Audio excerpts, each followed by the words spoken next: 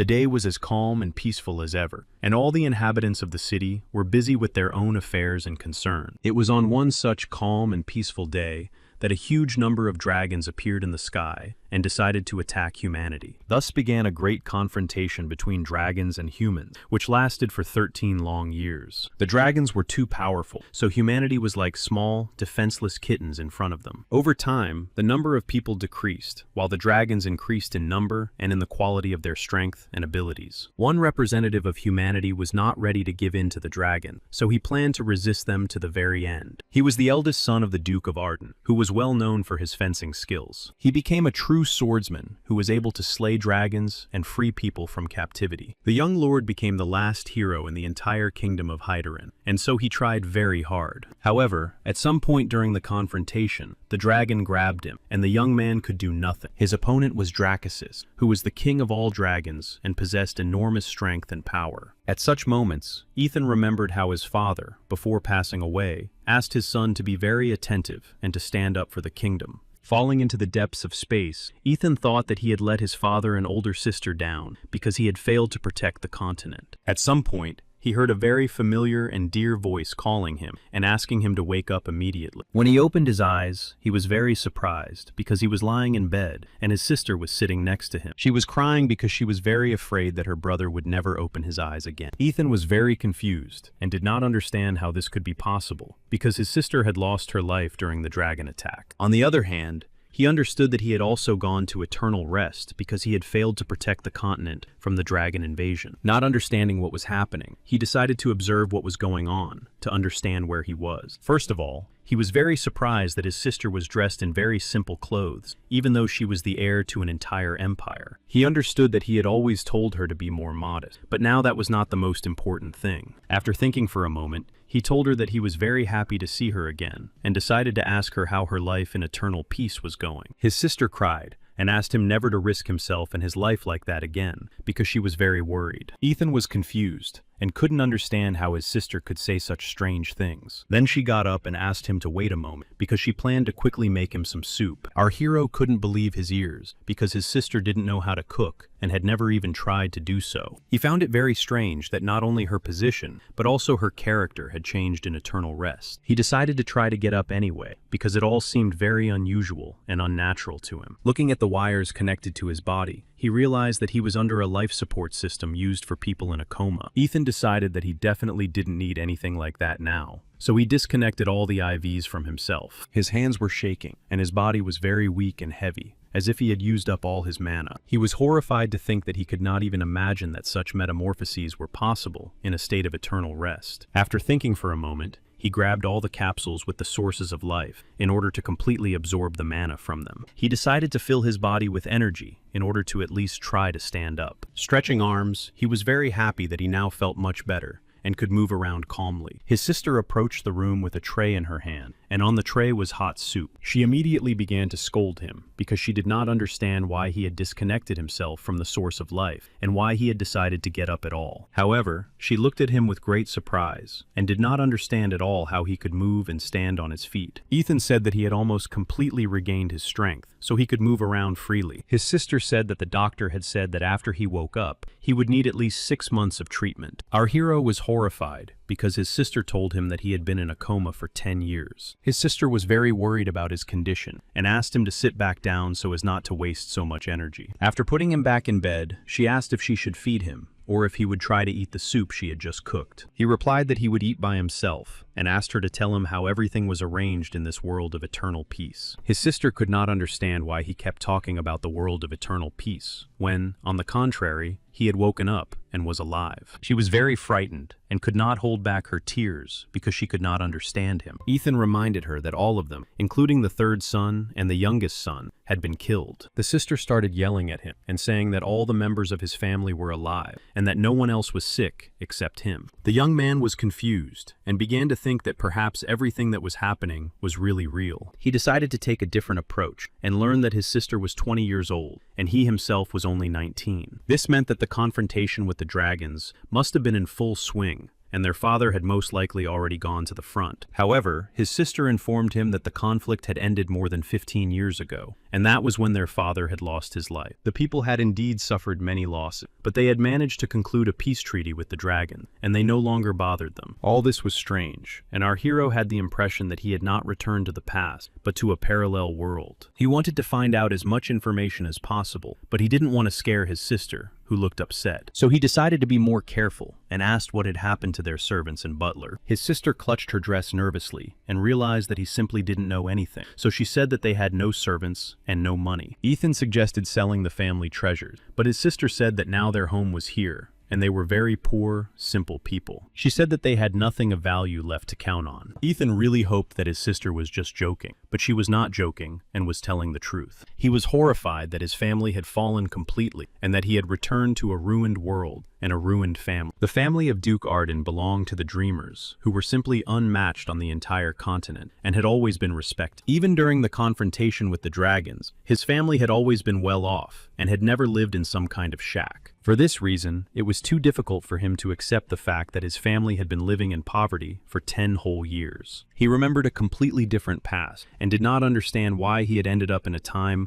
when he was only 19 years old. He was even more angry about the fact that his family had been completely ruined and fallen, and no one could change that. Then he decided to find out why the Emperor had not rewarded them in any way, even though they had suffered great losses during the confrontation. His sister told him that they had already received their reward and should be grateful to King Sigismund. Ethan was a little surprised because even the king's name was completely different, and he was even more surprised that the reward was immunity. His sister explained that the king had declared them defenders and granted them immunity from all illegal actions, except treason. She then said that King Sigismund had also given them gold and some jewels, but the family kept them for themselves. Ethan decided to ask for clarification, because he thought they lived together in this wooden shack and didn't think it could be any other way. The sister explained that, by decision of the Senate, which was the temporary head of their family, the two of them had been moved to a hunting lodge. The young man was very surprised and decided to clarify who had the audacity to treat them this way. The Senate consisted of 10 indirect heirs who made decisions after the death of their father and grandfather. Most likely, King Sigismund was simply worried that he would begin to abuse his immunity during his transition to becoming the head of the family.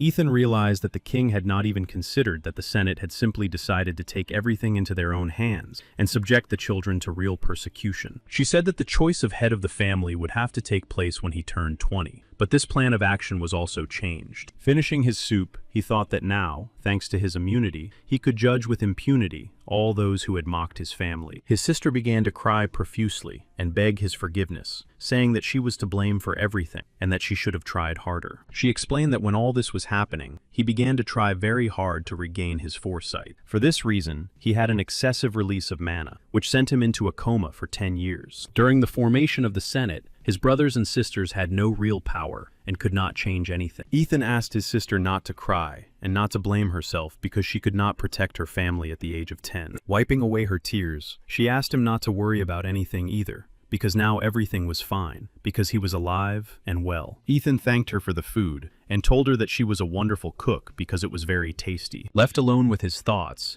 he realized that he had fallen into a very strange reality and that everything around him was a real mess. He didn't know why he had been sent to this world, but he decided to fix everything and show what could happen if you got in the way of the Arden family. In the morning, his sister was happy that her brother liked her soup, so she decided to wake him up to call him to breakfast. However, when she left the room, she discovered that some high-ranking men had come to their house. Among them was the Chamberlain, who was in charge of financial and economic affairs at court. She asked him to leave them alone for the day because she didn't want to talk to them anymore and wanted to spend time with her brother. He smiled and said that he couldn't help her because it was his job to look after them. She begged him to understand her situation because she wanted to spend at least one day alone with her brother. A member of Baron Kargas's family informed her that he was not related to Duke Arden and that it was his duty to live with them and watch over them. The girl realized that she could not change anything anyway, so she bowed her head and continued to do her business. After waking her brother, she went with him to the kitchen, and on the way,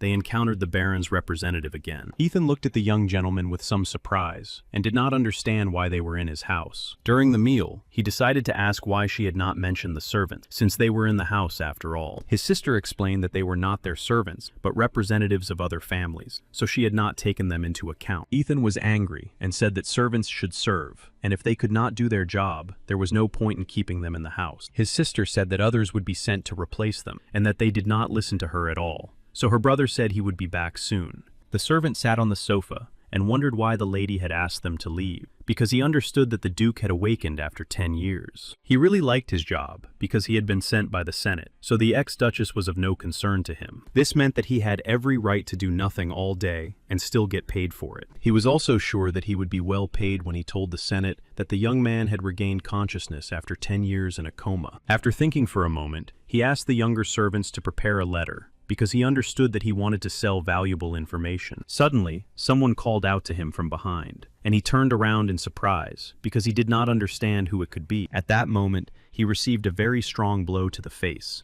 and did not understand why someone had done this to him. Looking around, he realized that it was the Archduke who had done this, and it simply shocked him because he was supposed to be weak. The servant shouted and asked him not to come near him, but Ethan had already grabbed him by his suit and was looking him straight in the eyes. Our hero decided to find out why the servant was behaving this way, and considered himself practically a nobleman. The servant said that Baron Kargas's family would not let such actions go unpunished. Hearing such loud statements, Ethan began to laugh very loudly, then slapped the servant several times. He informed him that the Baron's family was not even worthy of the Duke's family, but disrespecting the Arden family was a big mistake. The servant began to cry from the pain, and decided to ask his lordship why he had decided to treat him this way. Ethan prepared to launch a new series of attacks, and decided to ask him if he really didn't understand anything. After thinking for a moment, he realized that most likely all these actions were related to his older sister. Therefore, he immediately ordered the servants to assist the Duchess, and to do so as quickly as possible. Ethan let him go, and then put his hand on his shoulder, because he decided to say a few parting words. Looking closely into the servant's eyes, he asked him to be much more useful than he had been all this time. The servant was very frightened, so he fell to his knees and began to say that he would definitely fix everything. Ethan left, and wondered where such a weak body could have found so much strength. The servant thought only of reporting the information to the Baron as soon as possible, so that he could punish the Archduke for his behavior. The young gentleman assessed his condition,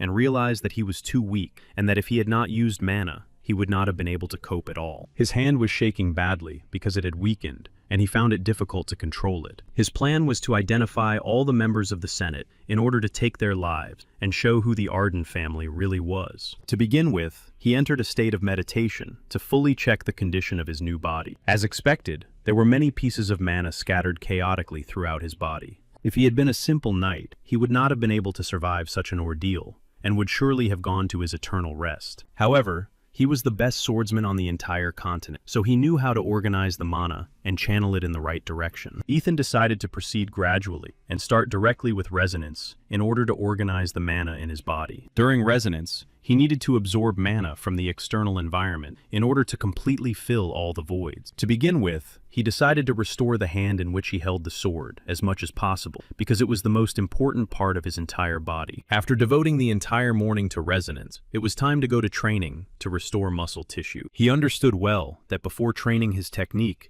it was necessary to restore his endurance. The servants periodically watched his actions, because a whole day had passed and dusk had fallen, and the young master continued to train hard, despite the fact that he had recently come out of a coma. Suddenly, his training was interrupted because he heard a boy actively calling for his older sister. He did not understand who it was, so he decided to find out why he needed his sister. Hans reported that Mr. Mayer had caused another scene in the bar, and needed to be picked up immediately. Our hero couldn't believe his ears, because his brother always trained and ate only protein foods. His schedule left almost no room for anything other than training, and sometimes he allowed himself to drink milk. Therefore, Ethan couldn't understand how his responsible brother Mayer could be in any way connected with bars. He decided to figure it out for himself, and went to the Golden Bar to understand what exactly had happened. From the butler, he heard that Mayer was constantly causing scandals and befriending very strange types of people. He was curious to find out what exactly had happened to his extremely hard-working brother, Myers. Upon entering, he saw his brother demanding drinks and behaving very violently. Ethan simply could not believe his eyes and did not understand what had happened to his pure and kind heart.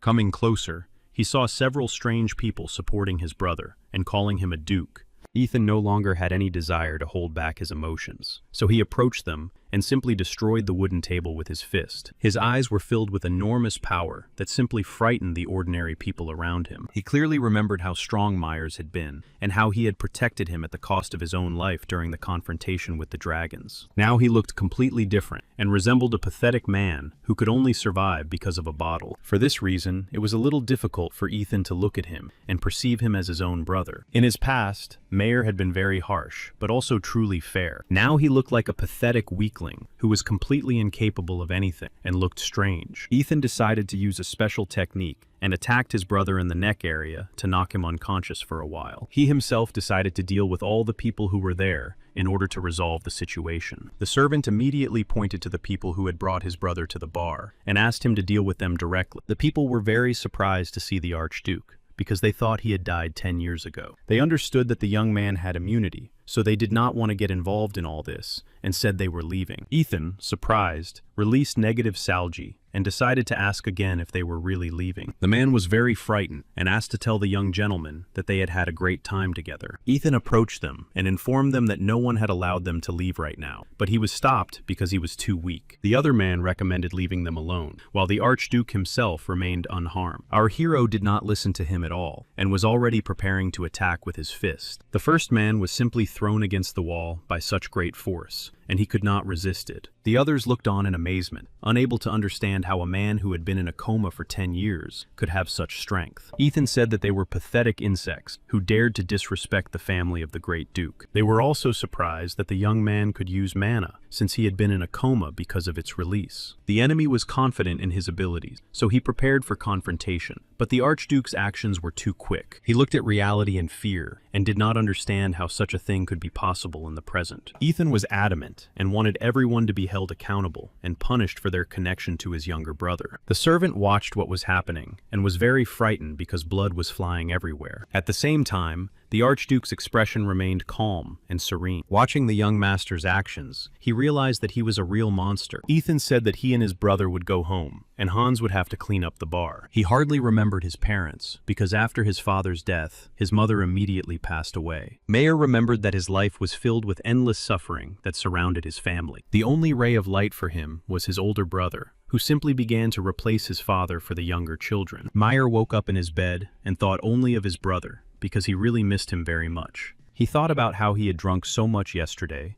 that he even imagined his brother was there. At one point, he just started crying because he realized that if he had been stronger, nothing would have happened to his brother that day. At that moment, his older brother really did enter his room and said that he had heard a noise and realized that he was awake. Ethan smiled and said that he would be with them again because he was feeling very well now. Mayer immediately ran to his brother and began to hug him, saying that he would never do anything bad again. Our hero realized that his younger brother hadn't changed at all and was just as strong and active as ever. He decided to ask where Taran, his third brother, was because his sister hadn't said anything about him. He didn't want to live a life of secrets, so he asked for at least some information about this. Mayer lowered his eyes and said that Taran had gone to another family to learn new techniques. Ethan couldn't believe that his brother, deciding that there was no more room for growth in their family, had simply decided to leave for another. Mayers admitted that he himself didn't know many details and didn't even know which family he was now with. At that moment, Hans knocked on the door and said he wanted to talk to the young master. Hans bowed and said that he had collected some gold coins while cleaning the bar, and showed him the bag.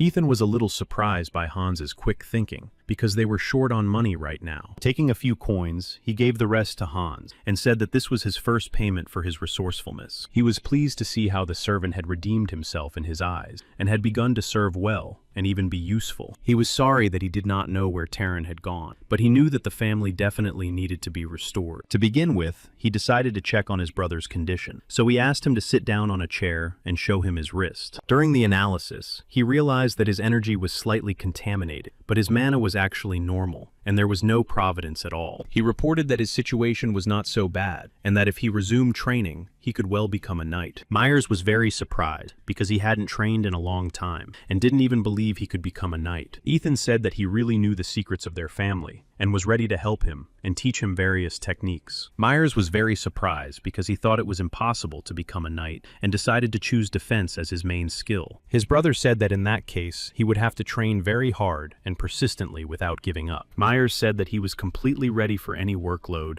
and trials to become a knight. Upon receiving this answer, Ethan asked Hans to immediately bring sandbags and wooden swords for training. He understood that all the secrets of their family were stored in his memory, so he really wanted to restore the value and significance of his family. Meanwhile, the head of the family, Baron Helmut, received a letter from his butler and began to read it carefully. He was surprised to learn that the Archduke had not only regained consciousness, but also retained his strength. He simply had to inform the Senate that the Duke was in good physical shape and demonstrating his talent. Myers and Ethan trained hard to improve their endurance and hone their sword skills. The brother was very attentive and tried not to miss a single piece of advice because he also wanted to become a protector for his family. In the first lesson, they practiced an attack technique that consisted of a sequence of specific movements. Although Myers was very attentive, he still missed a series of blows from his brother and lost his balance. Ethan asked him not to focus on one attack and to get up because the enemy would not give him so much time. He understood that his brother's will was not weak, but he deliberately provoked him so that he would lift his spirits. Myers also understood this, so he gathered his willpower and began to get up from the ground. After that, he said that he would try to block his attacks until he learned how to do it. Our hero was very happy with such a great attitude, because he liked that they were both really trying. Hans watched their training, which had been going on since morning, from the window, and was surprised by such persistence and tenacity. He understood that it was better for him to be quiet and keep a low profile, so as not to receive the same series of attacks. Next to him stood the Archduchess, who had to be treated with particular kindness and respect. His sister looked out the window and realized that when her older brother returned, all the servants immediately began to work.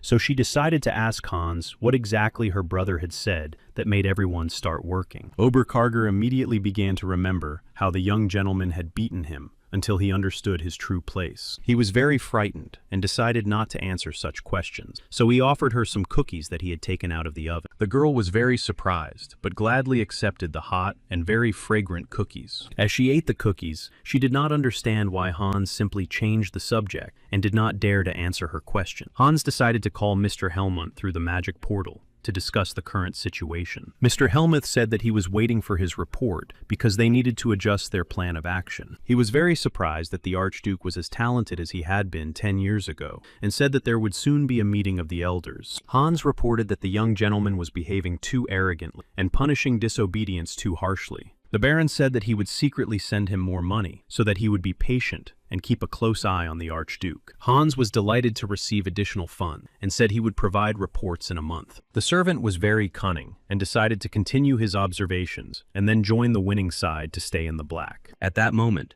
an informant knocked on his door and reported that the Dukes had completely finished their training. This meant that cold water, lots of towels, and tea had to be brought. Hans understood that he would have to work really hard to win the favor of his new master. The two brothers' training lasted from early morning until sunset and was very intense. The next day, their training was more productive and active, but it also lasted a very long time. Ethan was pleasantly surprised that Myers was learning quickly and had already gotten used to the force of his attacks and could block them. Therefore, he even decided to change his tactics a little in order to try to speed up the learning process. When attacking, he applied a little more force and changed the angle of his wooden blade. Myers held the blade very tightly to block the attack, and his wrists hurt a lot. Realizing that he had managed to block his opponent's attack after all, he threw the blade on the ground and began to jump for joy. His brother immediately slapped him on the head because he understood that Myers had simply lost his vigilance and dropped his means of defense. The servant was always present during their training because he provided clean towels and water to restore their water balance. Ethan couldn't understand why Hans had started sucking up to him and saying that he looked better every day. Inviting the Dukes to a meal after training, he informed them that the Baron had contacted him today.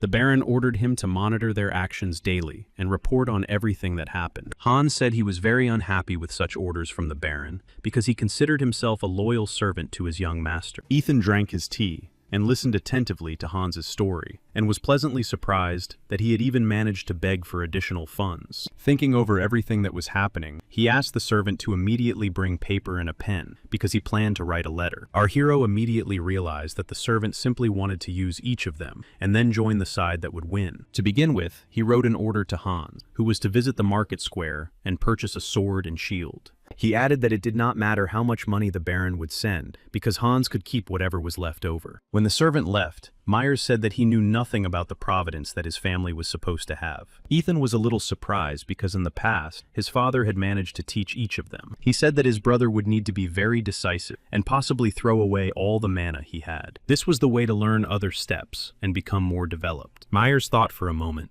because he understood that all the mana he had been accumulated over many years. Smiling, he said that he was ready to do anything for his older brother and to restore his family. Sir Wilden's assistant knocked desperately on his door, saying that a great disaster had occurred. Wilden was surprised and did not understand why the young gentleman had come to cause trouble at the Red Scorpion's headquarters. 2 days earlier, Ethan had been teaching his brother a new breathing technique, so he asked him to sit in the lotus position. The Arden family's providence was based on black flame, which was achieved through a specific type of breathing.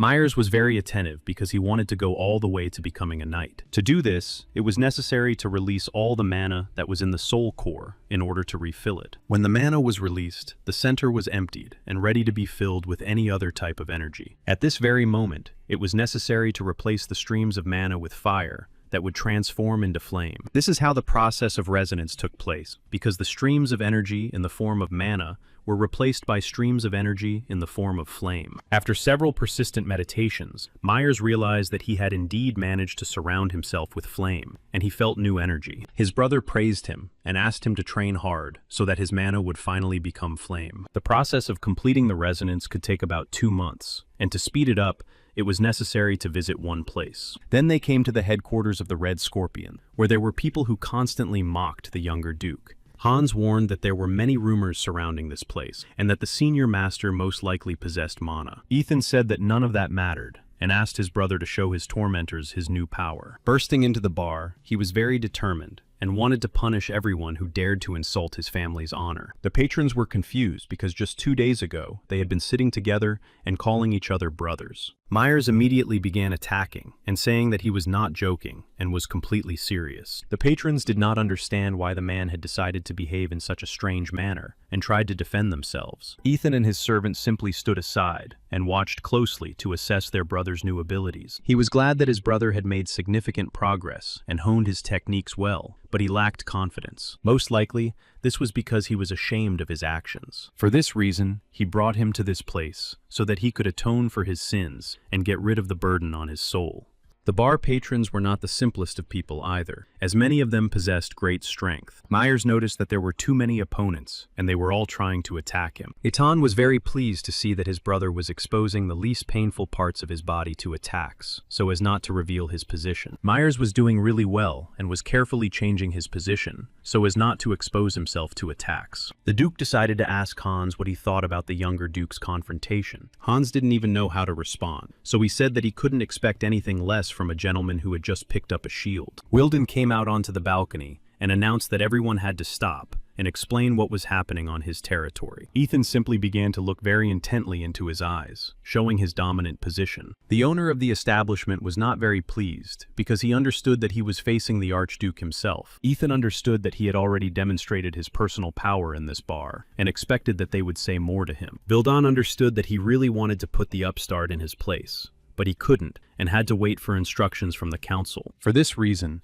he suggested ending everything peacefully because his establishment had already suffered heavy losses. Ethan asked his brother to continue because he understood that all the people inside were just trash. After that, he demonstrated the true fiery mana of flame that only the Arden family possessed. Vildan was a little surprised, but he was sure that the rumors about his family's power were greatly exaggerated. However, he was completely confident in his abilities and capabilities, and did not plan to back down. Ethan watched his opponent's techniques closely, and was even a little surprised by such skills. Vildan began to attack his opponent, in the hope that he would begin to regret his hasty conclusions. Our hero simply dodged his attack and launched his own, watching the streams of mana closely. Bildon could not have expected such power from a young man who had been in a coma for 10 years. Ethan understood that his opponent was using techniques that were secret and belonged specifically to his family. Therefore, he decided to find out who exactly had taught him this secret breathing technique. Bildon was very frightened and said that he would not say anything because he did not want to get himself into trouble. Ethan grabbed his opponent and said that he would get the information today by any means necessary. Bildon had no desire to experience any more pain, so he said that Baron Kargas had taught him everything personally. Our hero was a little surprised and couldn't understand why Kargas had such information in the first place. He admitted that it was the Baron who ordered him to make the younger Archduke start to slide down and sink to the bottom of society. Kargas told him that he had 3 whole years to completely destroy Mayer's life. After discussing all the steps and circumstances, they moved on to discussing payment. Then the Baron decisively handed him a scroll and said that this payment should be quite sufficient. He explained that the scroll contained information about the Arden family's breathing technique and that he planned to give him a scroll on strength training later. Bildon admitted that he was very excited when he opened the scroll,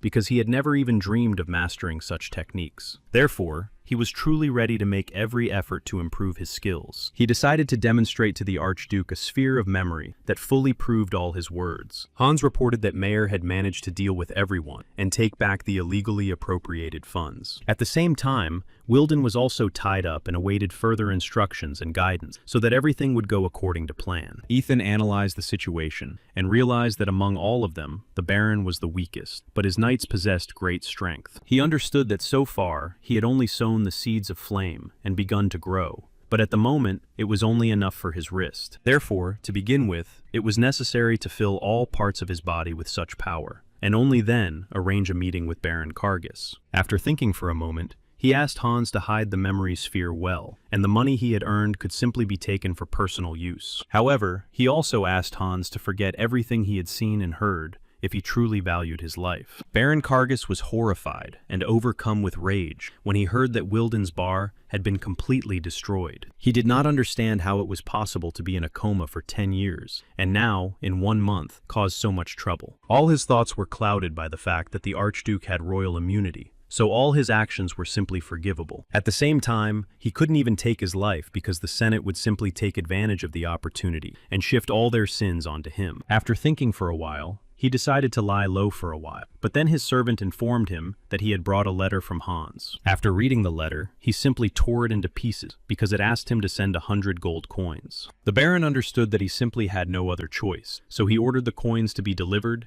and Hans's actions to be monitored. 3 days later, the hunter's house, which resembled more of a shack, was completely renovated and improved. Ethan examined his body and analyzed the mana of flame because he understood that his power was beginning to increase. While he was reflecting and analyzing his progress, Hans knocked on his door. He reported that the lady and the younger duke were already waiting for him at the dinner table and planned to eat together. Ethan changed his clothes and looked around carefully as he descended the new staircase. He was pleased that they had almost finished the repairs, and that the Red Scorpions had a lot of money. Ethan said that none of it was their gold, so the butler had every right to keep a few coins for himself. Upon entering the dining room, he was pleasantly surprised because his sister really looked very beautiful in her new clothes. Myers also looked very well groomed and said that he was fine and his wound would heal by next week. They were served meat that had been cooked over a fire and accompanied by a vegetable pillow. During the meal, he decided to ask his brother and sister if they knew what family tradition this house was built on. However, none of them knew anything about the family tradition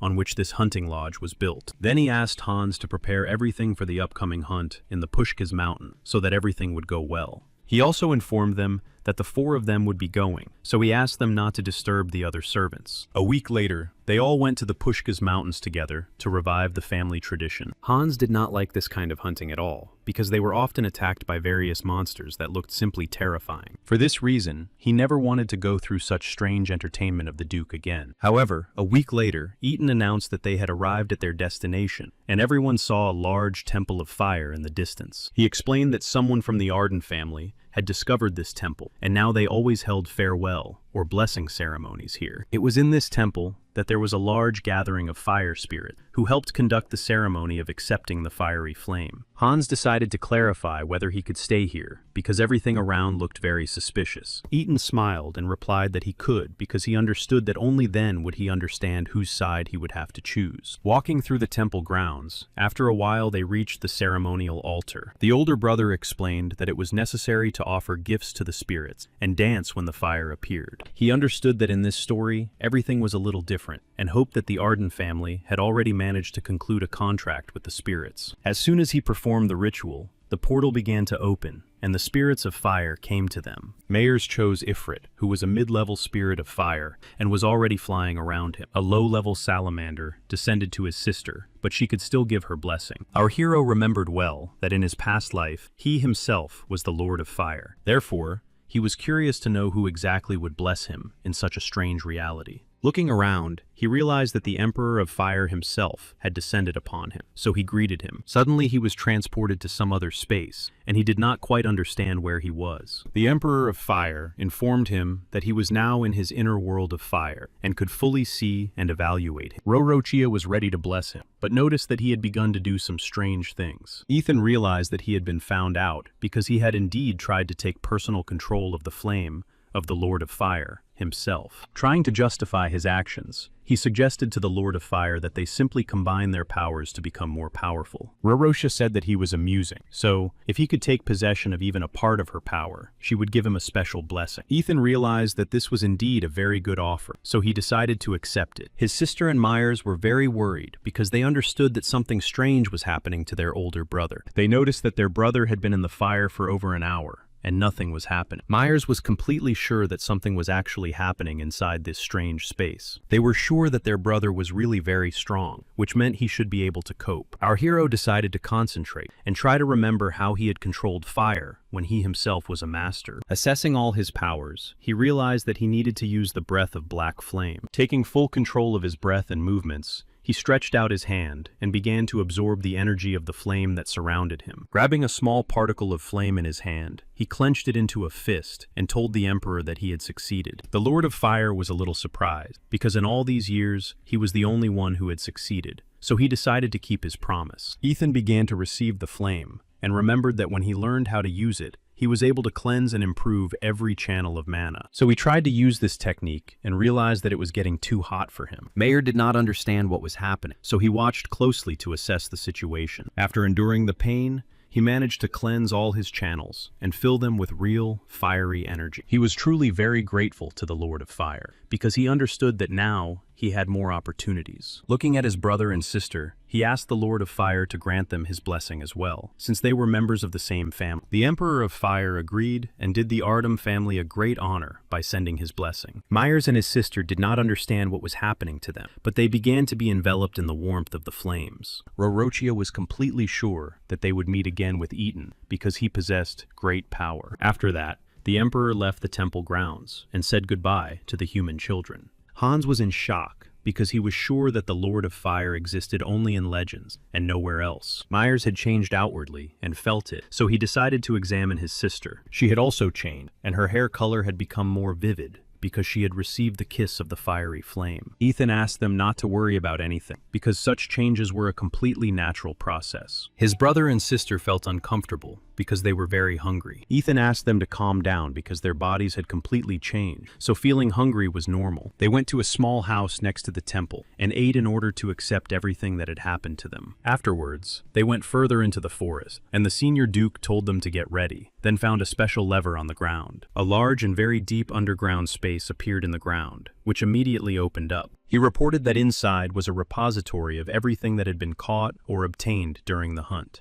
On one wall was a spell that protected the items from damage, which meant that there must have been something interesting there. Hans was confused because, looking around, he found the skin of a real peacock. He said that all girls dreamed of such a skin, but it was almost impossible to get it. Hans understood that it was very expensive and could be sold for 30 platinum coins. Eaton was a little surprised because he couldn't even imagine that Hans could be so knowledgeable about such things. He explained that his father was a well-known merchant and he wanted to continue his business, but due to circumstances, he ended up here. Eaton said he was ready to rely on him, and therefore asked for a large and very reliable merchant for resale. Everyone was very happy with this decision, and began to pack their things to leave the warehouse. In his private quarters, the young gentleman was reviewing his notes in order to adjust his current plan of action. Hans came to him and reported that a representative of a large trading company had already arrived at their house. Ethan was not very pleased when he heard that the trading company belonged to Mises. Hans did not understand what exactly this could be related to,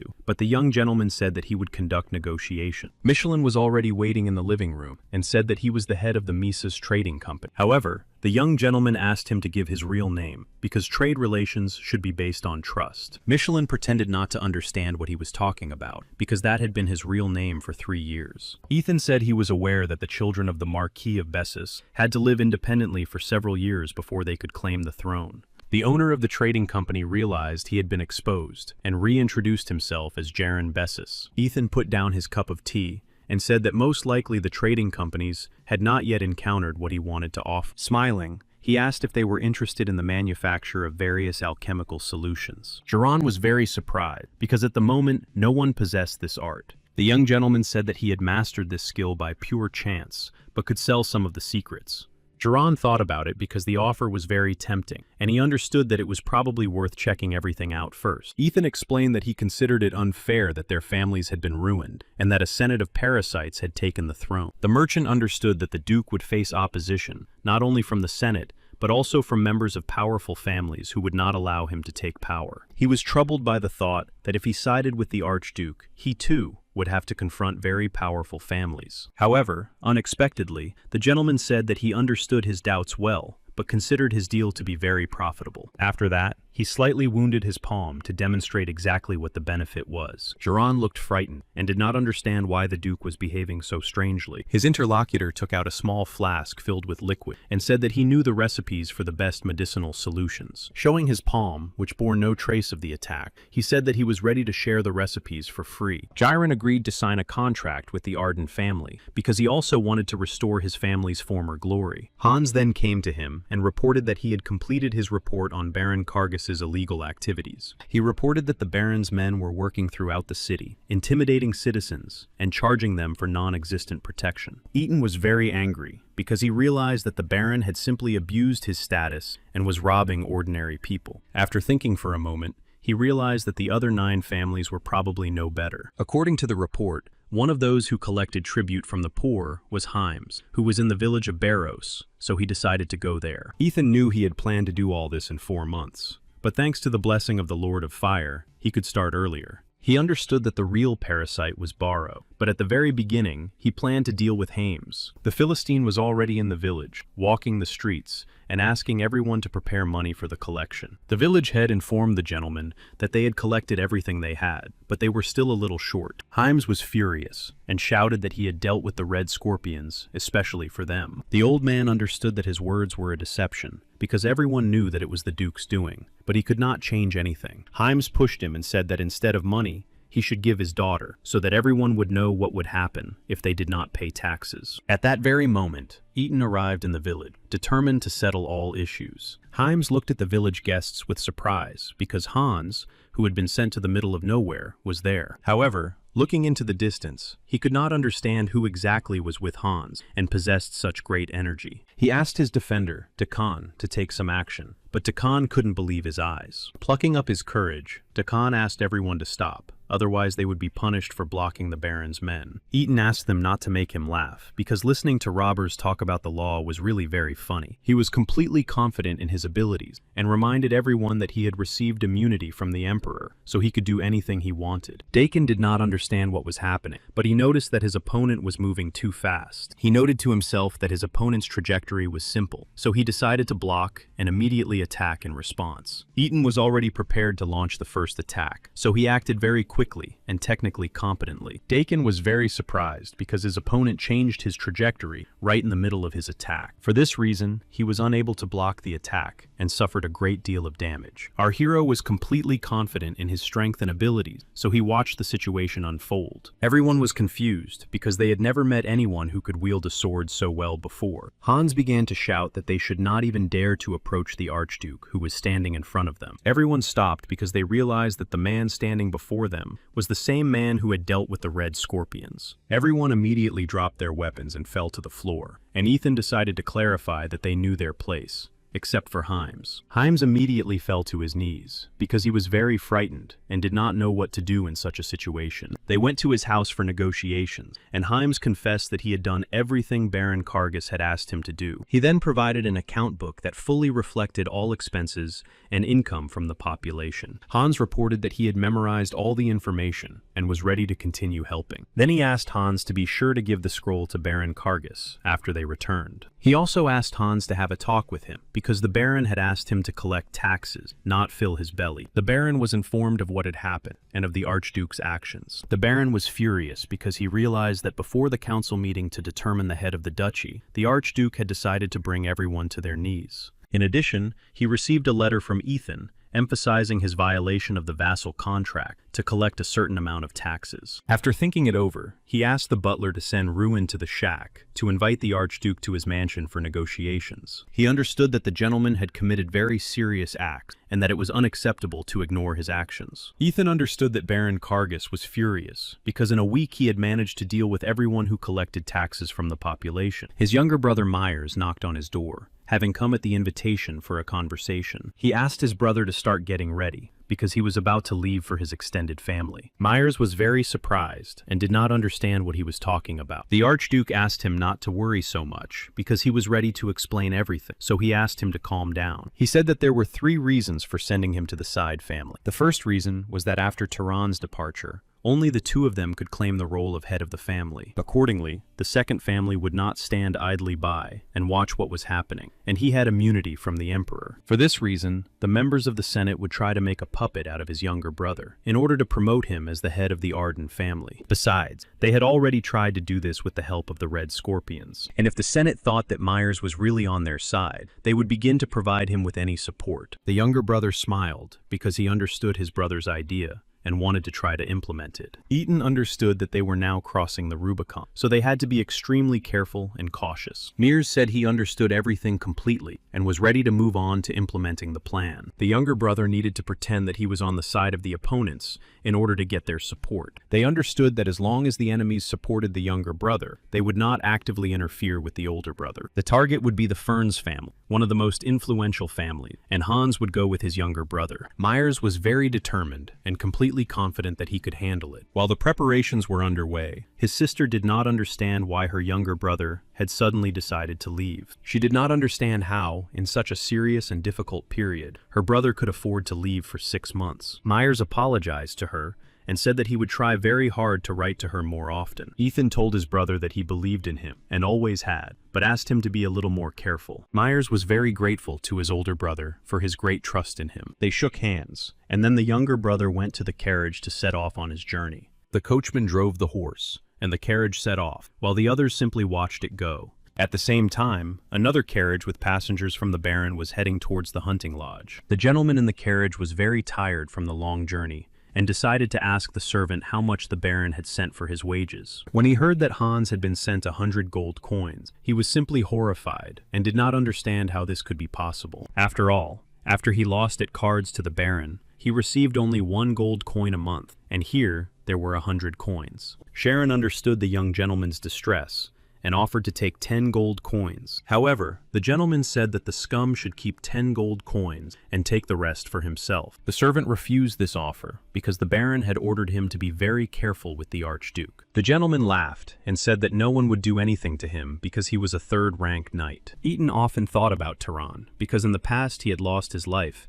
in order to give him more time to fight the dragons. During training, He often thought about him because all this time he had not been able to find out any details. It annoyed him greatly that he knew nothing about the situation his second brother was in. He really wanted to just take Tehran back into his family, but he had no information about him. Realizing that this would be too difficult, he was completely consumed by rage and despair. Suddenly, a carriage stopped near him, which caught his attention because he did not know who had arrived at his house. The servant opened the carriage door and informed his master that they had arrived at their destination. As he got out, the gentleman did not understand why he had been sent so far away to deliver the gold coins. Our hero was a little surprised and could not understand who had arrived on his family's property. The young man threw a bag at him and said that Baron Kargos had given him a larger salary this time. Eaton looked in surprise at the small bag of money and listened as his master insulted him and said that he was only worth 1 coin. The gentleman laughed and waited for gratitude because the Baron had shown great generosity and given him so many coins. Our hero had no desire to talk or argue with such a person, so he attacked him in the face. After that,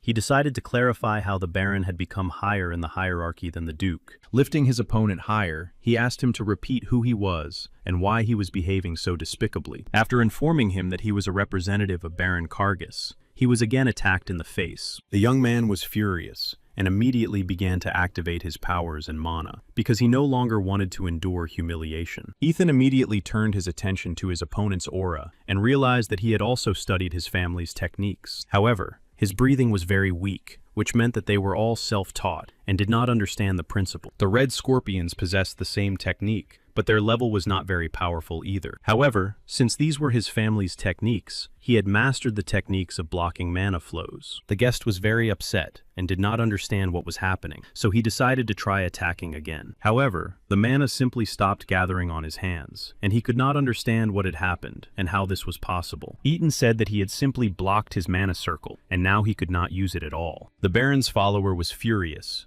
and did not understand how anyone dared to seal his mana. He prepared to attack his opponent again, because he did not want to be treated in such a strange way. Eaton easily blocked his attack without any effort, because it was of low level. After that, he turned to his servant to understand why they had come to him in the first place. The servant handed him an invitation from Baron Kargos, and said that he had sent it with 100 gold coins. Eaton asked the servant to put everything in a bag and began to read the invitation because he did not expect to receive it so soon. Realizing that he had been given a truly private meeting, he was very happy because then no one would interfere with them. The next day, everything was completely ready for the young gentleman's departure. His sister was very upset because she had to stay home all alone. Ethan asked her not to worry because he had simply been invited for a chat, so nothing bad would happen. As he got into the carriage, he asked her not to worry and told her he would be back very soon. His sister was upset because she wanted to ask him why he had brought his sword with him to a simple meeting, but her brother just left. Ethan understood that the Baron's fate had already been completely decided, but he still wanted to talk to him in person. To some extent,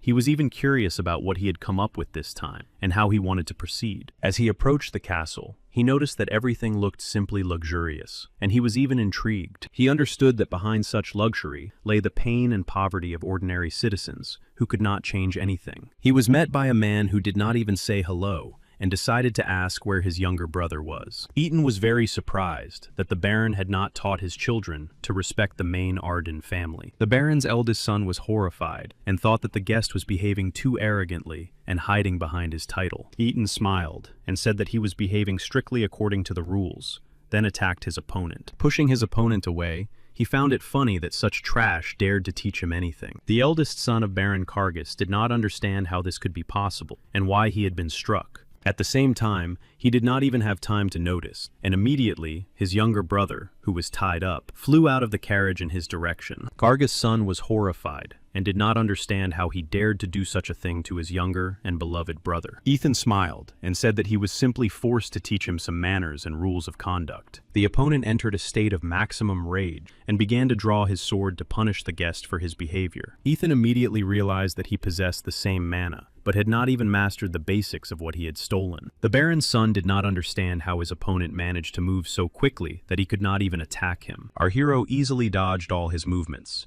and simply grabbed him by the scruff of the neck, like a common puppy. At the same time, he said that a man with such behavior was simply not worthy of being called a knight. Therefore, he also drew his sword and announced that he would gladly end it all with his next attack. At that moment, Manhwa, who was the commander of the knights, stood between them and said that they should stop and not cross the line. However, the Archduke laughed and said that they had crossed the line when they raised their swords against the only heir apparent. Therefore, he was completely ready to demonstrate all his strength, since otherwise, they simply would not understand anything. He prepared for the enemy's attacks, because he understood that the commander of the knights had to be stronger. The commander of the knights was very determined, and immediately began to attack his opponent. Eaton noticed that the enemy really had a lot of potential and skills. He even managed to do some damage to the guest duke, which meant he needed to push him back a bit. The commander of Baron Karagas's knights actively began to attack his enemy in order to defeat him more quickly. The Archduke decided to use a cunning move and raised clouds of sand to reduce the angle of vision. His direct task was to neutralize the enemy, not to inflict as much damage as possible. The knight saw the tip of the sword right before his eyes and realized that his last moments had most likely come. Out of fear, he closed his eyes and prepared to accept his last moments with honor and dignity.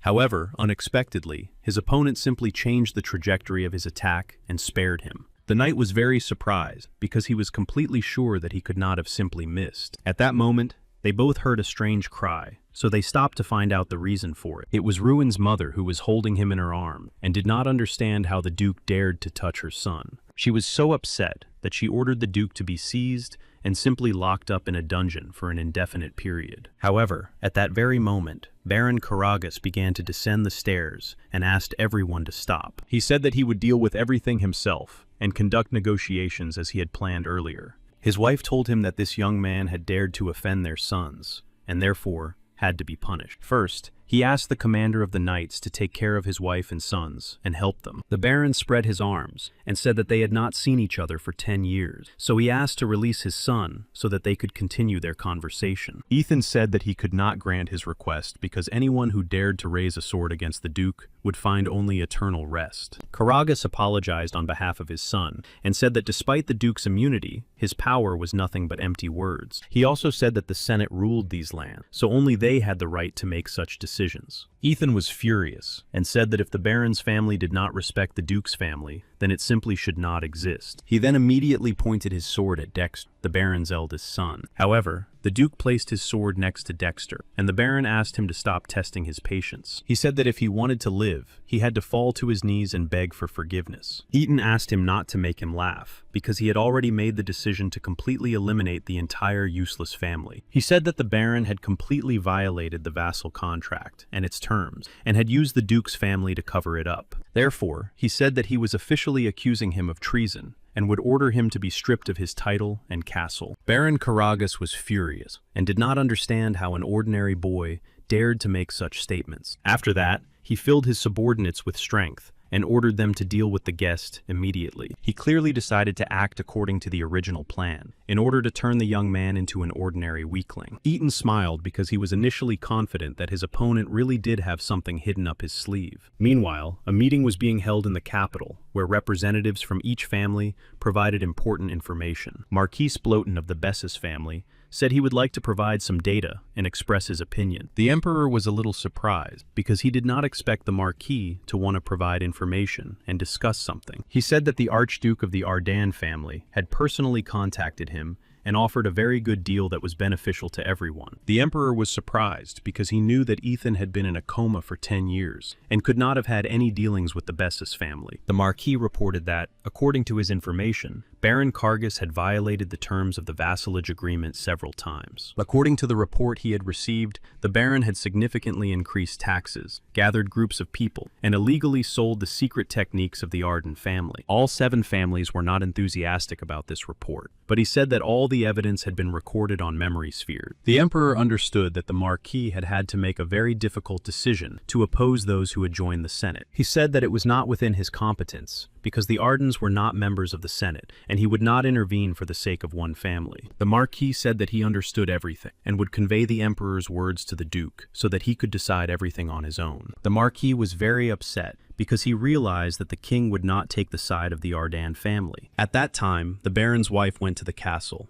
where she ordered the kettle to be put on and all the windows to be closed. The commander of the knights asked the servants to take care of everyone because he wanted to return to the Baron himself. Walking through the corridors, he could not understand why the enemy had changed course and decided not to attack him. Outside, Ethan blocked the enemy's attacks because all these techniques originally belonged to his family. The enemies had mastered the basics of the techniques well, so their movements were fast and confident. Ethan noticed this, so he tried to move quickly and be more attentive. The Baron ordered his workers to move and attack simultaneously so that the enemy could not dodge. Seeing that Manhwa had come to him, he said that his help was probably no longer needed. The commander of the knights decided to observe the process to understand his enemy's tactics. To his great surprise, he noticed that the Duke deliberately did not attack his opponents. He even began to feel that the Duke was simply looking down on everything that was happening. Suddenly, the Duke counted to 20 and jumped into the air to launch an attack. With a single swing, all his opponents were immediately thrown several meters away because they did not understand what kind of force it was. Baron Karagas covered his face with his hands and did not understand where the Duke could have learned such a strange and powerful technique. Ethan looked around carefully and decided to run away some distance to increase his field of vision. The Baron thought he was just running away cowardly, but the guest said that the radius of the next attack would be greater. Therefore, he did not run away cowardly, but moved to a safer distance so as not to hurt anyone unnecessarily. Baron Karagas was terrified and did not understand what kind of strong and great energy emanated from him. At one point, he even thought it was some kind of trick, but Ethan looked very determined. The commander of the knights was very frightened and ordered all his subordinates to immediately begin to dodge. Ethan used the second form of the secret Ardenov technique, which was a huge shockwave. At that moment, his sister was drinking tea at home and wondering if everything was okay with her brother. She really hoped that everything would go well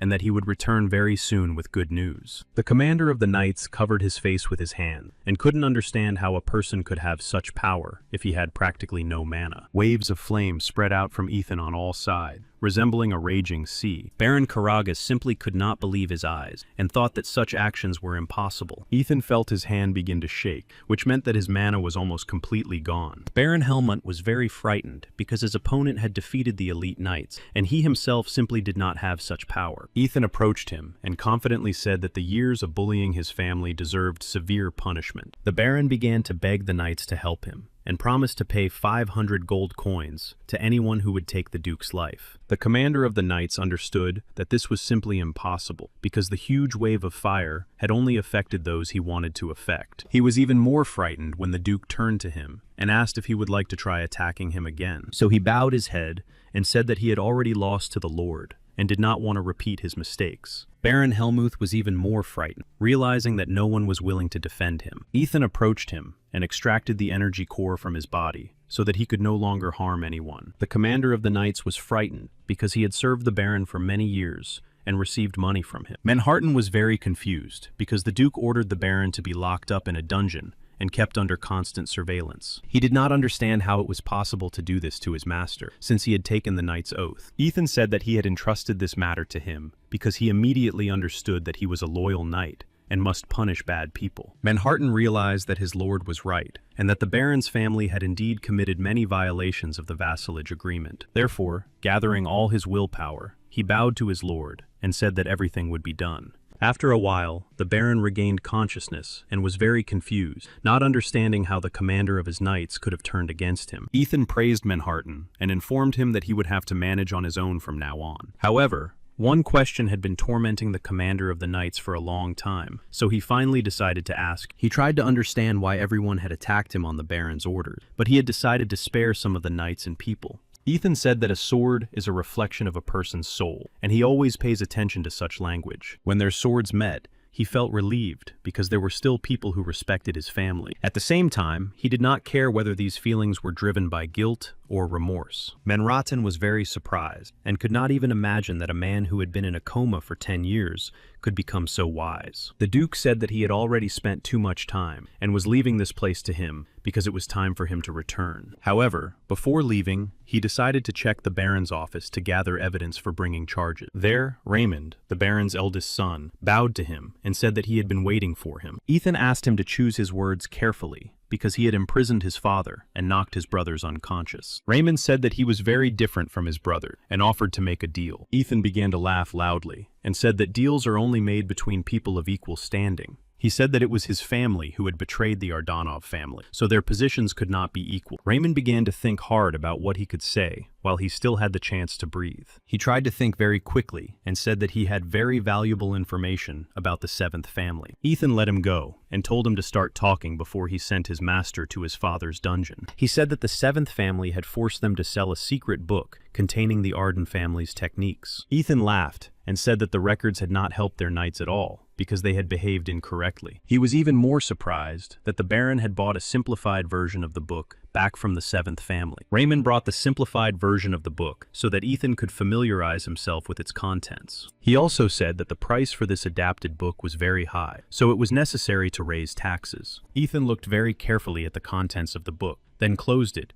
and said that it was just rubbish, and that they had indeed been deceived. Raymond was very surprised, and did not understand how it happened, that they bought a book that contained the most useless things. The Duke understood that all this time, everyone around him was thinking only about how to fill their wallets faster and better. After thinking for a moment, he announced that he was willing to spare his family members on the condition that he be given all of Baron Karagas's account books. Suddenly, he found himself in a very strange place and did not understand where he was, since he had been training on the field in the courtyard. Looking around, he did not understand what had happened or what was happening in this reality. Then, behind him, he saw the Dragon Knight again, who was very large and strong. Ethan looked around because he realized that the attack had passed through him, and he was alone in the role of a ghost. Then he began to understand that he had most likely fallen into memories from the past. Suddenly, a man began to approach him, praising him profusely and coming closer and closer. Looking closely, he realized that it was Baron Karagas from his current world, which seemed strange to him. The Baron told him that he himself was behaving like a dragon, because he had come to their world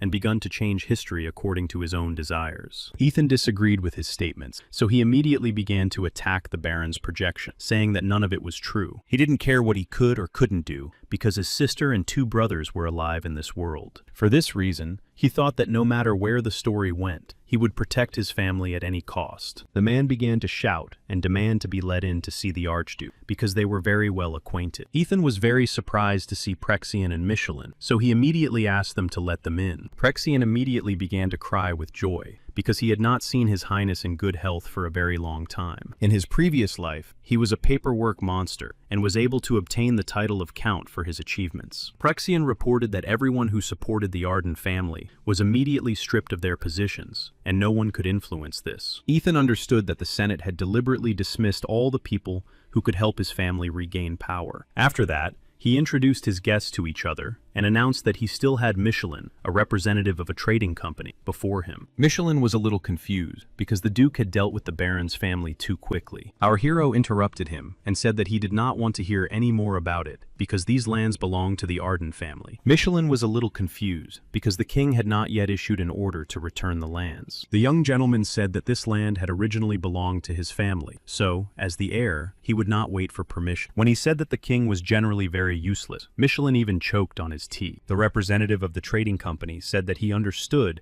that he had immunity, but the king was still very respected. Ethan asked him not to worry and said that they would soon receive good news. Michelin was still a little confused, but said he would go and continue his work. The office manager was very happy that the Duke had returned and decided to reclaim his land, so he hoped there would be a place for him. He said he was raising a child and would very much like to introduce the young gentleman to him. Our hero was very interested, so he asked the young man waiting outside to come in. Lawrence said that it was a great honor to meet such a great lord, the Duke. Ethan was very confused because, after looking closely at the man, he began to realize that he reminded him of someone very much. He was even completely sure that standing before him was his best commander from his past life. Memories from his past life immediately began to surface in his mind, from the time when he commanded various knights. Among the knight commanders was Sylvia, who was very responsible and helpful. Sylvia was very intelligent, so she was able to create excellent combinations to achieve victory. At times, her formations were even better than those of the young lord, which sometimes upset him. He was always amazed at how easily she found the best place for the cavalry, and was able to organize all the processes. Ethan really appreciated her abilities, but he thought she should at least take a break sometimes. Sylvia explained that since she had devoted her life to tactics and strategy, she simply had no time left for sleep. And now, seeing the huge group of dragon monsters, she was ready to do anything to win. She believed that her efforts would save at least one person's life. Ethan trusted her very much, and believed that thanks to his efforts, they would be able to save humanity. After they all lined up, they immediately attacked their opponents. One of the most important confrontations between humanity and the dragon monsters took place,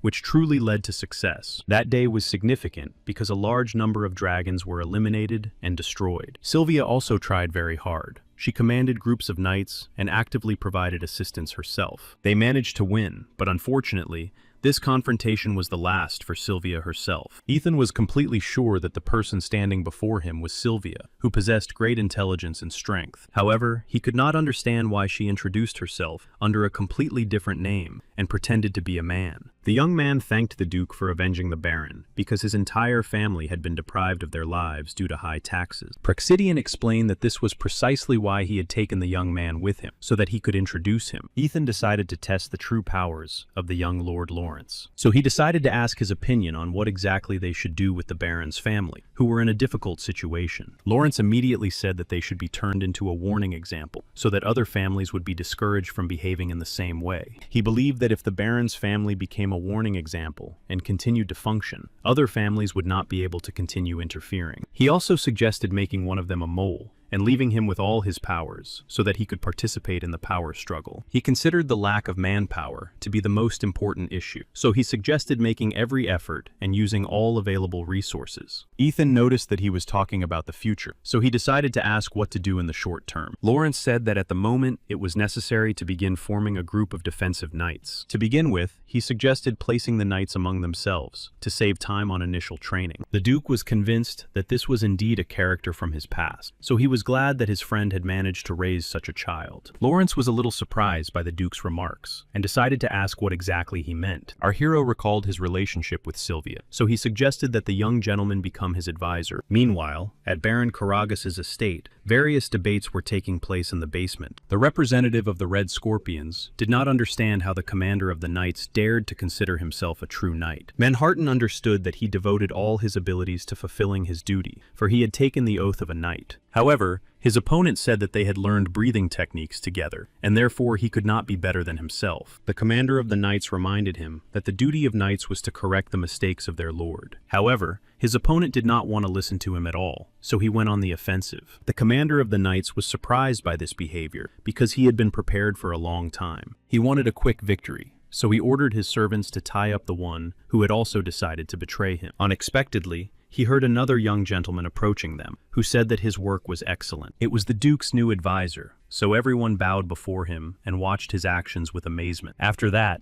everyone listened attentively because if the Duke had sent an advisor, it meant he wanted to convey some information. Manhattan was a little confused, but decided to watch the actions of the advisor, who represented Ethan's interests. The advisor destroyed the enemy's mana circle and said that they should move in the next direction. He understood that there were still 7 traitors left in this territory, so he wanted to finish before nightfall. During the conversation with the Duke, the document management master decided to leave his protege and the Duke alone. Lawrence bowed his head and thanked the Duke for inviting him to be his advisor, but said he had to decline. Ethan was very attentive and decided to ask why exactly he had decided to decline. The advisor became even more embarrassed and, folding his arms on his knees, said that he was actually a girl. She confessed that she had spent her childhood in the slum because her family was too poor. Her father believed that she was to blame for everything because she was born a girl and could not work as hard as a man. Her father never loved her because she was a girl and could not protect her family or become a knight. At the same time, the tax collectors raised the fees, so Sylvia decided to resort to some trickery. However, no matter how much they ran away and hid, the 8 Gates of Darkness still discovered their location. When her younger brother was killed, she made a decision and cut off her hair to pretend she was a boy. Therefore, she was very afraid that someone might find out that she was actually a commoner girl. The young gentleman listened to her attentively, then banged his fist on the chair and said that she should forget everything that had happened in her life. He then said that talent cannot depend on gender, and asked her to look forward proudly in her new role as an advisor. In addition, he was ready to help her find all the representatives of the 8 Gates in order to take revenge on them. The girl thought about it and asked for at least one day to think it over, because she was very worried. However, rising from her chair, she said that in one day she would completely destroy all the ideas of the people who had broken her family. The young duke was very pleased with such determination, and said he would await the results. Meanwhile, his brother was in a new foster family in order to gain support and authority. Furness invited him into his office, which looked very expensive and had a large number of antique items. Count Shimon was very courteous and decided to clarify what exactly had brought him to him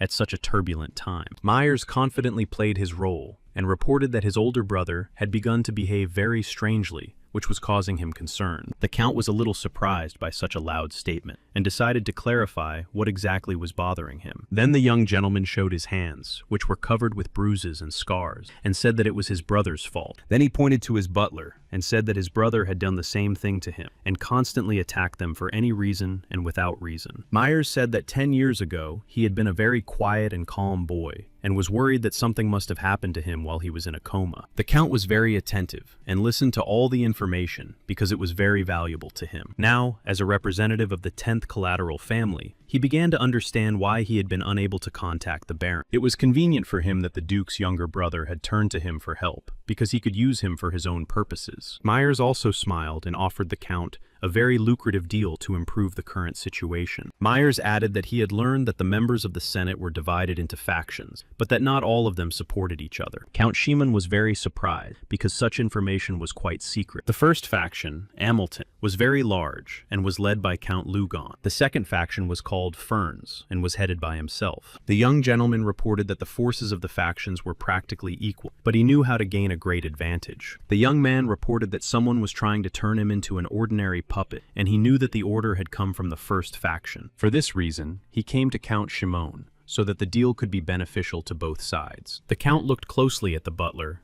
and thought that he had tried so hard to hide the whole fact. The younger duke said that he would like to receive help in order to become the head of his family himself and replace his older brother. Count Shimon was delighted with such bold statements and said he would be happy to help him make the deal. After all the negotiations were complete, he invited Hans, the butler, to his office for a conversation. Hans had no right to refuse the conversation, so he asked why he had been invited. Count Shimon admitted that he immediately understood who had misinformed the younger duke. However, he admitted that he was very interested to know why the butler had decided to help him. The butler then said that he had previously worked for the Baron, which was why he had decided to do so. The Count decided to find out why the butler had decided to help him, and not the Baron himself. The butler said that the Duke had begun to show open aggression, so they had to be careful. The path to the other faction was completely closed to him, so he came to them because he saw no other options for himself. The Count was delighted and thanked the butler for his cunning and flexibility of mind. In addition, he reported that Helmut had completely stopped communicating, and they did not know what to do.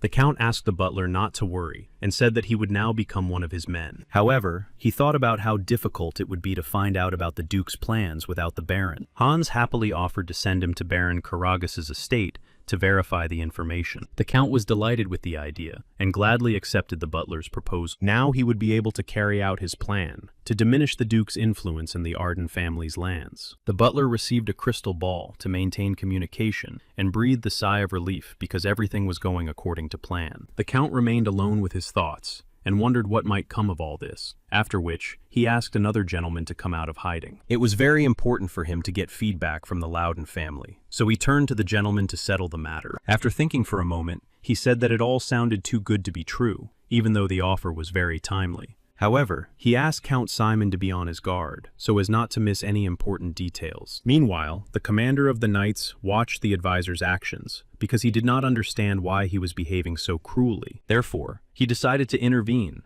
and ask Lawrence to be more lenient towards people who had committed illegal acts. At one point, he resolutely approached and asked him not to go so far in relation to the 8 people. The advisor said that he had promised his lordship the Count to simply wipe such unworthy people off the face of the earth. The assistant saw the advisor's face for only a second, but they immediately got goosebumps because it resembled the face of a demon. Therefore, he He told his comrades about his experiences and asked them to be more careful in the presence of the advisor. However, the advisor was nearby at that moment and could not understand what they were talking about. The advisor reported that he had returned with a report for the Duke, who was currently in training. Ethan was actively training all his abilities and skills to improve his physical performance and characteristics. His training was intense. He invested a lot of time and effort into it. With each trained strike, his attacks became stronger, better, and more precise. At some point, he realized that his training with mannequins was no longer useful. Lawrence prepared a report on the 8 gates and on the fact that he had been able to find good people for reconnaissance. The Count glanced through the documents and was very pleased with the actions of his advisor, who had quickly implemented their plan. One of the guards reported that the butler, Hans, had arrived at the hunting lodge and was waiting at the entrance. The Duke was pleased with the butler's return, realizing that he had succeeded in implementing the plan. At another training ground, knights were training and preparing for a new confrontation. As a member of the new branch family, Myers also took part in these trainings in order to demonstrate his abilities. The knights belonging to the Count's house actively tested his abilities and attacked him from different sides. Shimon watched from the sidelines and noticed his good abilities, which were appropriate for the role of head of the family. He was very pleased to watch his training and realized that his plan could be perfect. He smiled because he began to eagerly await the meeting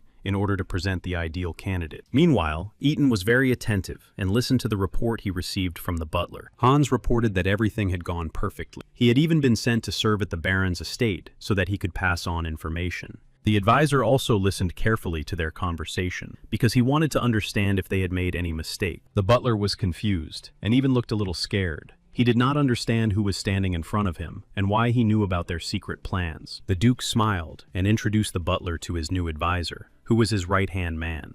Hans was very surprised because he had only been away for a week, and the Archduke had already found himself a new advisor. During tea, he looked closely at Lawrence's features and noticed that they were very smooth and soft. At one point, Hans even imagined that Lawrence was very popular with the Archduke because of his appearance. Lawrence was a little surprised because he did not understand why the butler's face had changed so dramatically. So he assumed that the butler probably just did not like him and decided to ask what the reason was. Hans said that the advisor looked too young, and therefore he would doubt his competence. Lawrence said that age was irrelevant and only useful, and handed the butler a report on the work done for review. Hans himself noticed that the report said that the Baron and his 2 sons were in prison. Sylvia said that a public execution was to take place very soon in the main square. Hans did not understand what was going on, because they were not talking about ordinary people, but about high-ranking officials and nobles. The advisor reported that last winter, no fewer than 356 people had lost their lives due to starvation caused by the Baron's actions. Hans was confused and did not understand how such a young advisor could have done such a big job so quickly. Seeing the butler's confusion, Lawrence looked him over and decided to clarify whether he should begin to suspect him of disloyalty. Hans understood that if he had sided with the Baron last time, he would not be alive now. As he continued to read the report, the butler was even more surprised to learn that it reported the complete destruction of the 8 Gates organization. Lawrence reported that he had completed it in a day. It was the first successfully completed assignment from the Duke. The butler reported that they also had a plan, and that he and the young Duke were trying to gain the Count's trust. Lawrence said that his plan was very limited and not fully thought out, and asked for permission to plan everything himself. Putting his cup of coffee on the table, Lawrence said that the butler was missing a lot of important things, and that if he returned like this, he would lose his head. Jaron from the Mises Trading Group was also acquainted with the new advisor Lawrence, and it was a great honor for him. The advisor was pleased to meet the head of the trading company with which they cooperated, and said that they could do without formal communication. Ethan decided to check with Jaron whether everything was going according to the original plan. He was very grateful to Marquis Bloten for agreeing to carry out such a difficult task. After reading the letter,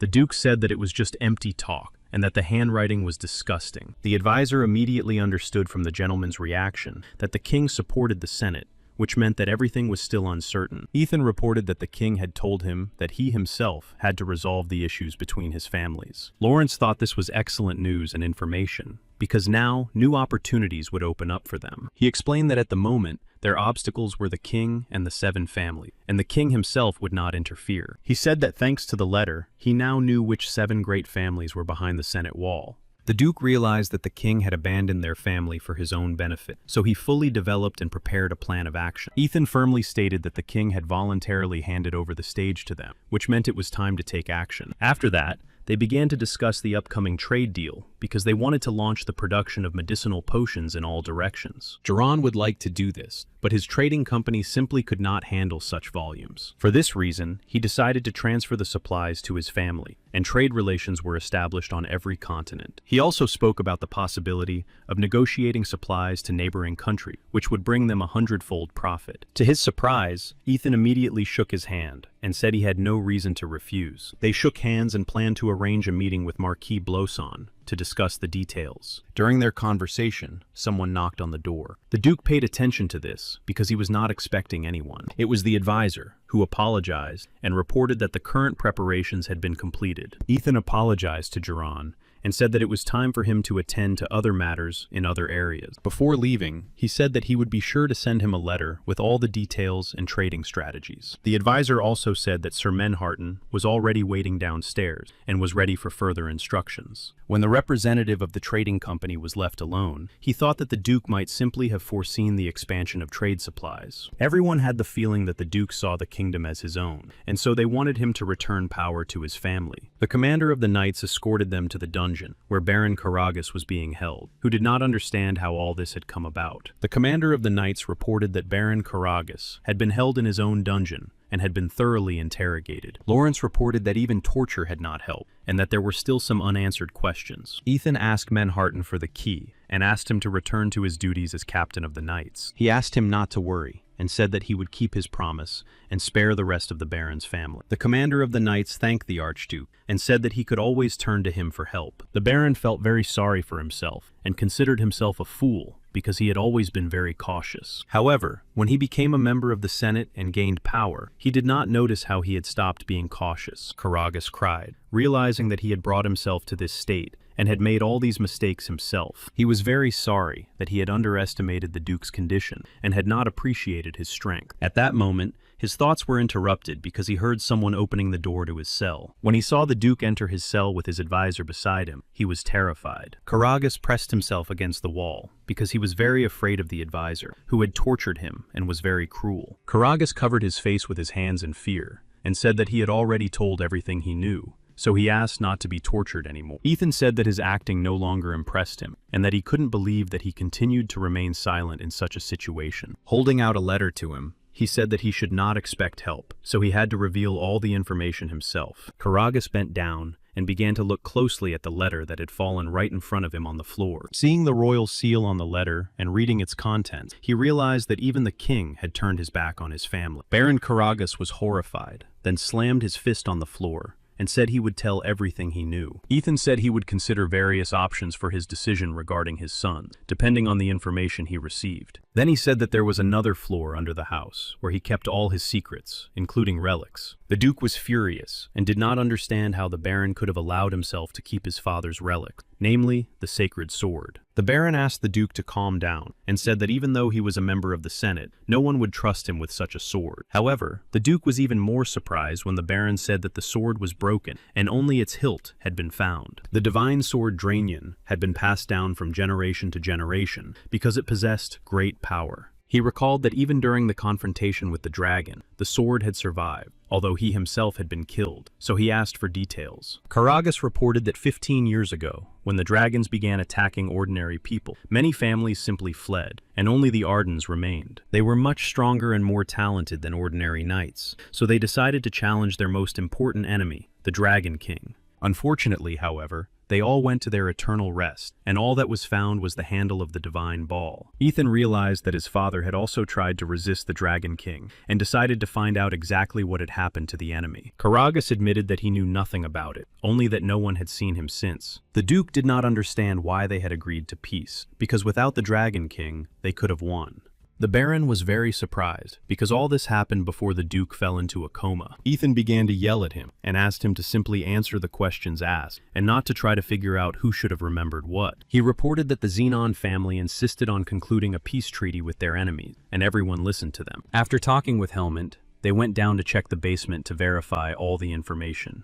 He understood that the Dragon King had indeed disappeared somewhere, but all his allies were very powerful. Ethan did not understand why the Empire, which had never been weak, had nevertheless agreed to sign a peace treaty. When they came to the place where the relics were kept, they noticed that there was a protective spell there. The Duke looked closely at the magic spell and realized that the Baron was not so bad after all and had tried to protect the relics. The advisor placed the key in the center of the seal to remove the protective spell and clear the way for them. Ethan was sorry that he would not be able to find his father's divine sword so quickly, but on the other hand, he had many other good relics. Upon entering, they noticed that it was much larger than it appeared from the outside. Lawrence looked around and said that there were too many items here, and he was not sure they would be able to find the relic. Ethan smiled and said that they had already found his father's relic, which made him very happy. The Baron recalled that when they were preparing the Duke's body, a strange black metallic liquid flowed out. The Senate thought long and hard about what to do with it, and decided to divide it into parts and store it. The Duke said that no one knew that he had the 8th ring in his hands, which was also passed down by inheritance. The advisor was a little surprised, because such a strange, shapeless, dirty-colored liquid did not look like a ring. Ethan said that the name was given solely because of its shape, and he wanted to use it. As soon as he activated his powers, the liquid began to turn into black flames and spread throughout his body.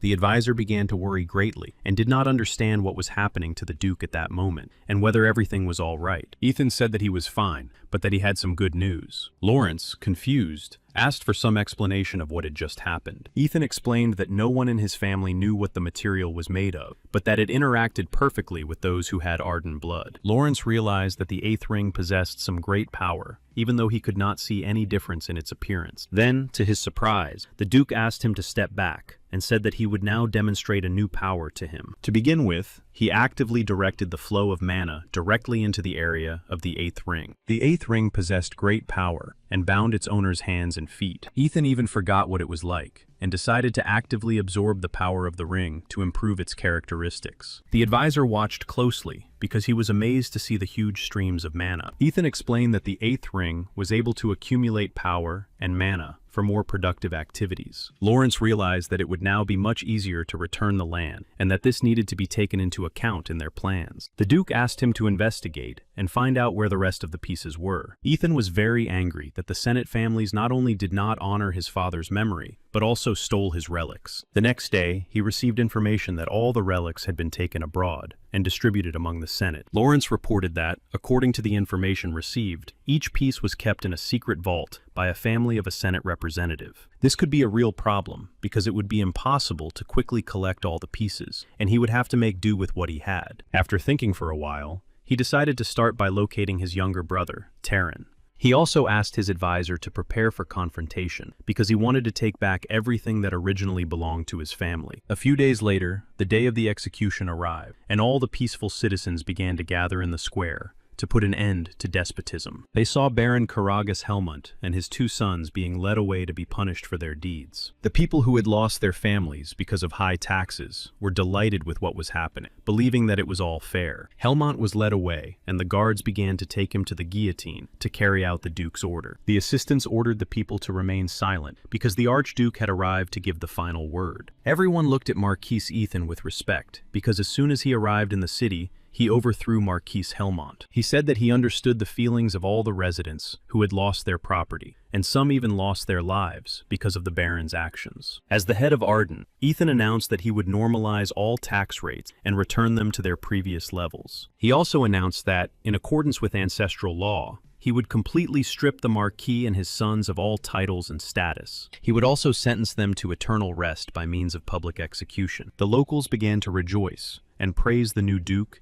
and the Arden family for these decisions and actions. His sister was in the hunting lodge, listening attentively to the advisor's report on the work that had been done. Lawrence reported to her that the Karagas family had been completely stripped of their titles and status. She was very upset because he had sentenced the members of the Senate and the other 7 families could intervene. Lawrence asked the Duchess not to worry because the Duke had acted with all possible twists and turns in mind. She said she would like to continue the conversation in the carriage on the way to port, and the advisor, of course, agreed with her decision. However, the advisor turned his attention to the knight standing next to the Duchess and asked him to introduce himself. The knight apologized and said that he had been appointed as the Duchess's escort knight. Lawrence thought that this was the very knight that the Marquis of Bessus had sent as a sign of alliance. After that, The Duchess and the advisor moved into the carriage, and the escorting knights followed on their horses. The Duchess thanked the advisor, because until then, she had been unable to obtain any information about the current situation from anyone. She realized that she had too many questions, and she was also very curious. Lawrence told her that she could address him informally, because he was a subject of the Duke. The Duchess immediately took the advisor's hands and said that she was very glad that her brother had such a person by his side. She said that she felt as if she had a younger brother again and hoped that they would become friends. Lawrence was a little confused and did not understand why Her Highness was so gentle and relaxed. Meanwhile, time flew by very quickly on the road, and the carriage had already arrived at its destination. Ethan personally came out to meet his sister, and she was very grateful to him for that. His sister carefully examined the Baron's castle and realized that it was simply incredible in size. The Duke was greeted by the knight accompanying the Duchess, who informed him that he had been sent by the Marquis of Bessus as a sign of alliance. Ethan extended his hand to shake his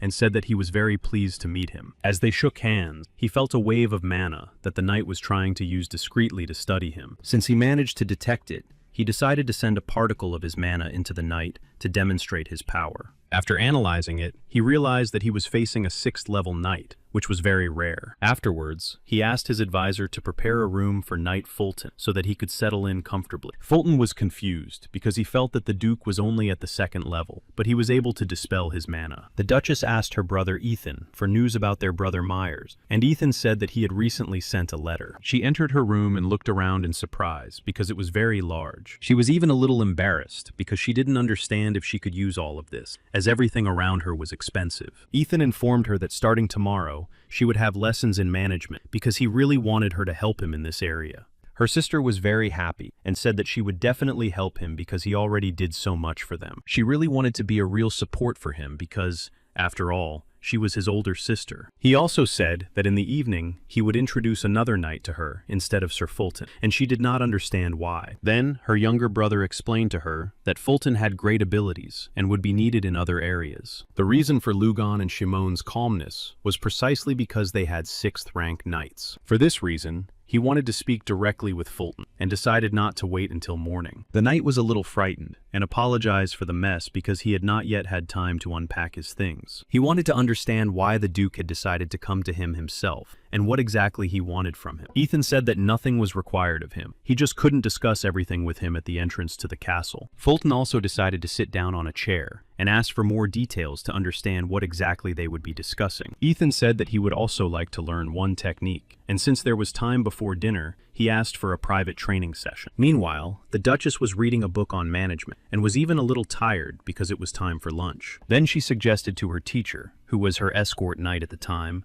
that they eat together. The gentleman said that it would be a great honor for him, but he felt uncomfortable in front of Knight Fulton. The Duchess was confused because she did not know that her escort knight and her brother were in conflict. Looking out the window, she realized that the conflict was indeed in full swing and did not understand why her brother was like that. Ethan realized that his training with mannequins was no longer useful, and now he had an excellent opportunity for development. Fulton also noticed that the Duke was in very good physical shape. Ethan noticed that his opponent really did have great potential and strength. For this reason, he decided to increase the pace of his action, because he understood that this way he could try to develop his abilities. The commander of the knights was very surprised by this sudden increase in speed, because the Duke had become stronger before his eyes. Therefore, in order not to get hurt, he decided to slow down and use some other tactics. Taking advantage of the situation, Manhwa was able to bypass his opponent and approach him from behind. Ethan was very attentive and actively tried to track the movements of his employees. The 6th rank knight was confused because Ethan was really showing and demonstrating very good results. He found it very strange that Ethan had learned to restore his broken aura mana and had learned to control it again. He did not understand how the Duke managed to display abilities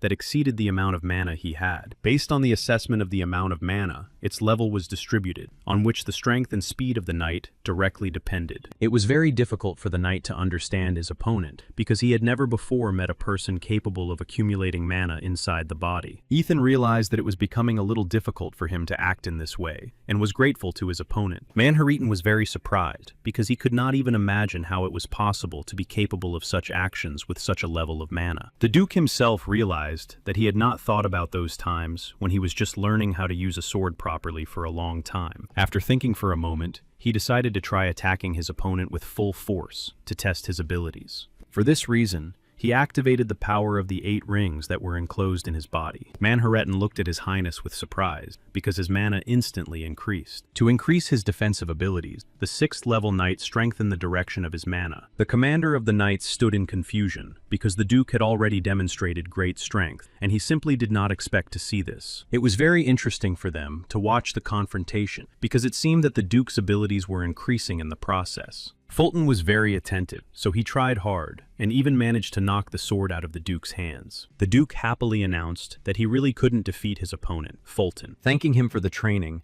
he took a fresh towel to wipe the sweat from his face. Fulton said he was very surprised by the Duke's skills, and decided to clarify that he had only used half his strength at the very beginning. The Duke said that he was not actually conserving his strength, but simply using a technique of the Arden clan that he could not tell him about. Fulton realized that he had miscalculated, and that the Duke was indeed much stronger than he had been told. He recalled the Duke's actions, and realized that they were so precise and smooth that they could not be described in ordinary theory. After analyzing them, he realized that in 6 months, he himself would be able to reach the highest level of mastery of these techniques. Fulton asked the Duke for permission to continue such training, because he realized that he himself could learn a lot. Shaking hands, they agreed to conduct joint training sessions to develop their skills and abilities. At that moment, his older sister approached them, considering her brother's behavior simply unacceptable. She thought it was rude that he was training with a man who had just arrived and was tired from the journey. The Duchess was very unhappy with his behavior and shouted that it was wrong and rude to people. Meanwhile, Fulton called the Count to tell him about the Duke's real abilities. Count Bessus said that he himself was surprised that the Count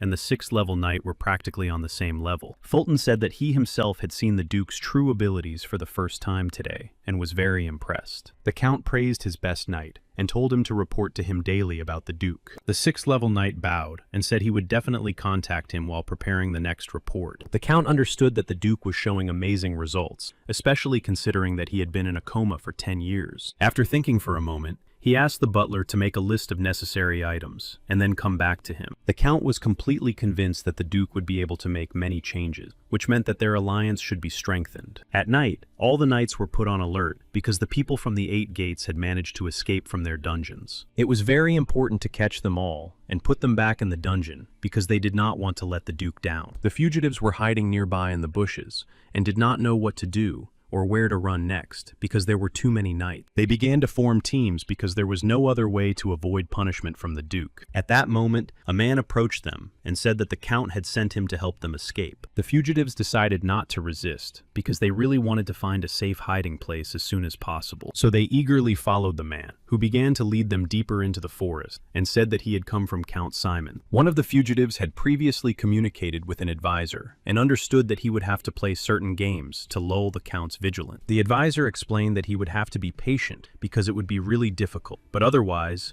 they would not be able to free them. The prisoner understood that he had no other choice, so he agreed to take part in this adventure. The advisor explained that they would not be able to escape punishment from the Count, who had easily betrayed Karagas, who had served him for a long time. Hans understood that otherwise, the Count would simply not trust a butler who had come from the street into his private home. Lawrence explained that tonight, he would deliberately cause a commotion in order to send someone from the Count to rescue him. Hans was a little surprised because everything was going exactly according to the plan that the advisor had outlined in prison. A specially trained man took the butler to a hiding place, where he promised him that it was a safe place. Hans began to tell a pre-planned story about how, as soon as he arrived at the castle, the Duke immediately attacked him. After that, he was placed in a dungeon where he was tortured for a very long time, and left without food and water for a long time. The man did indeed notice that there were very deep wounds on various parts of the butler's body. Hans said that everything was fine, and that he wanted to contact the Count as soon as possible, because he had a lot of important information. He reported that when he was captured, his crystal ball was taken from him, so he could not contact the Count and pass on the information.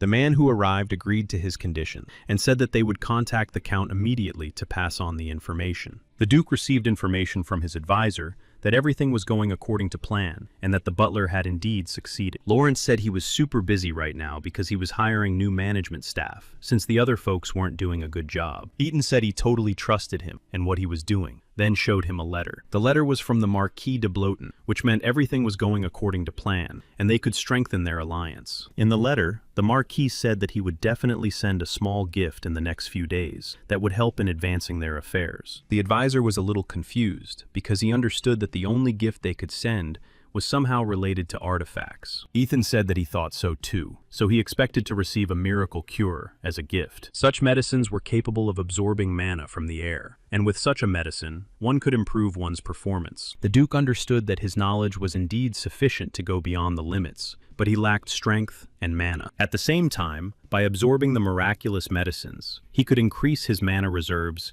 and improve his characteristics. Lawrence listened attentively to the Duke and his instruction, but did not understand why he suddenly wanted to leave at this particular moment. The Duke understood that he needed to settle some matters related to his equipment. Before leaving, he turned around and said that he needed to improve his sword so that it could withstand his strength. Count Lugon, who was the head of the Hamilton faction, was furious because he had received a report on the actions of the new Duke. Count Shimon asked him to calm down, because at the moment, they really couldn't change anything. At the meeting of the Senate representatives, they understood that they would have to answer to the king for the Duke's action. The two factions began to argue among themselves because neither of them wanted to take responsibility for monitoring and controlling the Duke's actions. Count Lugon understood that the representatives of the two factions were actually behind everything that was happening, so he did not want to get involved. However, the representatives of the two factions had a different opinion because they had received information from the butler that told them about the Duke's actions. Hans told Count Simon that during interrogation and torture, he had managed to convey information about what was really happening in the council. The Count was delighted with this, and understood that he had not trusted the butler from the other side in vain, because now Baron Romantin would be under attack from the Duke. Knowing all this information and having complete control over it, he found it amusing to watch the actions of the second faction. In nature, there were certain areas where clumps of mana accumulated and floated freely. It is in such anomalous areas in the underground that monsters appear, inside which crystals form. Such crystals formed in monsters from clumps of mana are used in some magical fields, such as alchemy. The Duke rode alone on horseback to one of these places because he wanted to change and improve his sword. To some extent, he also wanted to visit the dungeon, but now his main task was to find metal with special strength. However, the gates to the village were closed, and he was asked to stop and clarify the purpose of his visit. The Duke immediately showed his family crest and said that he was not some strange person from the street.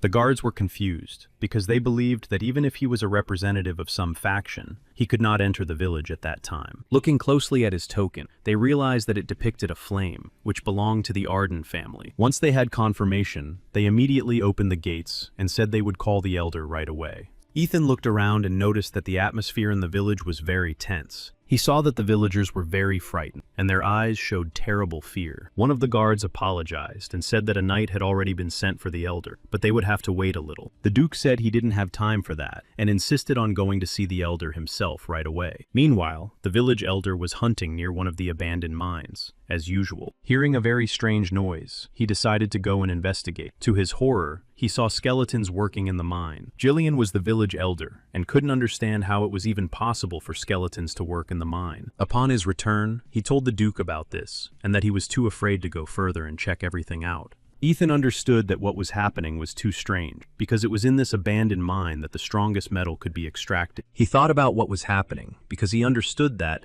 judging by the reaction of the residents, they still did not know about the existence of the strongest metal. After thinking for a while, he realized that only a very powerful mage with dark powers could summon skeletons to work. In his past life, Lich was just such a dark mage with truly great potential. However, assessing his current capabilities, he understood that at the moment, the Duke would not be able to defeat such a powerful mage on his own. Ethan decided to check everything out first, and headed towards the abandoned mine to see everything with his own eyes. Approaching the entrance, he began to hear a very faint but distinct sound of tools working. Entering the mine, he was surprised that there was no magical barrier at the entrance, which meant that the enemy was confident in their abilities. Everything that was happening seemed very strange, and he had the feeling that it had been organized on purpose. After examining the mine, he really did see undead creatures actively working and extracting metal. Looking more closely, he noticed that the carts did indeed contain particles of that very durable metal.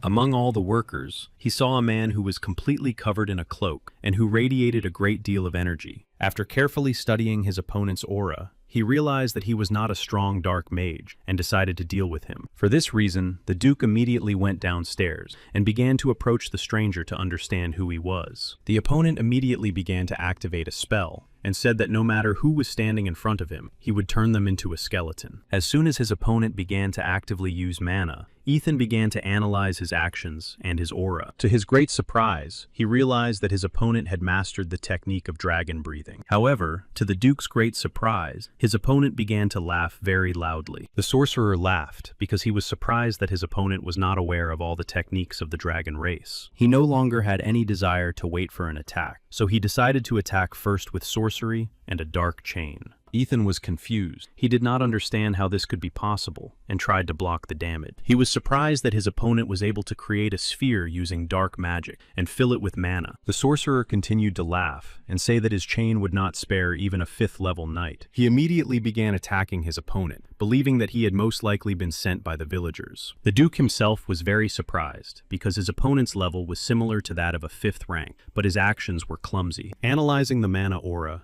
he immediately identified the weak point of the chain and attacked it. However, he could not even imagine that all this was a common mistake and that he had fallen into a trap. The chain simply split into several parts, which began to attack him synchronously from different directions. The sorcerer began to laugh loudly because he was able to defeat a 5th rank knight, and in front of him was just a 2nd level human. Ethan quickly destroyed his entire chain in a matter of seconds and told his opponent that he talked too much. The opponent was very confused and did not understand how this could be possible. While he was pondering how his opponent had managed to simply destroy the chain, the Duke swiftly moved on to new attacks. In order to secure his current position, the sorcerer simply used the spell of impenetrable darkness. Ethan possessed fiery energy, so darkness did not frighten him at all, because he could create any kind of light with the help of mana. Thanks to his quick actions, he easily found himself behind his opponent, who did not have time to track his movements. The sorcerer was truly frightened, because even his dark protective magic could not defend him. He had no choice but to order his servants to help protect their master. The skeletons immediately dropped their tools and headed towards the uninvited guest. The sorcerer began to rejoice, realizing that his opponent would not be able to attack him and resist his skeletons at the same time. Ethan used the flame wave technique and easily solved 2 problems at once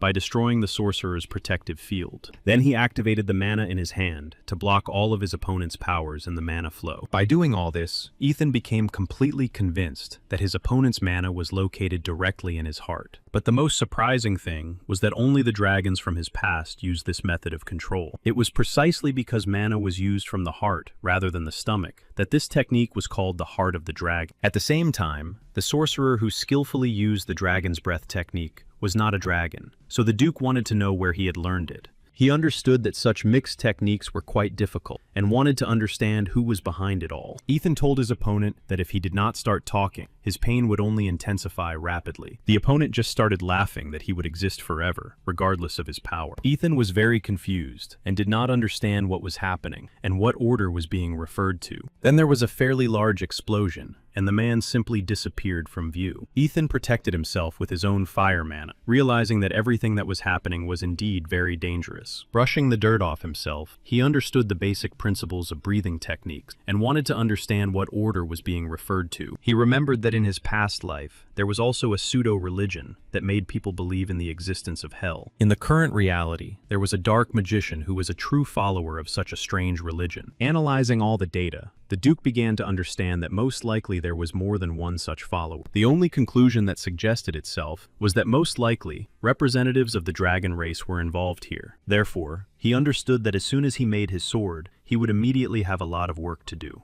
The dwarves lived deep underground and were highly skilled in working with precious metals of various qualities. They were very adept at working with metals, precious stones, and various types of tools. Even the most skilled humans were mere children compared to their real abilities. People were always very impressed by these abilities, so they captured the dwarves to use them for their own purposes. Therefore, the masters began to hide in remote places so that no one would find out about them. In the past, Ethan managed to befriend them and find out about their place of residence, but now it looked deserted. He became very sad because he had no one else to turn to, as no one else could master the technique of Ephrion and the methods of its processing. Unexpectedly, a dwarf came out to him, who was very surprised to see a human and did not understand why he had come to them. Ethan said he had come specifically to place an order, but did not know if he had come to the right place.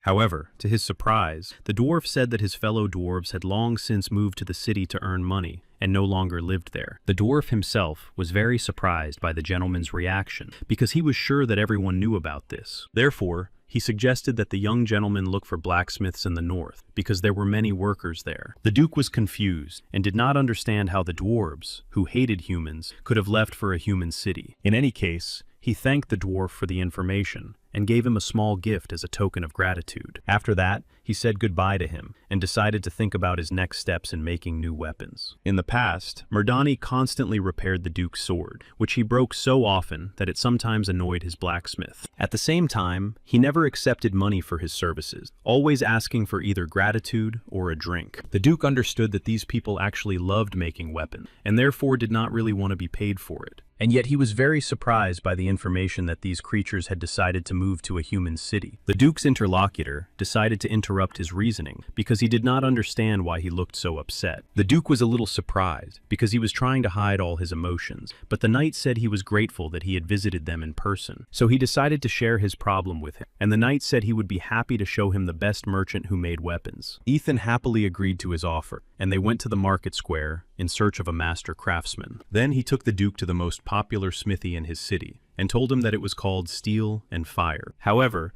the line to the smithy was very long, and they didn't know if they would be able to get in today. The Duke had no choice but to patiently stand in line and wait his turn along with everyone else. One of the merchants approached him and immediately noticed the very good metal in the gentleman's backpack and informed him that they would not be able to help him. The Duke was pleasantly surprised that the craftsman who had just approached him immediately identified the type of metal in his backpack. The craftsman began to laugh loudly, saying that he had worked his entire life only with very rare, particularly strong metals. The craftsman said that he knew all the intricacies and techniques of working with metals that were particularly strong but fragile in their original form. He said that there was not a single dwarf in the area who knew Ephrion better than he did. Ethan was absolutely delighted because these were the very words his former master from his past life used to speak. Their conversation was interrupted by a knight who announced that the forge was open because a very important customer had arrived. Pofornitz was very surprised because only now did he realize that the person standing before him was the very Duke who had been in a coma. The Duke said that he liked Pofornitz, so he wanted to entrust his task to him. Therefore, he told the accompanying knight that he wanted to place his order with this particular master. Razzia was a little surprised by this decision, but it was not possible to argue with his highness. Therefore, he said that he would be careful and would definitely deliver the letter as requested. Before leaving, the knight asked the Duke to be very careful because this master had been convicted in the past. In the past, this master did indeed have a very strong competitor with whom they worked together in the capital. The craftsman spent several nights working to create a true masterpiece that would make William jealous. However, in the end, his competitor won the competition, and everyone forgot about him. The competitor bribed one of the judges and accused him of fraud, which is why he ended up with a criminal record. He offered to make weapons for the Duke completely free of charge, but if they turned out well, he asked to sign a contract. Ethan was very serious and decided to clarify what would happen if he did not like the weapons. The master did not think for a second and said that in that case, he would take his own life. Ethan realized that the master was really confident in his ability, so he agreed to sign the deal. The blacksmith was thrilled and said he would definitely do everything at the highest level and with high quality in a short time. After thinking for a bit, he said that the work would be completely ready in 3 days, so he asked for the precious metal. The Duke was a little surprised, because usually such work could take a whole month, but here it was only 3 days. The master said that during all this time, the dwarf people had changed a lot and learned some new techniques. During this time, they had learned to build trusting relationships, so they worked in teams. For this reason, he was confident in every word he spoke and asked to begin preparing the contract. Thus began the process of crafting the strongest sword imaginable. The dwarves heated the furnace. On the other hand, they understood that they were using too many solvents, and the furnace might not withstand the pressure. However, the master himself asked everyone not to worry, and was ready to use all the materials and completely destroy the furnace, but to see the job through to the end. His employees agreed with their master, and began to do exactly what he said, in order to fulfill the order with high quality. That's how they started working with the rarest metal, which had tremendous strength. They tried very hard to do their work quickly, but at the same time, very efficiently and carefully. Each finished part was not only treated with special materials, but also polished. The master understood that he must not lose face, because this was his only chance to restore his good name. A few days later, they looked at their work with great pride. Of course, he was very grateful to his team, who did not let him down, and did everything in 3 days as planned. It was at this moment that the Duke arrived, realizing that the master had indeed accomplished his task. The master said that there was one last touch left, because the sword needed to be tempered with mana. The Duke had never heard of this before, but decided not to argue with a true master and decided to give it a try. He also noticed that the sword was very light, but felt good in his hand. The young gentleman asked all the workers to step aside because he wanted to thoroughly test his new sword. As a test, he decided to use a secret technique of his family's clan, which manifested as a fiery sword. The master did not understand how this could be possible, and why a simple sword emitted such a powerful flame. They realized that it was getting hotter than they could imagine, so they moved away. Since the Duke wanted to test the sword completely, he decided to raise the level to the maximum. The master began to worry a little about his work, because he could not even imagine such power. However, the sword really withstood such enormous power, and the Duke was very pleased. Ethan looked at the team of masters and announced that upon his return, he would send people to them to sign the agreement and contract. After that, he smiled and said that he would be happy to see them as part of the Arden family team. The advisor and commander of the knights at the Baron's estate decided, on the Duke's advice, to find the person who controlled the dark forces. They understood that it was already impossible to interrogate the Baron himself, but there were still people who had served him for many years. Opening the dungeon, they saw the Baron's butler, with whom they wanted to negotiate about the dark magicians. The butler was confused because he had very little strength, having spent so much time in the dungeon. The advisor said he wanted to understand why the residents of one of the villages in the northern part of the region had approached the Barons. The steward said he did not know many details,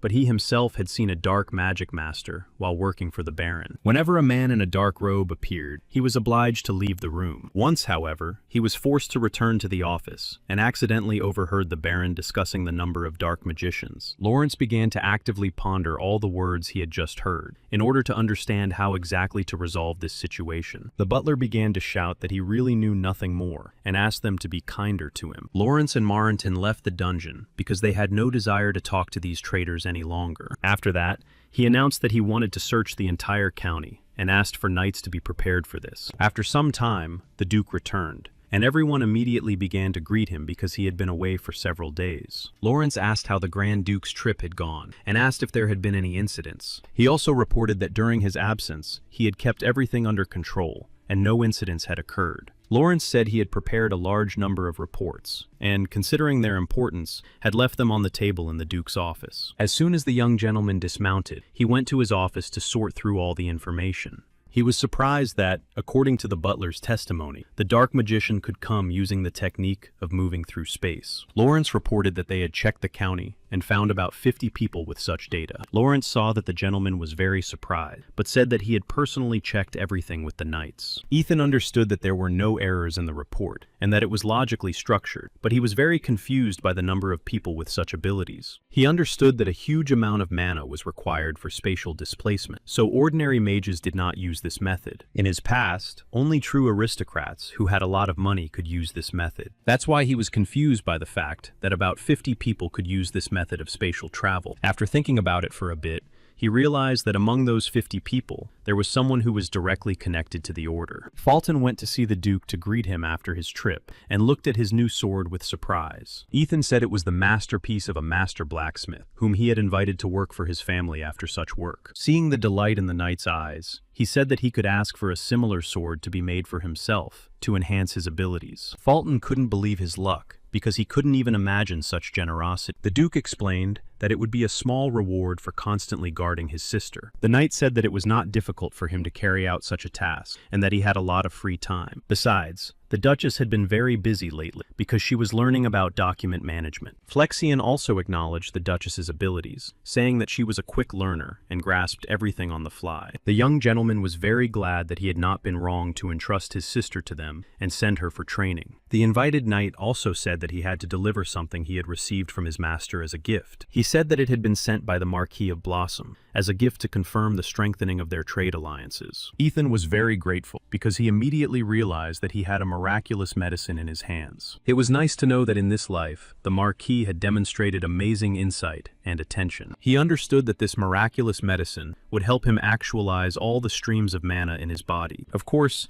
All these processes were very painful because they completely restructured the energy flow. In fact, during such a transformation, a person experienced terrible pain that was beyond imagination. The streams and channels of mana began to improve, and that is how a special kind of flame, in the form of black fire, was supposed to appear. Ethan prepared himself to experience terrible pain, but he did not understand why he felt nothing at all. At some point, he even began to think that most likely nothing had worked out for him. Rorosha appeared at that very moment and decided to ask how the human child she had blessed was feeling. Our hero looked at her intently and did not understand why she had appeared at that moment. The Empress of Fire said that she wanted to praise him because he had risen several steps higher. Since she had received pure fiery mana from him, she was truly able to be reborn. He listened to her carefully and did not understand what kind of corrupted fire she was talking about, thinking of the black flame. Then she explained to him that the black flame was not the true form of fire and could not develop further. The Duke was confused because he was counting on the black flame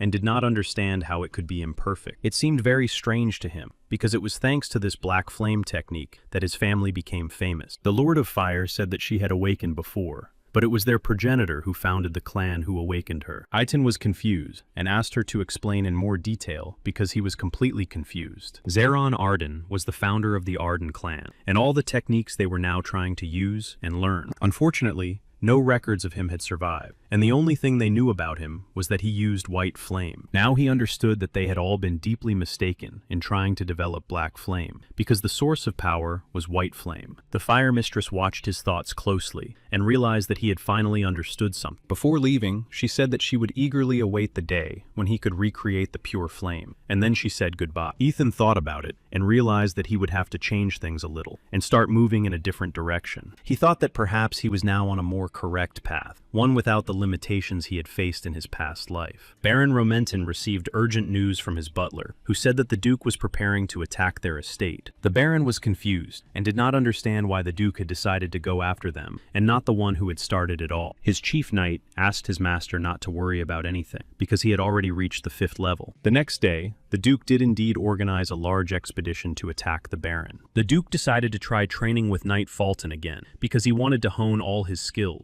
The knight was a little surprised by the Duke's new techniques, which allowed him to deliver about 2 attacks at once with a single sword strike. He understood that his opponent's mana had indeed increased significantly. However, he could not even imagine that the changes could be so strong and extensive. Fulton saw that the young gentleman had learned to combine basic techniques with the secret techniques of the Arden family. He realized that he could no longer stop the Duke with just his sword, so he began to actively use mana. However, to his great surprise, the young master did not dodge the attack, but simply destroyed the flow of mana with a single swing of his sword. This was truly amazing because he had deliberately put a large amount of mana into his attack. Realizing that the Duke had grown very strong in such a short period of time, he asked his permission not to limit himself in his techniques. Ethan allowed him to do so because he really wanted to test the true level of his acquired abilities. After that, he familiarized himself with the strategic plan for Baron Romerton, proposed by his advisor, Lawrence. The advisor reported that almost all preparations had been completed, and that they could prepare for the offensive. However, he also clarified that the head of the Baron's knights had already reached the 5-star level, and that additional forces might be required.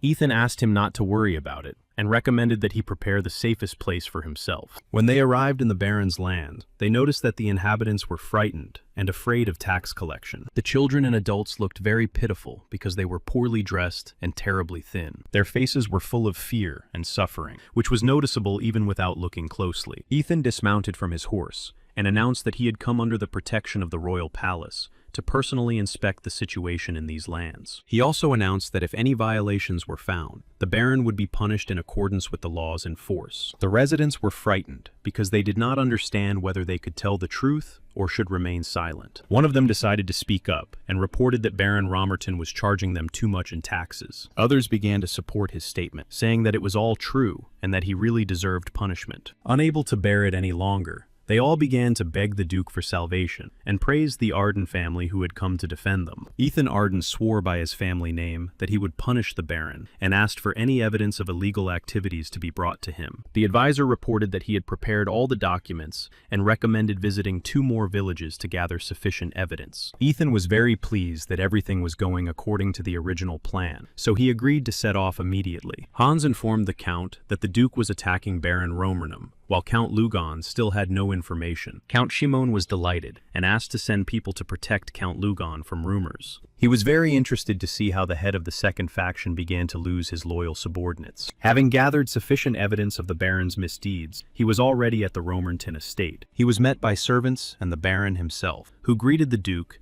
and informed him that it was necessary to notify him of his arrival. Ethan had no desire to engage in lengthy conversation, so he asked for an explanation of all the facts that had been collected in the book. The Baron simply laughed and trampled on the book with the evidence, saying that he would definitely visit the villages once he had dealt with him. The head of Merlin came forward and said that it was too presumptuous to come to them unaccompanied. Demonstrating his sword, he said that only out of respect for his status was he willing to fight him at less than full strength. Ethan understood that everything that was happening was quite expected, so he said that they were behaving worse than Karagas. Demonstrating his new sword, he decided to clarify whether they really had nothing more to tell him. Merlin activated his aura and continued to laugh, saying that he understood his respect for his own kind. However, in reality, he was simply not yet familiar with his true abilities personally. The Duke did not take any steps or move, because he was interested in observing his opponent's actions. He understood that his opponent's greeting could completely reveal his tactics for conducting the confrontation. Merlin continued to enjoy himself, because he was completely confident in his strength and abilities as a 5th-ranked knight. Ethan carefully analyzed the flow of his mana, and tried to identify all his weak points before launching his attacks. Merlin smiled, realizing that the young gentleman probably really liked his greeting. His opponent smiled, and thought that this time his opponent was too bold and not attentive at all. Suddenly,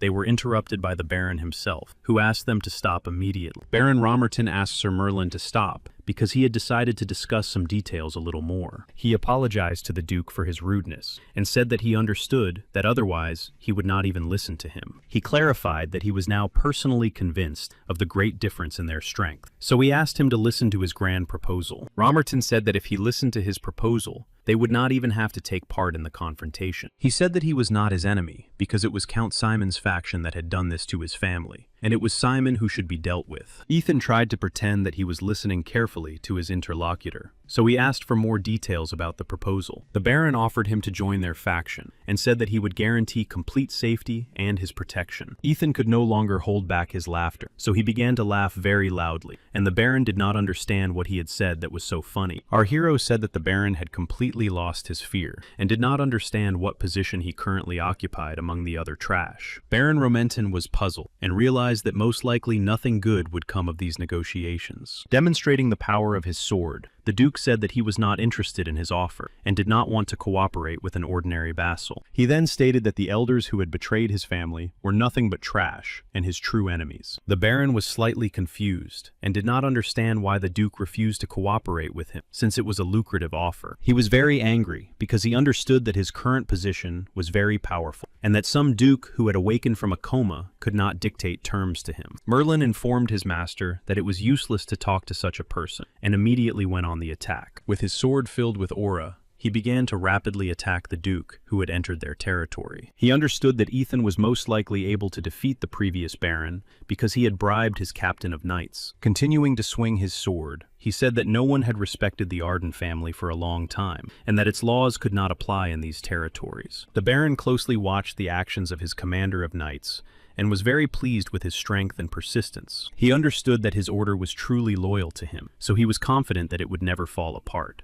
The Duke decided not to confront his opponent with full force in order to conceal some intrigue. Assessing Merlin's actions, the Duke understood that the Baron was indeed a very bad person. His opponent was behind him and said that his smile really annoyed him. The Duke turned around and said that his jokes had to stop because they were tiring. At that moment, his sister was drinking tea and wondering what was happening to her younger brother because she was very worried. Her teacher asked her not to worry because he was confident in the Duke's abilities, especially since he was accompanied by knights. She was still very worried because she understood that her brother would not stand and watch, but would go forward into battle. Her personal knight informed her that he was completely confident that the Duke would not suffer even the slightest scratch. Recalling their training, he was completely confident that the Duke was developing rapidly and moving to a new level. Merlin sat dejectedly by the wall, unable to understand how his opponent had suddenly ended up behind him. At some point, he began to think that his opponent's sword had probably just accidentally grazed him, but it was still strange. He felt very pathetic, especially because it had all happened in front of his subordinates. The Baron did not understand why the other knights were standing there, and ordered them to help their lord immediately. Merlin asked everyone to step back because it was a matter of his honor and duty as a true knight. He announced that he could no longer control his power, and was ready to take the Duke's life. The Baron said that this was certainly not part of his plans, but clarified that he had nothing against it. The commander of the knights decided to use all the mana he had meticulously saved up all this time. He even decided to use a secret technique in the form of a quick and accurate sword to attack the enemy. Now his movements resembled absolute chaos because they had no logic. Watching what was happening, the Baron realized that his commander of the knights had lost his temper a little, and that he would have to raise taxes again to make repairs. Merlin was so confident in himself and his abilities that he again lost sight of his opponent and did not understand where he was. Only when he turned around did he realize that the Duke had managed to change his position and was easily ignoring his attacks. After that, he was attacked by the Duke in the cheek area and could not avoid it, admitting his naivety. At the same time, the Duke did not even have to use his sword or any special power to attack the 5th-ranked knight. Ethan decided to move closer and place his foot on his opponent's chest in order to have a serious conversation. Merlin couldn't understand how this was even possible, since the Duke should have been at the 2nd level. At the same time, he realized that he couldn't move at all, because all his mana channels were blocked. Ethan asked him what he thought had happened to the Baron's men, who dared to raise their swords against him. When the commander of the knights realized that the last seconds of his life had come, he became truly frightened. The Baron tried to see through the clouds of dust and dirt, and did not understand what was happening there. At one point, he even started shouting to get a response from his commander of the knights. However, he received a response from the Duke, who informed him that the commander would no longer be able to answer him. Everyone carefully examined what was happening around them, and tried to understand what had happened. Realizing that the commander of the knights was no longer in this world, the Baron began to scream frantically in fear. Then he hurriedly turned to his deputy, because he did not understand how such a thing could be possible. The Baron understood that there were 30 other knights with him, so he ordered them to stop the enemy immediately. The deputy commander was also very frightened, but she could do nothing, and ordered the others not to relax. All the knights stood around the Duke, and prepared to demonstrate the techniques they had practiced before. They all surrounded the Duke, but understood that they were very weak, and would not be able to defeat him in this situation. As soon as all the knights were in position, the deputy immediately ordered them to attack.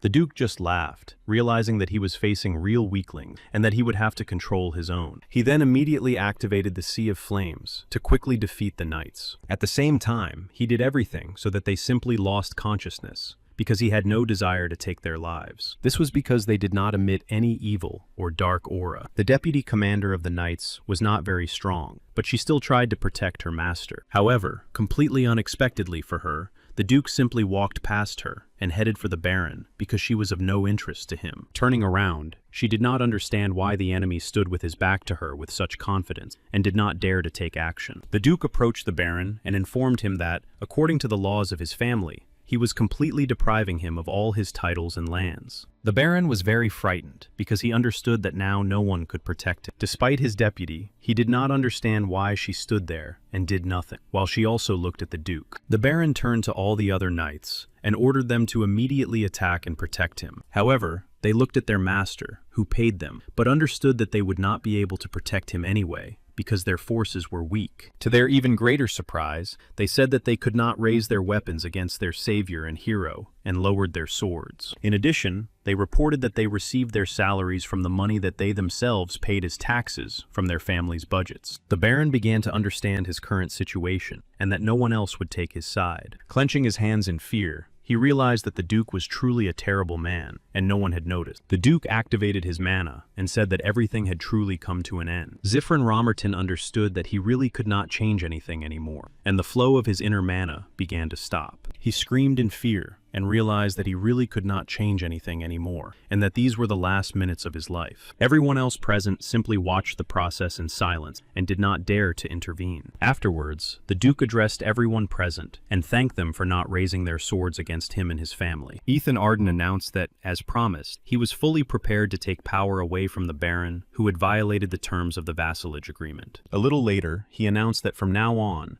all the land would be under the direct control of the duchy. All the knights knelt before His Highness and said they would definitely follow all his orders. On the estate, they found the second part of the secret ring of the Arden family, among other artifacts. The advisor reported that the Baron had asked for mercy, and in exchange was ready to answer all questions. Eaton said that his mercy would depend entirely on what the Baron told them about the book he was ready to hand over. Lawrence was a little confused and did not understand what book they were talking about at the moment. The Duke reported that he had found a book about sacred dragon, and therefore asked Lawrence to question the member of the order again. The sacred book of dragons itself consisted mainly of exhortations and coercions to praise the dragon god. It was in this book that the secret techniques of dragon breathing used by ill-wishers were revealed. Upon reading the book, he immediately began to remember the dark mage he had met in the mine, because everything was so similar. Lawrence returned after a while and reported that he had managed to obtain information, not only from the Baron, but also from other residents. The Duke understood that thanks to the book, people could quickly develop their abilities, but they were unaware of the side effects. However, during the confrontation with the dragons, ordinary people developed a dislike for this race.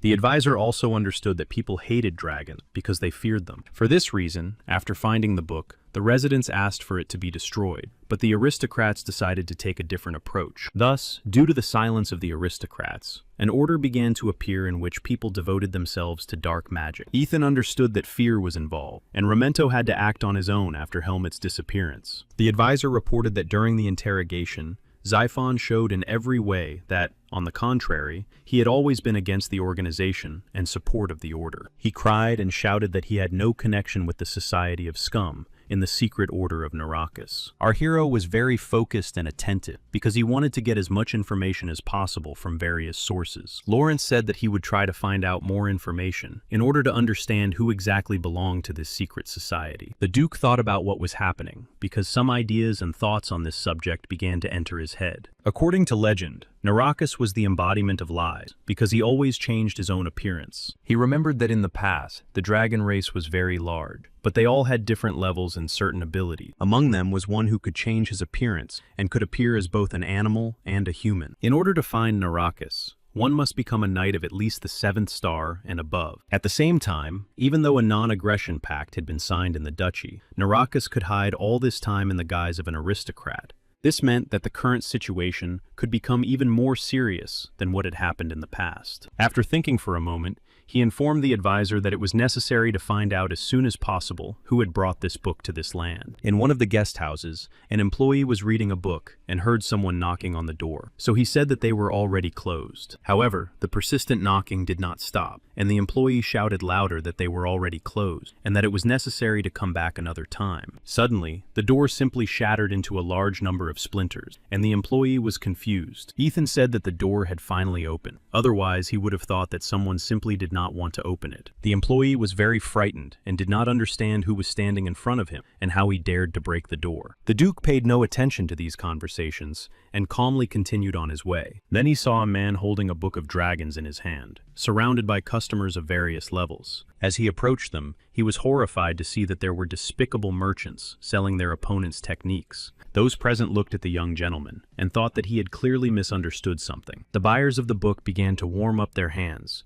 and said that they did not like his behavior, which meant that he should be punished. Ethan calmly asked them to step aside because he had absolutely no business with them. However, one of those present said that they did have something to do with him and prepared to attack. Ethan was very uncomfortable with everything that was happening, so he decided to reveal a little of his power and attacked first. He then looked at the others present and said that he would not repeat himself because he had simply asked them to leave. The potential buyers immediately began to apologize and quickly left the room because they did not want any trouble. The man who was selling the book was very frightened and pressed himself against the wall, not understanding what was happening. He did not understand why the man was waving his arms around because he had done nothing wrong. The seller said that causing a disturbance in a public place was a serious crime. The Duke pointed his sword at him and asked how he dared to sell books about dragons on his land. The bookseller was even more frightened because he began to understand that this was the Duke himself. The Duke informed him that he was obliged to justify his opinion and explain where he got the books and why he was selling them. The merchant lowered his head and said that he was selling books sent to him by the order, so he was not guilty. The Duke said that he knew of other places where books were sold, so he asked to be taken there. The merchant said that he did not have that much information, only that he always checked everything carefully. However, he said that based on some words, it could be assumed that there was another store on a nearby estate. The Duke decided to check this place immediately to see if they sold books about dragons there. As he approached,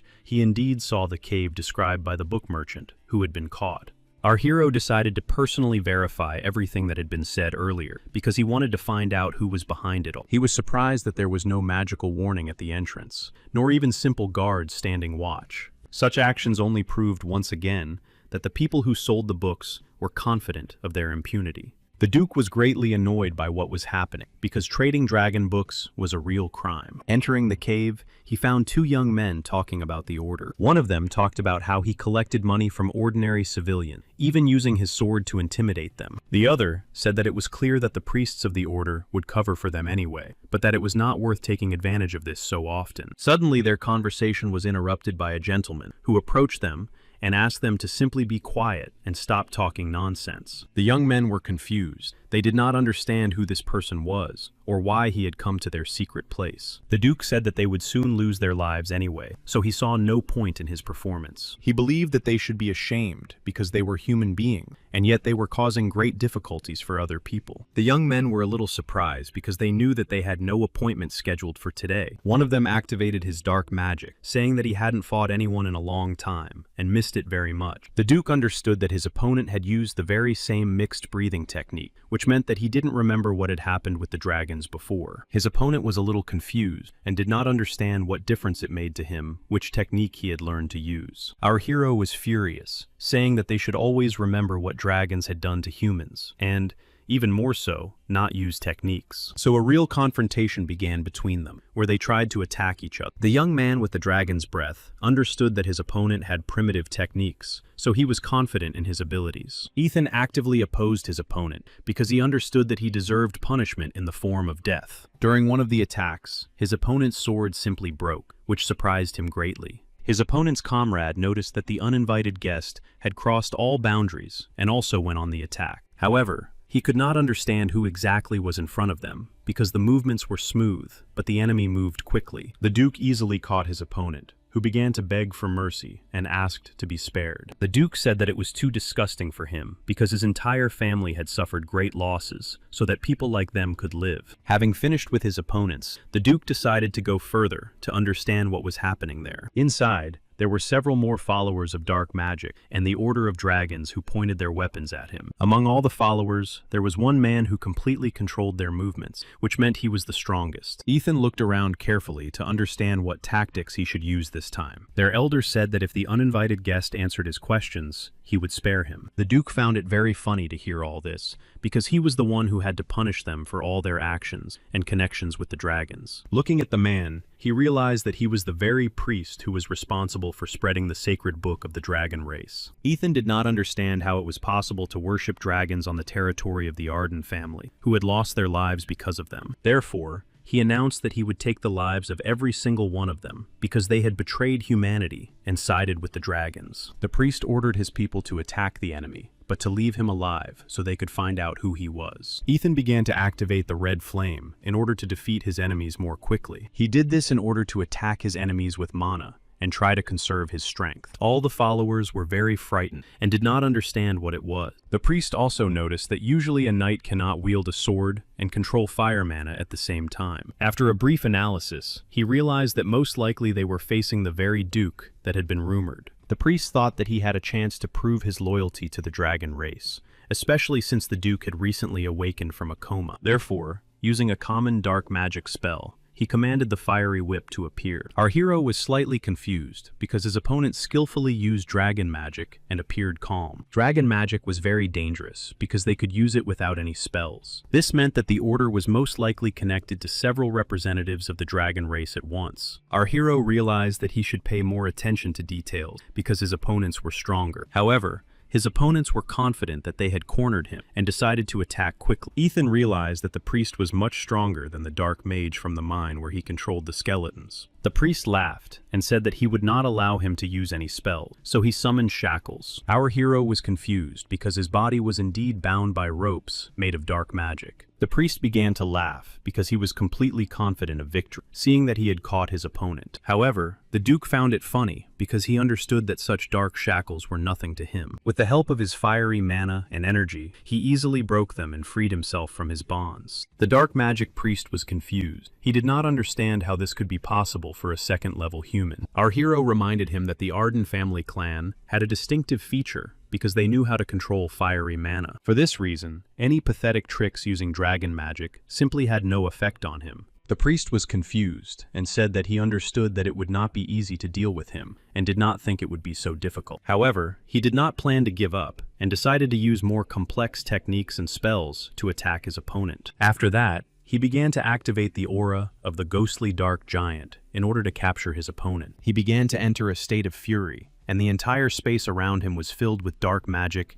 and its intertwining threads. Ethan was confused and began to actively use his sword to protect the space around him with a wave of fire. After analyzing the situation, he realized that his aura was indeed very strong and that he might not survive. His enemies actively surrounded him and used streams of dark power to defeat him more quickly. Ethan realized that there were too many followers and it would be very difficult for him to deal with them alone. The priest began to feel much worse because the power he was using was depleting his internal resources. However, he had no intention of stopping and used the power given to him by the dragons to create a monster. The giant was formed entirely from the streams of dark energy that filled the space. Ethan realized that it was too late and that he would have to resort to a method he had not planned to use. He began to activate the power of the open double ring in order to improve his characteristics and increase his attack power. The monster formed from dark mana was confused and did not understand what was happening. The followers were expending too much of their strength and,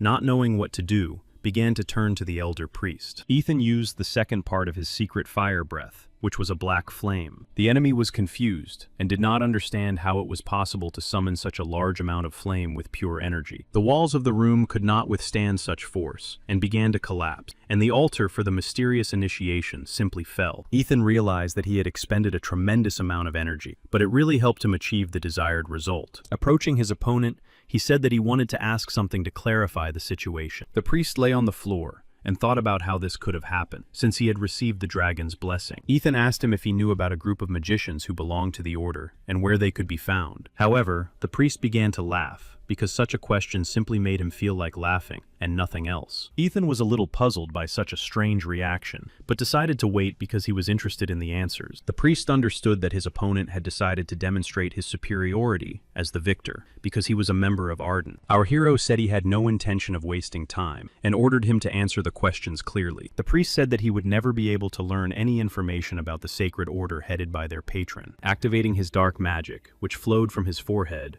he said he would take his opponent with him. However, Ethan remained completely calm and simply used his hand to block the flow of dark energy. The priest was very surprised and did not understand how this could be possible. Ethan knew he had seen this before, so he simply absorbed all the mana flowing from his opponent. The priest began to laugh again, realizing that he was facing a real monster, but he understood that no one from the order would give him any answers anyway. The Duke was confused and listened carefully to every word of his opponent in the hope of getting some clues. The priest said that no one would actually give him any information because everyone had sworn an oath to their lord. He understood that they were all under a spell that would burn anyone who dared to reveal secret information. Ethan understood that this energy was actually too strong, and he simply couldn't stop these processes. Most likely, the one behind all this had much more power than ordinary priests. This meant that he had to find out as much as possible about the lord who could be behind all this. Meanwhile, Count Shimon was very happy because he understood that Count Lugon had made himself look like a complete fool. For this reason, he often praised his steward, Hans, who had done a great job. Shimon was happy because, thanks to the steward's efforts, Lugon had not had time to send reinforcements to his baron, and would only find out about everything tomorrow. Hans said that he had really tried hard, but did not understand how the Duke had managed to pull it all off on his own. Shimon reported that the Duke had initially won over Karagas's people, so it was not difficult for him to attack in the middle of the night. He continued to celebrate his small victory, and did not understand why Baron Ramentin was at the level of some kind of order. Hans was a little surprised, because he did not think the Count could be so wrong. Shimon said that the commander of the knights, Merlin, was a 4-star knight, which is why he couldn't handle Karagas's men. Hans was very attentive and listened to the Count in order to understand what further steps should be taken. The Count, in recognition of the butler's special efforts, said that he wanted to award him a title and appoint him head of intelligence for the county. Hans was confused and said that being head of intelligence was too much responsibility for him. Shimon said he would provide him with personal knights so that he could find out about the Duke's future plans. Hans said he would be delighted to do everything in his power. Shimon was delighted because now he had the opportunity to bring all factions under his personal control. Meanwhile, the advisor met with the young gentleman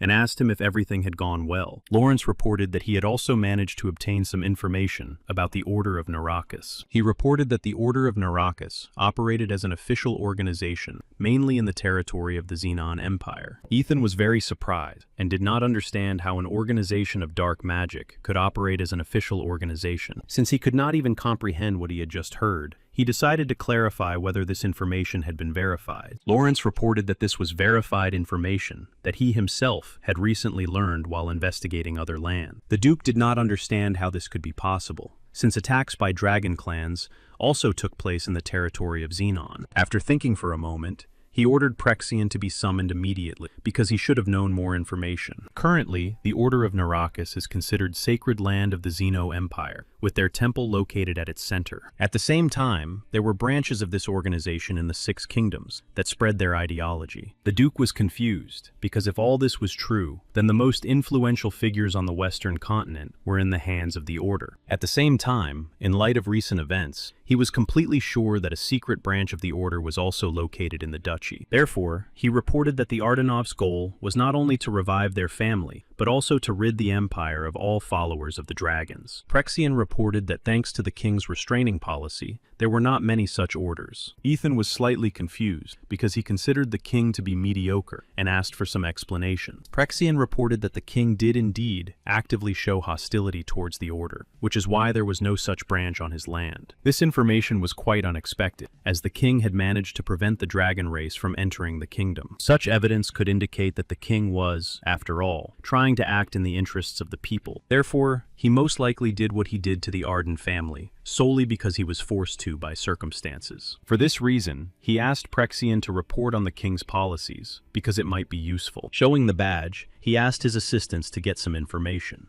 Ethan said that the priestess had a badge like that, so it was probably related to either the Order or dark magic. He asked his advisor Lawrence to send a letter to Proferens as soon as possible, without waiting for dawn. The advisor was a little surprised, because he understood that the letter was meant for the dwarf, who was a blacksmith. Ethan explained that there were matters more important than the current one, and that he couldn't just take it and explain everything yet. After thinking for a moment, he explained that most likely not only humans, but also some dragons could be involved in the Order. The dwarves could also be involved in the Order, because they used magic to make some items. In the morning, Proforin received a letter from the Duke and carefully read its contents. His assistants decided to clarify what exactly was in the letter, that he even dropped his hammer on the floor. Putting the letter on the table, he ordered Muster to temporarily look after the smithy because he needed to resolve some issues. He only said that he needed to visit the Duke right away to understand everything. Muster was very surprised by this behavior and decided to find out what exactly was in the letter. Profen smiled and said that they would most likely have a chance to take revenge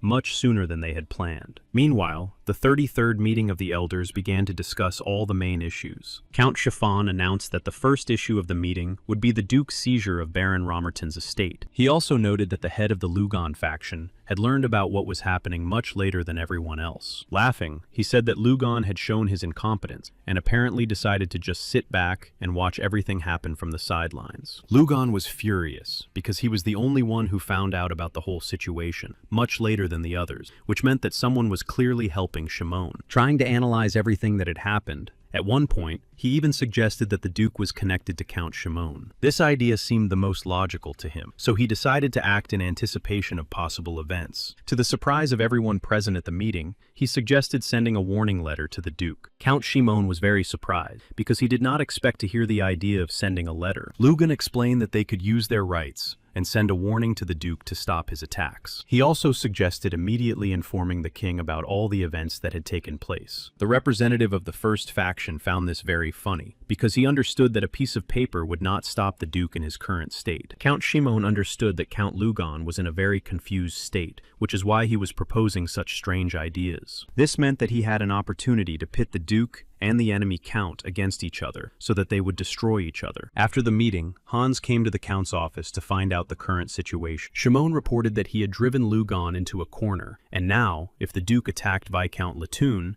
it would be just perfect. Hans reported that he had not yet been able to find out the Duke's next target, but he had visited places where taxes were too high. Therefore, he suggested lowering taxes slightly in order to divert the Duke's attention from his county. Count Shimon's expression changed abruptly, and he exuded negative energy. Hans was frightened and did not understand what could have happened in a few seconds to cause Shimon to change so much. The Count clasped his hands and asked Hans if he thought he was taking too many liberties. Hans could not understand why the atmosphere had changed so dramatically and why the Count was so strict. Shimon said that the butler had no right to tell the Count to behave more quietly in front of the Duke. Hans understood what was going on and immediately began to bow to ask for forgiveness and mercy. Shimon asked him not to forget his duties and not to forget what would happen to him if he continued to behave in this manner. Hans understood everything the Count said, so he apologized and left his office to avoid a scandal. Shimon understood that Count Lugon had begun to suspect that someone was on his side and helping him. This meant that it was necessary to make Myers the third head of the Arden family as soon as possible. A few days later, Ethan and his advisor were on the training field when a letter was brought to them. Ethan carefully studied the letter, and with each line,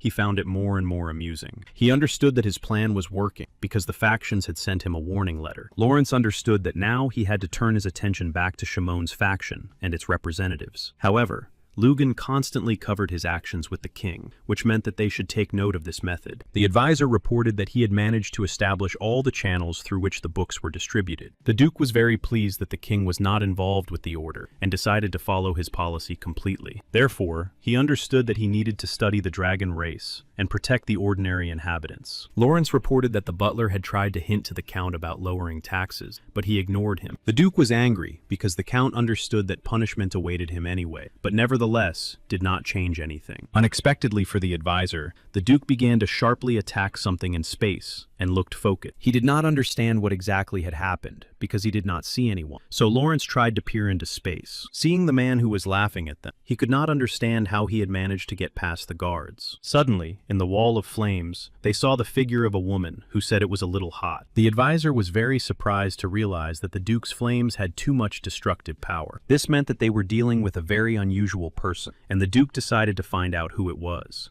The woman said that she was the owner of the potion he had stolen from her, and therefore he must bow down before her and beg for forgiveness. The Duke could not understand who exactly was standing before him, so he asked her to say again who she was. He understood that he was on his own territory, which was completely protected, so he could not consider himself a thief. The woman began to activate her powers because she believed that they had broken some rules and behaved rudely. Ethan watched her actions closely to understand what she wanted and why she was so angry. The woman activated her powers and showed him a flask in her hands, inside which was a purple liquid. The Duke immediately realized that it was a special potion that had enabled them to defeat the dragons in their past life. He also remembered very well that the person who had invented this medicine in their past life was a master craftsman. Therefore, he realized that most likely standing before him now was the very same Ilya Fistcraft who had been living the life of a recluse. She said that she had invented this medicine after 10 years of continuous work and did not believe that he could have replicated it without mistakes. Therefore, she was completely convinced that this young gentleman had somehow managed to steal the recipe for her potion. The Duke stood and listened attentively, but could not understand where she had come from and how she had managed to get past the guards. He understood that most likely the story could have changed, as it had happened with his current advisor. Therefore, he decided to check the information first and said that for such absurd accusations, she should at least introduce herself. The master craftsman was confused and did not understand what the Duke meant when he asked her to introduce herself in her true form. He asked her not to underestimate the Arden family because he would not fall for such tricks and wanted to see her true face. The master craftsman immediately activated her magic and admitted that the Duke's gaze was indeed unusual. The advisor was a little frightened and did not understand what was happening here, but decided to continue observing. The girl's body began to transform completely, and her appearance began to change into that of a young girl. The advisor and the Duke were a little surprised, because now there was a very beautiful girl in front of them. After completing her transformation, the master craftsman began to laugh and said that it would be an honor for them. And yet she asked for an answer to her question, because she admitted that she no longer had any patience. The Duke smiled because before him was indeed the very girl who had helped him in his past life. He understood that he could not miss this chance. Standing before him was a hermit magician who possessed enormous potential and knowledge. It was the perfect option at the present time, and in the circumstances of the events that were taking place. Ilian was furious and did not understand why the Duke stood there silently, because she also did not have much patience.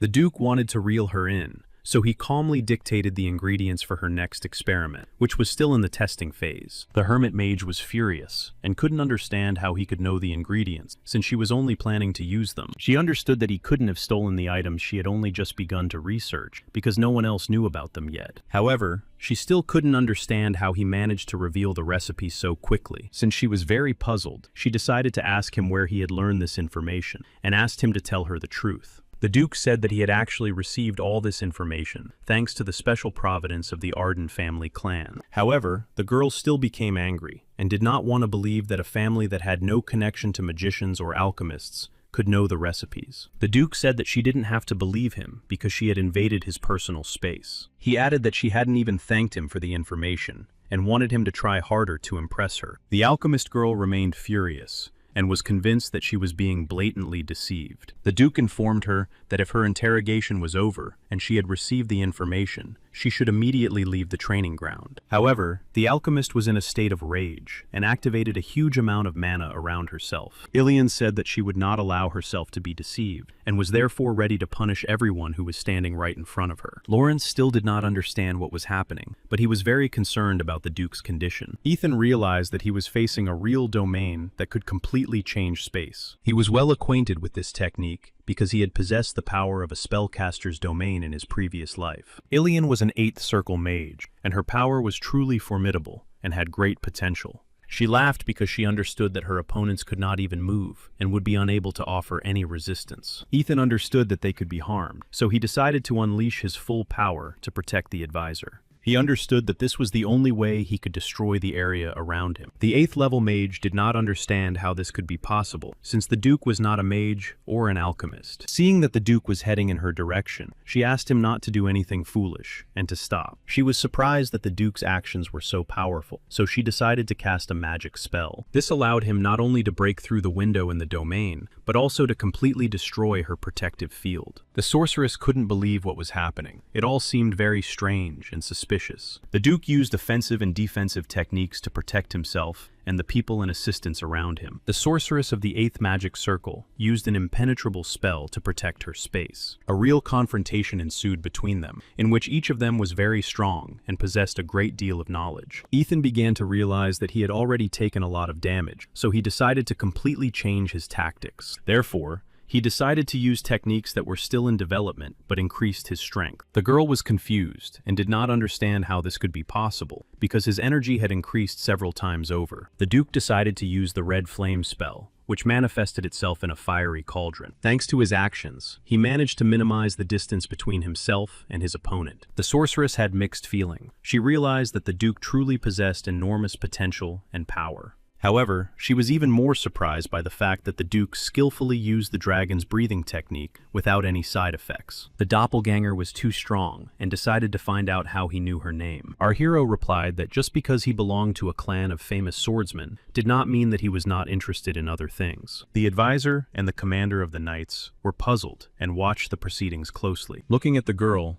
he said that he was ready to provide some answers, and asked her not to destroy everything that had been built. The advisor did not understand how to deal with the attack on the estate, but the Duke said that they would simply forgive the girl for everything. Before he left, he asked the sorceress to clean up everything she had destroyed and restore the walls. He himself was very worried, because his physical condition had deteriorated slightly, and he needed to rest a little. On the other hand, he understood that without using the dragon's breathing technique, he would not have been able to win. However, When the Duke and Lawrence were about to leave, the sorceress suddenly stopped them because she wanted to talk. She said she was ready to help them fight all the factions that had behaved badly. The advisor understood that this was a wonderful offer, but to his surprise, Ethan said he did not need her help. Seeing the questions on her face, he repeated that they did not need her help, because his own strength was enough. The girl was amazed because she was a very powerful archmage of the 8th magic circle and could provide assistance. The Duke reminded her that despite all her listed virtues, she still could not defeat him. Then she offered to provide him with services to improve magical items, because she had no equal among the masters. She already imagined how she would pretend to constantly want to help him, while actually extracting all the information that bothered her so much. The hermit mage understood that she possessed a vast amount of knowledge in the fields of magic and alchemy. The Duke agreed to her terms, but said that first he wanted to test whether he needed her abilities. Then he turned to his advisor and asked him to prepare a private room for the girl. Lawrence accompanied Miss Ilian to her room and told her that she could settle in comfortably because it was now her private quarters. He also said that if she needed anything, she could always turn to him and he would try to take care of it quickly. The sorceress cast a spell on the interspatial pocket and all the shelves began to fill with bottles. The girl calmly filled the entire space with her personal items from the interspatial pocket. Carefully examining her new room, she announced that it was now suitable for living and conducting research. The advisor looked around in surprise and couldn't even imagine where all these things had been stored. Ilya said that she would like to get some information about the Duke's past and learn more about him. Lawrence said that he himself had only recently met the Duke, so he did not know as much about him as he would have liked. Therefore, he suggested that the girl meet with the lady who was the Duke's older sister. Ilya was very happy and decided to take on the appearance of an old woman again, so she asked to be taken there immediately. Lawrence decided to ask why the great sorceress had taken on the appearance of an elderly woman. She said that this way, she received more respect and attention because everyone thought she was old. The advisor said that these skills could be useful because they were trying not to inform their opponents. Therefore, he suggested that she stay in the guise of a young girl for a while because she could be recognized as an old woman. Lawrence was a little confused after the sorceress asked her why she was dressed as a man for the same reason. The sorceress said that she could easily determine whether the person in front of her was a woman or a man, so she had no doubts about her abilities. The Duchess was very happy to meet the sorceress because she was very young and traveling alone. She hugged her new friend and said that she would definitely look after her and make sure that everything went well. The sorceress tried to resist because she was actually very old and venerable. Then the sorceress understood why the advisor had asked her to stay in the form of a child, because he had simply deceived her. Meanwhile, at the request received in a letter from the Duke, the master weapon maker arrived to see him.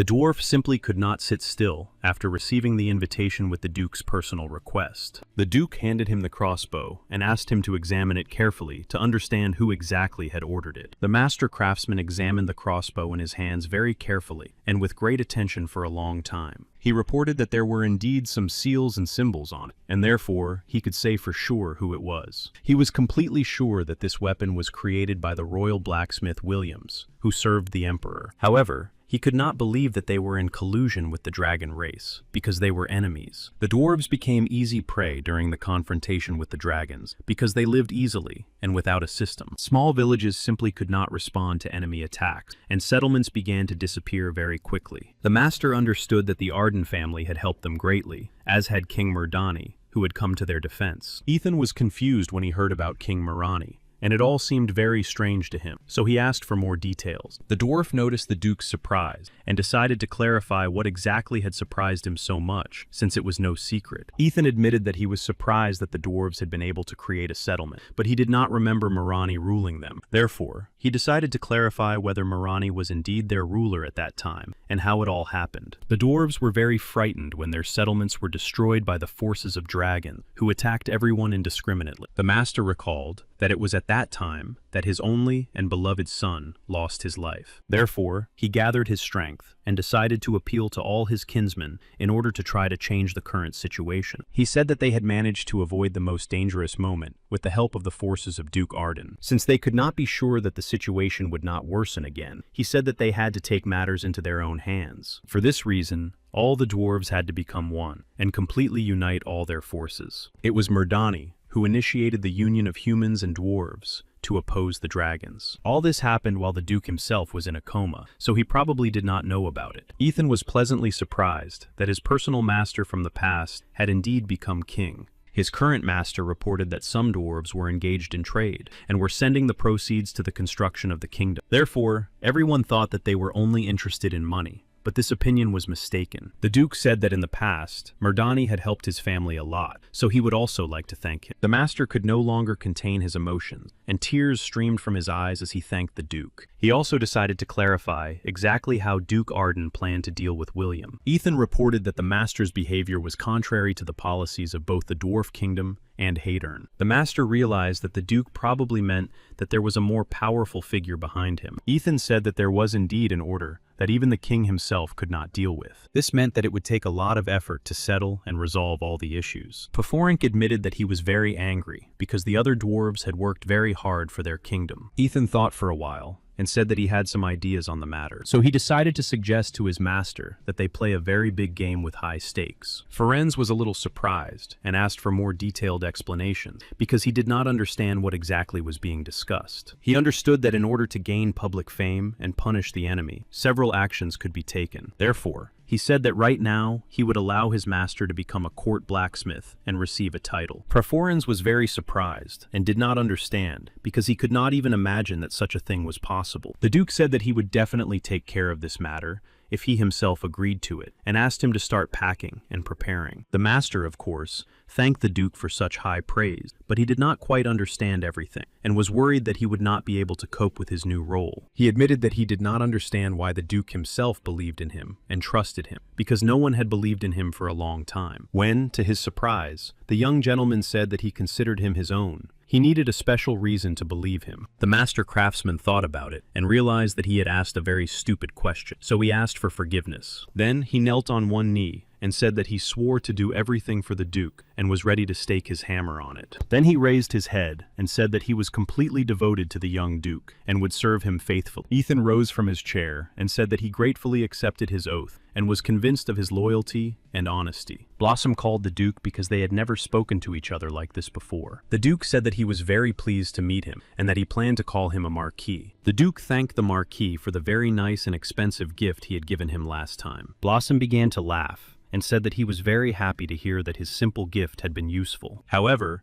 he understood that the Duke would not have contacted him just to thank him for the gift, and asked what exactly had happened. The Duke said that something was indeed troubling him, namely, that the court blacksmith was connected to the dragon race. The Marquis was confused, because this could indeed become a very serious problem for their plan. The Duke said that he wanted to make one craftsman the court blacksmith, because he was superior to the current one in some respects. Ilian returned to her room and said that now, she really had a reason to be useful to the Archduke. She understood that she had tried very hard over the past week and had managed to learn some of the Duke's secrets. Of course, she had gone through a lot of trouble because she had been under the Duchess's supervision all this time. However, now she had a chance to prove her worth and show off her skill. When all the Duke's assistants were gathered, he said he was glad to welcome them and was ready to begin the discussion. Then, he opened a large box and said that he had received a gift from the Marquis, from which he wanted to make an artifact. Those present carefully examined the items, because they were real military uniforms. The sorceress and the master understood that this was possible because artifact alchemy existed. However, the master was slightly confused because he understood that they would need a great deal of power. Carefully examining all the items, he realized that they were made of a very artificial material that was very durable. He understood that his powers would be sufficient to imbue these items with a magical chain, but a skilled and experienced mage would be required. Ilian did not understand why the master looked at her that way, because she was the very high-level mage. She also said that she was not going to be his assistant, but on the contrary,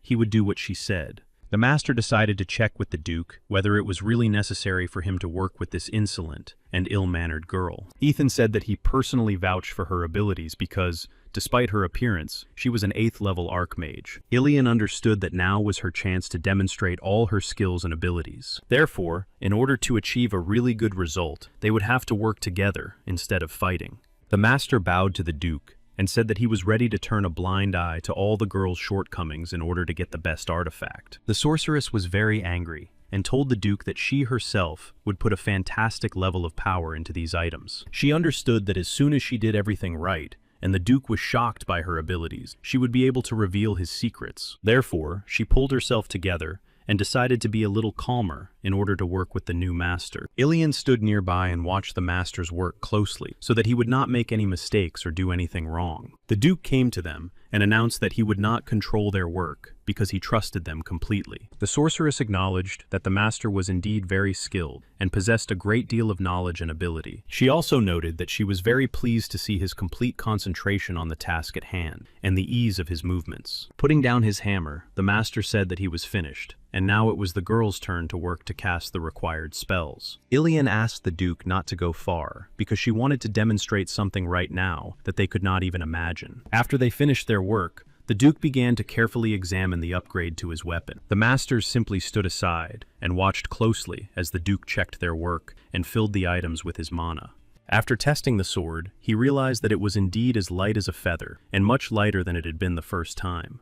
The craftsman and the sorceress decided to ask him how much he liked their joint work. Ilian noted that she had not cast a single spell on this weapon, which is why it possessed such destructive power. In addition to lightness, she also added a spell of purity repair and magical enhancement functions. At the same time, she added magic to the gloves, knee pads, and protective covers to improve their armor capabilities. The Duke carefully examined the items, realizing that they had turned out even better than he could have imagined. The sorceress said that if the master had greater abilities, she could improve the work and make it even better. The Duke did not want to lose control over the sorceress, so he simply coughed and asked if that was really all she was capable of. The sorceress began to worry a little and said that she was ready to demonstrate real magic to him right now. After thinking for a moment, the sorceress asked the Duke to put his fiery mana into all the items at once and concentrated in certain places. Then she began to activate her magical protective field to show him the power of the weapon. Ethan found this test very interesting and agreed to try everything to see the new possibilities for himself. So he immediately began to put all his fiery mana directly into the sword and protective equipment. The dwarf was surprised because not long ago, the Duke had demonstrated less internal power than he did now. However, the Duke noticed that nothing was happening around him, which seemed strange to him. Ilian asked him to use the same type of energy he had used during his confrontation with her. Ethan immediately understood what she wanted from him, so he decided to try using Black Flame. He began to activate the secret technique of the Arden clan in the form of an 8th ring of concentrated energy. At the same time, he decided to use Dragon's Breath to obtain Black Flame and strengthen it. Despite the protection, the workshop was completely destroyed,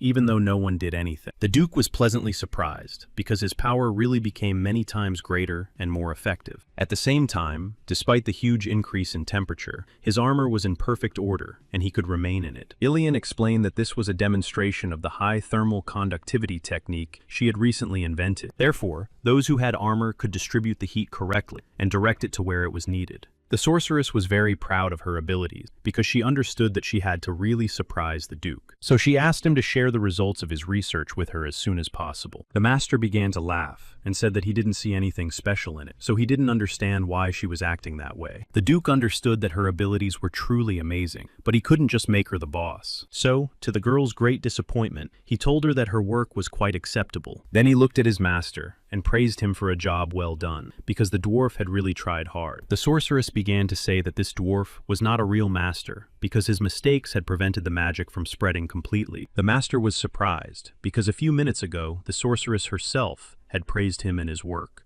The Duke informed the sorceress that he was ready to accept her into the team and grant her a certain status and title. He also said that he was ready to tell her about the conduct of Arden if she agreed to cooperate with him. Ilian happily agreed, but only on the condition that he keep his promise in the near future. The advisor informed the young lord that the master had indeed arrived in the capital with a letter and had gone to a Senate meeting. He also reported that, as directed by the king, they had completed all preparations anonymously. The Duke was very pleased because he understood that most likely all the preparations had been completed. Manhurten reported that all the knights had successfully completed their training and were fully prepared to carry out orders. He also reported that all 40 knights of the Order of Arden had undergone excellent training and demonstrated good results. The Duke was very pleased because all the preparations had indeed been successful, and he was ready to launch the offensive. One of the counties was very puzzled and did not understand what exactly the gathering of knights was about. The guard on duty reported that a team of Arden knights was heading towards them from the north. Duke Ethan was completely focused because he understood that he was now taking the next important step. Viscount Latoun was not ready for this, especially when the guards reported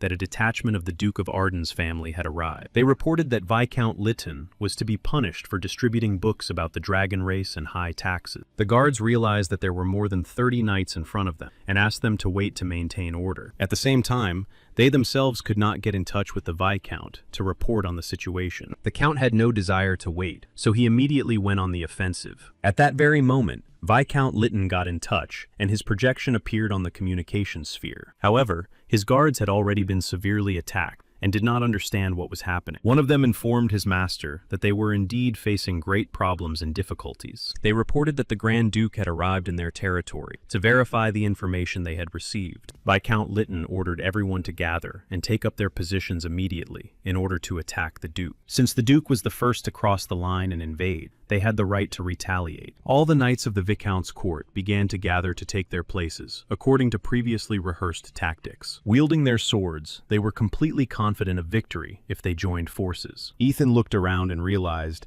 that no evil emanated from them, which meant that they were only acting on orders. Therefore, he decided to use a quick technique to lower their spirits and activated 8 inner rings. The defenders were very confused and did not understand what it was and why it was so powerful. They all stopped and watched closely because they didn't know how to react in such a situation. The commander of the knights was very surprised because he realized that their opponent had used the sphere spell. For this reason, he bowed his head because he understood that he could not take part in this event. The Duke calmly continued on his way because the knights were only the first stage of his journey. The knights who were in other positions did not understand at all what could have happened in the area of the tower. The 5-star knight did not understand how he could have fallen under the influence of the sphere because it was all very strange. Therefore, he gathered his courage and tried to attack the Duke to prove his title as the best knight. Ethan did not plan to waste his strength on him, so he decided to prevent his attacks with his hand. The enemy knight's sword began to crumble, and he did not understand how this could be possible. Ethan decided to put his opponent to sleep with a spell because he did not plan to take his life. After that, he announced that he had not come to them, but to the one who had violated the terms of the vassal agreement, so he asked them to let him pass. Therefore, as the true owner of these lands, he ordered them to open the gates immediately. Count Shimon received information about what was happening and was slightly confused. Viscount Lytton shouted that Duke Ethan had already passed through the western part of his territory and would soon reach him. He also said that the Duke had easily knocked down his commander of knights, who had 5 stars. Count Shimon himself was very shocked and asked him to tell him in more detail what had really happened. He reported that he had seen through a crystal ball how the Duke had flown in from above, but then the connection was lost. Angry and shouting, he said that no second-level knight could make such a high jump. Count Shimon was very confused and did not understand how such a thing could be possible. On the other hand, he understood that the information about the Duke's low mana level was reliable, so he asked what would happen next. The Viscount reported that Ethan had arrived to resolve tax issues and punish him for distributing the book. Shimon said he would send help and asked him to hold out as long as possible. When his interlocutor hung up,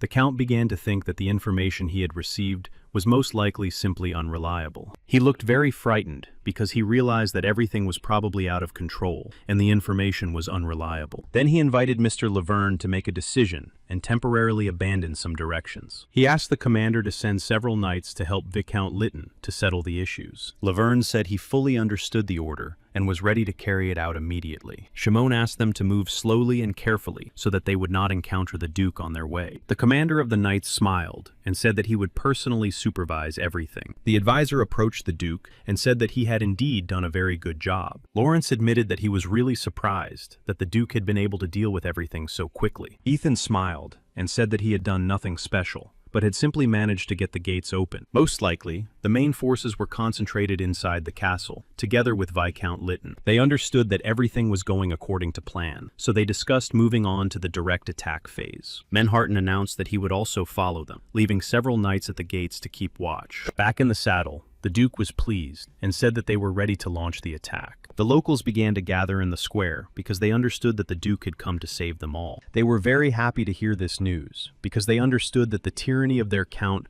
could finally come to an end. Some of them were very surprised, but they understood that most likely they would begin a better life, like in the county of Karagas. The residents said that they really did not want to participate in all this anymore, and wanted to start eating and living, not just surviving. The young people among the residents said that they wanted to go and help the Duke in his offensive. The Duke also came to the square, and was surprised that so many civilians had gathered in such a short time. He was very pleased to see that the news was spreading very quickly, even though he had done nothing to make it happen. Suddenly, the speaker who had been talking to the locals turned his attention to the Duke. He immediately introduced him to the crowd and his fellow villagers, then invited the Duke to come up on stage. The civilians immediately turned around and began to greet the Duke, because they were happy to see him and believed that he could save them. Everyone looked closely at the Duke and his advisor and could not believe their luck that he had come to them. They said that the city used to be a real paradise, but after the confrontation with the dragon, the vassals did not follow the king's decree. For this reason, the Duke announced that he had come to them to end their suffering and torment. He announced that he would take control of the city himself, and asked his knights to draw their swords as proof. The peaceful residents were delighted, and everyone began to rejoice and praise the Duke, saying that they were also ready to help him.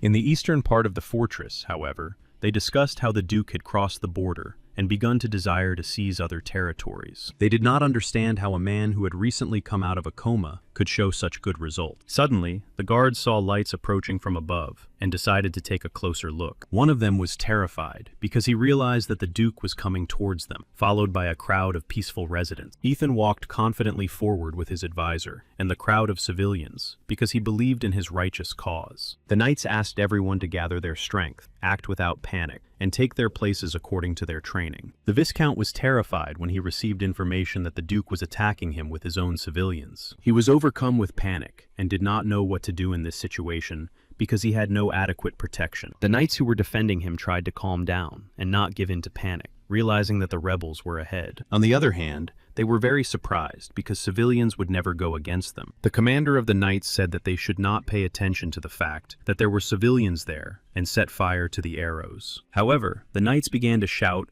that they could not do this because their families were among the people. The commander of the knights was furious and said that if they did not start acting, he would take their lives himself. Ethan began to feel aggressive because such behavior was simply unacceptable for the commander of the knights.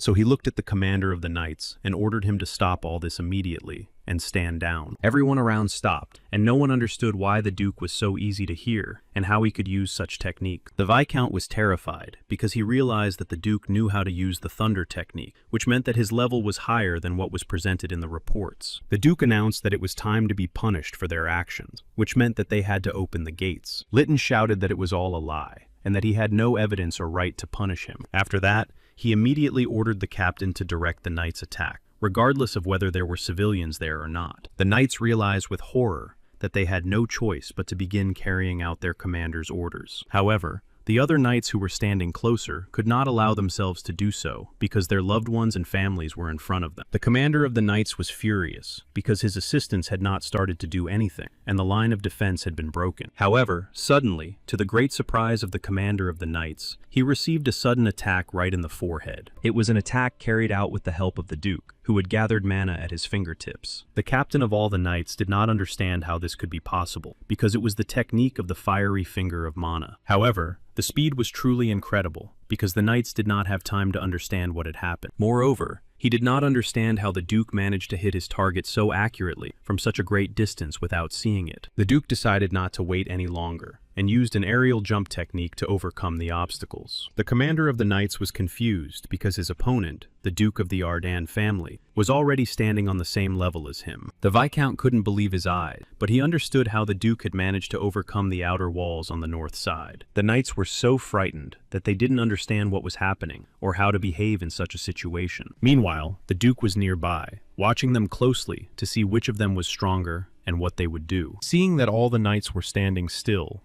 and did not plan to do anything, he simply pointed his sword at the Count. Viscount Lytton was very frightened and did not understand how all this had happened and why the commander of the knights had not defended him. The Duke activated a fiery flame around himself and said that he regretted that the Count had not surrendered himself. For this reason, the Count had to simply forget about his leniency and take the life of Viscount Lytton for violating the treaty. After that, the Duke raised his sword and demonstrated his fiery red flame, which was to be the punishment. The commander of the knights was also very surprised, because the enemy's flames on the sword were red and not black. However, Looking closely at the flow of mana and the flames, he realized that he had a chance to win. For this reason, he activated his mana flows and said that he was ready to attack the enemy again. He immediately went into attack mode, and his two assistants helped him surround the Duke and prevent him from attacking their master. So they decisively chose to attack from 4 sides at once. The Duke was surprised that they had decided to take such a step again, but for him,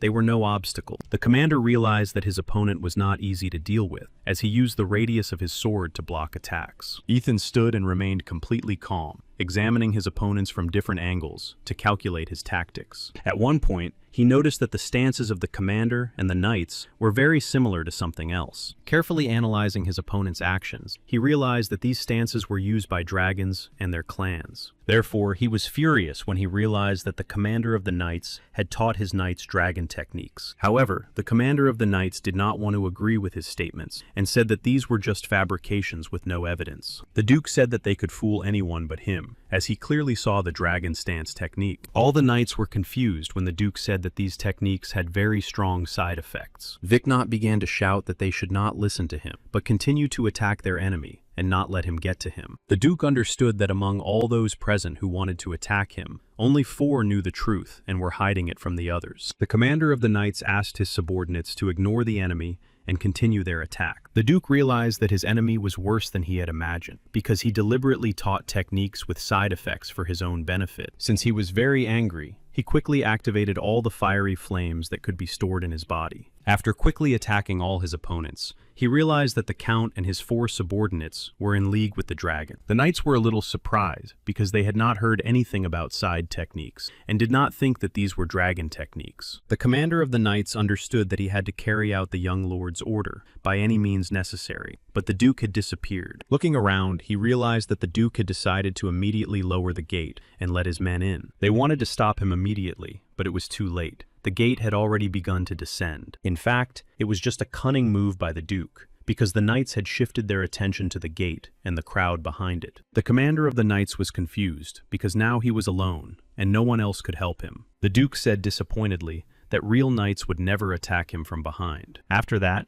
he cut the chains, and the bridge immediately fell down, allowing all the residents to gain access inside. He opened the gate, and all the knights immediately rushed forward because they wanted to help him. They wanted to prove their loyalty and help the Duke with his plans, so they rapidly advanced through the territory of Viscount Lytton. The Viscount was very frightened. He understood that he would not be able to cope with such a large number of people and knights. He ordered his knights to deal with the knights and everyone else to deal with the civilians. He asked everyone to hold on no matter what, because he was sure he could stop the Duke. He was so absorbed that he did not even notice when the Duke launched his first attack and was already standing right next to him. The Viscount's commander was thrown several meters to the side and did not understand what had happened. He understood that the forces were completely unequal, but he had no choice but to stand his ground. He was even more embarrassed by the fact that he was a 6th-ranked knight and could not cope with a 2nd-ranked knight. At the same time, the Count was very frightened, because he realized that they had all been deliberately misinformed, and that the Duke possessed enormous power. Manhurten actively directed his subordinates in order to properly assist the Duke. Meanwhile, the master weaponsmith and toolmaker went to Baron Blossom to introduce himself. Marquis Bossum and his son Jeremy were very pleased to meet the best blacksmith recommended by the Duke. They asked him to wait outside because they had a lot to prepare for the upcoming negotiations. Approaching the magical portal, the Marquis warned that they might feel dizzy, but there was no other way to get there. Passing through the portal, they did indeed experience some discomfort because the process was not easy. The master craftsman was very confused because he did not understand where exactly they were. Boss informed him that they had arrived in the capital of the Hydern Empire, namely the city of Perantium. Right now, he had to undergo an initiation ceremony in the forge at the imperial court and become an imperial-level blacksmith. Viscount Lytton was very frightened and understood that no one could protect him, which meant that the same fate awaited him as Karagasa. The commander of the knights did not give up and diligently applied the 10th technique of sword art. Ethan understood that this time his opponent was indeed very skilled, but still not that strong. With his sword, he was able to easily block his opponent's attacks and did not suffer any damage. After that, he activated the fire wave again because he understood that it would increase his chances of victory. The 6th-ranked commander of the knights was completely confident in the speed of his attacks, so he did not plan to give up. Ethan decided to show him the true attack of the Arden family in order to end the confrontation more quickly. Unlocking the 8th ring of mana, he immediately launched an attack that contained solar energy. The commander of the knights understood that such an attack was too powerful, and he would not be able to cope with it. Everyone present turned around because they felt a powerful wave of mana. The opposing and allied knights stopped their actions because they were in a state of confusion. Duke Ethan was victorious, and all the rooms and spaces were simply destroyed. After that, he ordered the Viscount to come out and prove that he himself was a knight, and not hiding behind the backs of his subordinates. The Viscount asked his opponent to be quiet, because he had done nothing wrong, and therefore did not want to come out. Ethan said that such a pathetic coward simply did not deserve to hold the position of an aristocrat. The Duke again used the air jump technique to quickly teleport to Viscount Latoon. The Count was very frightened, and trembled with fear, because he did not understand what to do next. Ethan looked him straight in the eye and said that he should be very ashamed of his actions. Then he lightly attacked his opponent because he knew he didn't have the strength to fight back. The Duke knew that cowardly rulers like this only hid behind their knights. Then he stood on the balcony and told everyone below that Latoon had fallen. At that moment, everyone was simply obliged to lay down their weapons, surrender, and follow further instruction. Manhurten ordered all the knights to lay down their weapons and approach him for registration and accounting. The knights and the Count's subordinates were confused, but understood that they no longer had any other choice. Ethan announced that from that moment on, the Viscountcy would be under the complete control of the Arden family's duchy. The peaceful residents were very happy because they knew that the people of Karagus had begun to live much better lives. Everyone was very pleased that the Arden family was diligently restoring its authority. Meanwhile, Count Shimon received news from those who had been sent to help the Viscount. They reported that Viscount Lytton had completely fallen, and that control of the territory had now passed into the hands of the Duke. Shimon was very surprised and asked if this information had been confirmed. He did not understand how it was possible to capture such a large territory in just 2 days. They reported that, based on the report, they understood that all the gates had been opened by the Duke himself from the inside. Shimon said that he would listen to a more detailed report later because he had business to attend to at the moment. The Count understood that Latoon had a 6th level knight and several 5th level knights, and the Duke had dealt with them on his own. He simply could not believe that the Duke could have improved his abilities so much 6 months after waking up from a coma. He asked the captain to consider whether the 1st Division could defeat such a strong man. The 1st Division was a secret weapon because they had studied all the techniques of dragons. The captain reported that there were knights in his team who had reached the 7th level, so they could easily win. Besides, there were 12 of them, and according to his calculations, only 2 knights would be enough to win. Shimon thought for a moment and decided that they would still take advantage of the Duke's actions a little, so he asked to convey the news to the butler that they should temporarily reduce taxes and stop supplying books. He also asked to convey this information to the factions and collateral families, but not to allow the information to leak to the 2nd faction of Lugon. The captain of the secret divisions agreed and said that everything would be done in the best possible way, as always. Meanwhile, the Duke carefully studied all the information his employees had found in the Viscount's offices. The advisor reported that thanks to the expansion of the territory, there were more and more hands and people helping them. He understood that in such a short period of time, they had managed to regain most of the land, which was simply an amazing result. Lawrence suggested that it was necessary to capture another territory in order to divide them into 3 equal parts. Such a tactic could be useful to him in order to really improve his tactical directions. The advisor understood that Lugon believed they were in cahoots with another faction, which meant he would not be able to act rashly. Ethan had a different view and thought that they all believed he was acting solely out of desperate rage. He understood that in reality, they simply could not do anything, as they were preoccupied with other matters and busy with their factions. The advisor said that he would do everything possible to ensure that the representatives of the faction thought this way until the ceremony of enlightenment. Meanwhile, the commanders and knights carefully studied the reports they had received. They carefully studied the area where tomorrow's tax collection would take place to understand how to behave there and what to prepare for. However, unexpectedly, a strong wind began to blow in the Count's office, and there was a distinct feeling that someone else was there with them. Looking around, they realized that a sphere of dark energy was beginning to appear not far from them. A man in dark clothes appeared before them and said that he had deliberately revealed himself before arriving. The commander of the knights was a little frightened and did not understand who exactly dared to come to the count's office. The mage just spread his arms and said that he had revealed himself in advance so that they would understand that he was coming. The commander still did not understand who exactly had come to them and why at such a late hour. The Viscount asked his assistant to stop because he did not sense the magician, even though he was a 5th-level knight. However, despite his order, the commander of the knights continued to move toward the unknown man. The mage just smiled and activated a huge field filled with dark energy around himself. The count immediately realized that this was a secret technique of territory coverage, which meant that the man was very powerful. The commander of the knights continued to ask who exactly had come to them and what he wanted from them. The mage asked everyone to calm down because he had come to negotiate, as he wanted to learn the duke's secret. Those present did not understand what this could mean, because they had no connection to the duke. The mage looked closely at the count, showed him a huge sphere filled with energy, and asked him if he wanted to become stronger. The viscount told the duke what had happened, and that the magician's power was much greater and stronger. For this reason,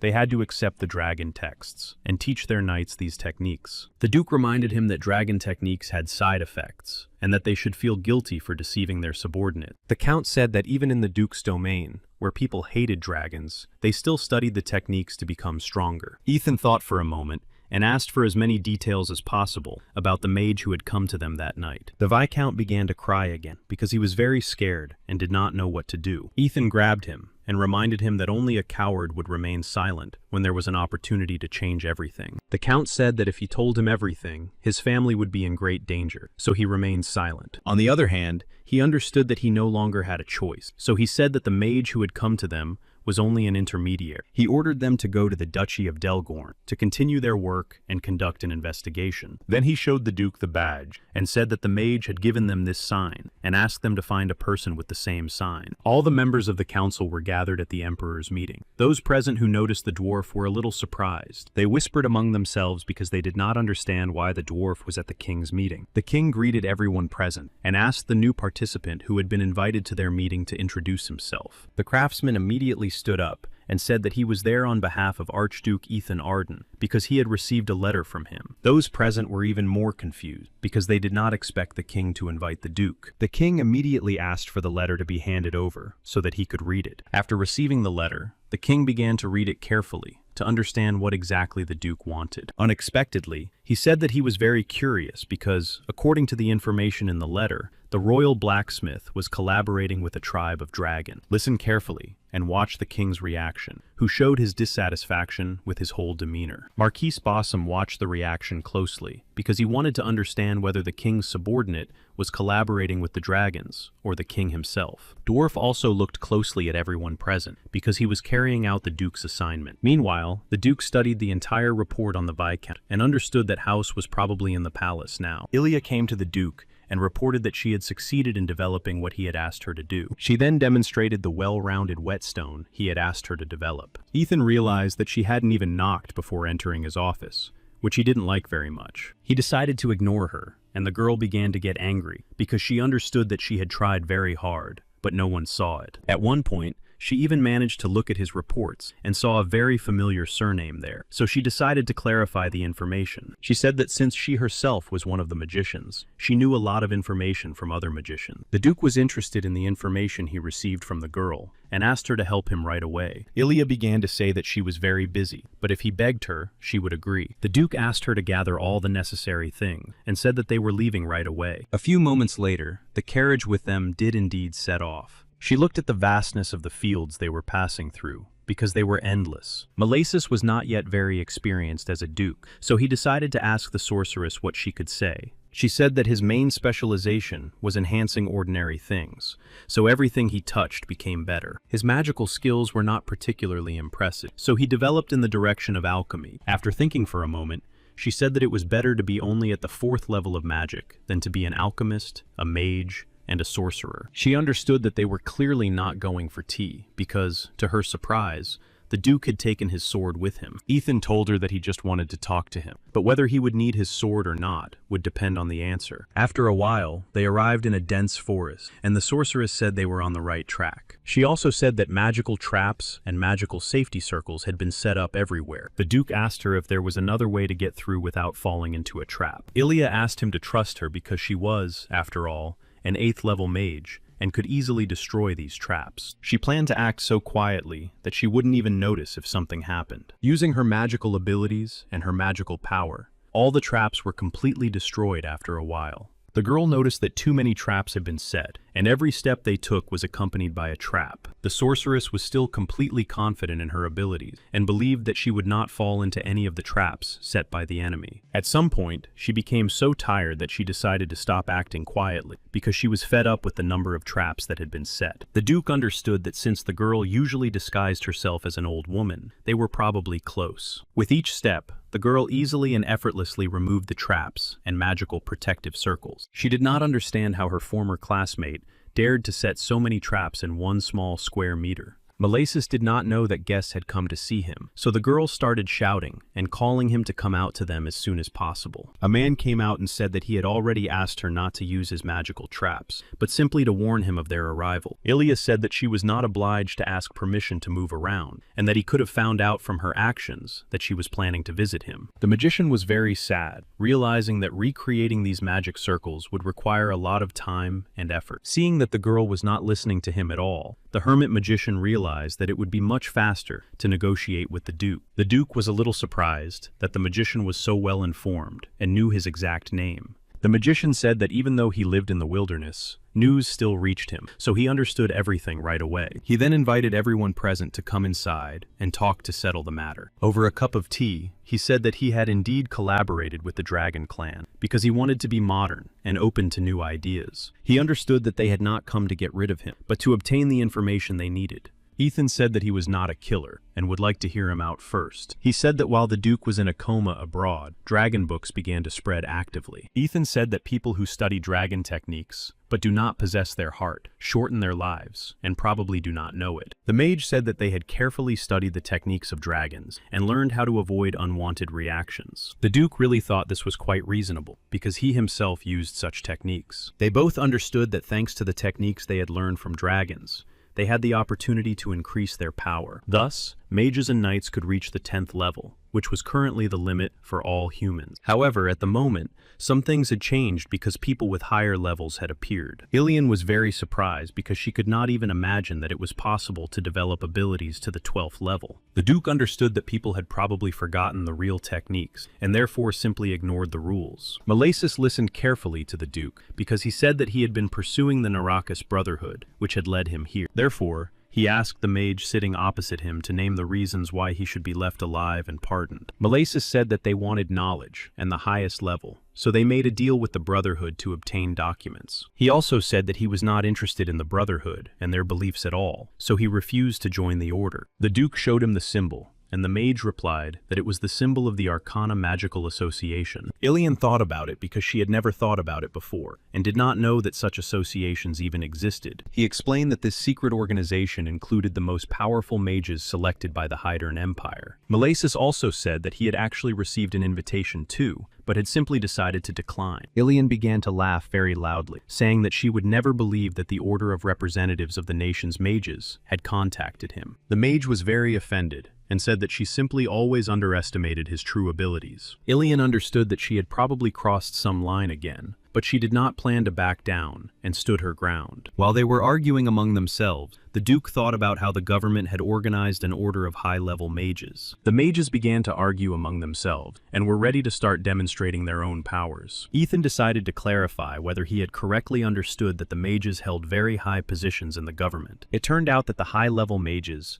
were either members of the Brotherhood or received a large amount of information from them. The Duke realized that all this had been done in order to ultimately sell the palace to the dragons. Or perhaps it had already happened, and no one had yet guessed what was really going on. The Duke understood that most likely the king himself was the dragon who could change his appearance. Ilian was told that when they were walking, one of the magic circles had a different aura, which meant that someone else knew they were there. She understood that the old man's fate was either to lose his life at the hands of the Order or at the hands of the Duke. For this reason, she suggested taking the old magician with them to save his life and make use of his knowledge. The Duke bowed his head and said that he had absolutely no reason to refuse. Ilian was very happy, realizing that now she could keep the old man on a short leash and control him for the rest of his life. The mage listened to their proposal and realized that he had absolutely no choice, so he immediately agreed. Suddenly, her backpack began to make very strange noises and behave strangely. Ilian handed the communication sphere to the Duke and informed him that Count Shimon wanted to contact him. The advisor reported that Count Shimon had indeed sent him an urgent message, so they were planning an invasion of ActionToon. Ethan immediately stood up from his seat and said that he had to leave immediately for his next assignment. Since it was time to move on, he suggested that they all go together and talk on the way. In ActionToon, the conquest of the territory had indeed begun, and the civilians were on the side of the Duke. Maherton asked all his knights to be vigilant and hold their positions in order to achieve victory. They understood that the commander of the enemy knights was too strong, but that should not be an obstacle for them. The commander of the knights was very surprised because they were stopped by only one man, Nerian. Nerian was a 6th rank knight, so his powers were truly very powerful. Manhwa understood that the enemy was already advancing and tried to hold his position, but he realized that he was powerless to do so. Nerian moved too quickly and realized that the Duke's knights were not worthy opponents at all, but just a bunch of rabble. He managed to get past all the knights and was already close to the commander of the knights, who had decided to invade the territory. Suddenly, he sensed a different aura and realized that there was an enemy behind him. The Duke said that he did not expect there to be such a strong knight in Vicomte who could recognize his attack. In addition, he noted that Nerian had left all his knights alive and had only deprived them of their ability to stand on their feet. The enemy said that he was not so arrogant, so he simply checked that he could surpass them without taking their lives. The Duke informed Mentionretin that he was a little late and would now take care of everything himself, leaving Viscount Itoon to him. Marion Portical, captain of the Viscount's knights, apologized for raising his sword against Archduke Arden. The Duke understood that this time he really had a very strong opponent who possessed great abilities. Nerian immediately launched his attacks because he had no desire to talk for long. The Duke noticed that his opponent had begun to move faster, which meant that he was deliberately hiding his strength. During the confrontation, he assessed his opponent's strength and realized that he was close to 7 stars. Nerian was very active, and his attacks were very powerful because he had practiced and trained a lot. It sometimes became very difficult for the Duke to block his attacks, so he began to think about changing his tactics. He noticed that the knight was very skilled in the basics of swordplay, and that his movements were precise. The knight also analyzed his opponent and realized that the Duke's mana was only close to the level comparable to the 4th star. Despite this, he still could not find an open spot to attack, which he found very strange. Ethan looked closely at his opponent and said he wanted to ask him something. Nerian decided to stop and looked at him in surprise because he did not understand what exactly he wanted to know. The Duke said that all the knights of the side branches used techniques stolen from dragons. The captain of the knights said that the basis of the technique was a healthy body, so he did not stoop to using dragon techniques. The Duke was really pleased to hear such a frank answer, after which he activated the 8th ring. Nerian was greatly surprised because he did not expect to see such a large and powerful field. For this reason,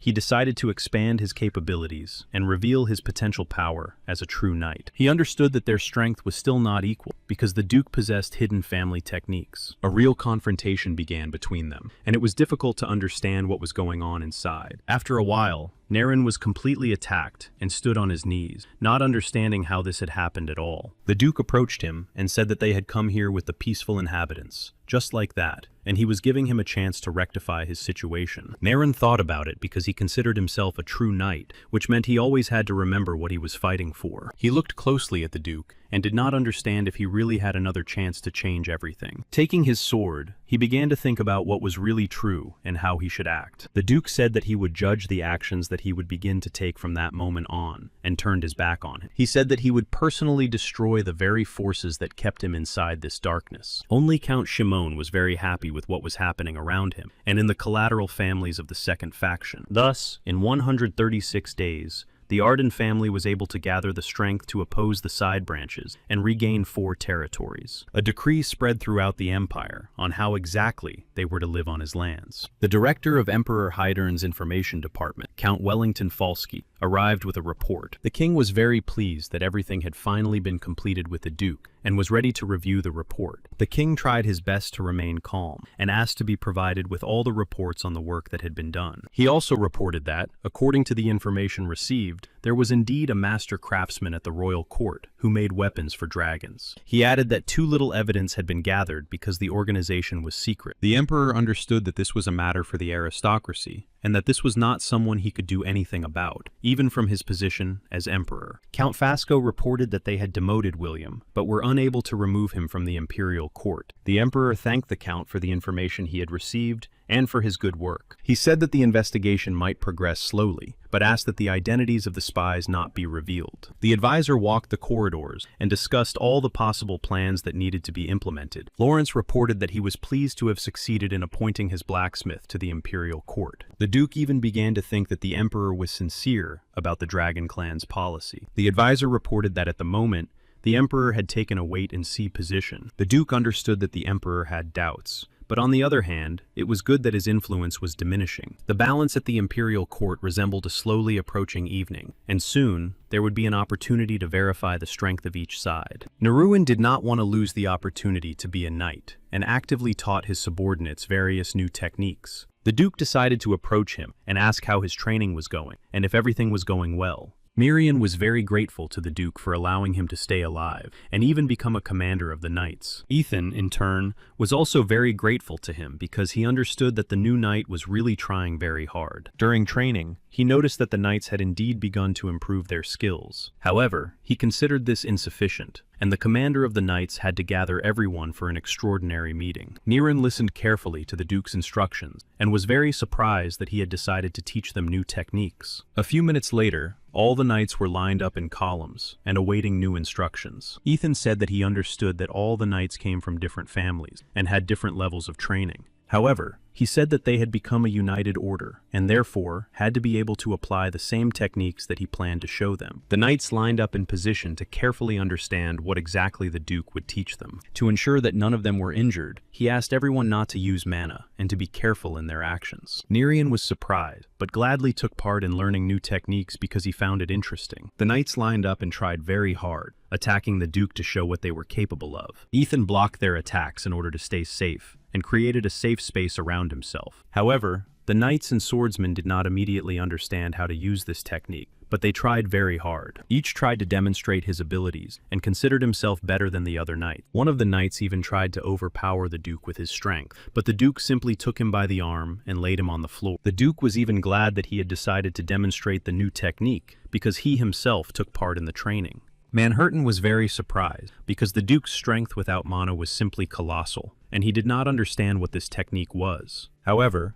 while he was distracted by his thoughts, the Duke easily slipped past him. Therefore, he simply did not have time to track his movement and location, and lost his balance. Nerian watched closely, because he was sure that they would be taught the techniques of the Arden family. This technique was completely different from the technique of his family, and he was not familiar with it. He could not understand what kind of sword style it was, and he began to be tormented by vague doubts. At one point, he even managed to land several attacks on the Duke, which was a great advantage for him. Seeing that the Duke was confused, he decided not to delay, and immediately tried to launch another attack. However, unexpectedly, he stopped immediately because he saw something very strange. He saw that behind every move the Duke made was the Dragon King, and this disturbed him. He couldn't understand why a man who had always opposed dragons was now using their techniques. However, he decided to return to this question later, and simply blocked all of the Duke's attacks. Ethan had no intention of stopping, and increased the number of his attacks with every passing minute. Nerian found it very unpleasant and strange that the Duke was using this particular technique. At some point, the Duke bent down and began to act in a different plane, not understanding what this technique was. After that,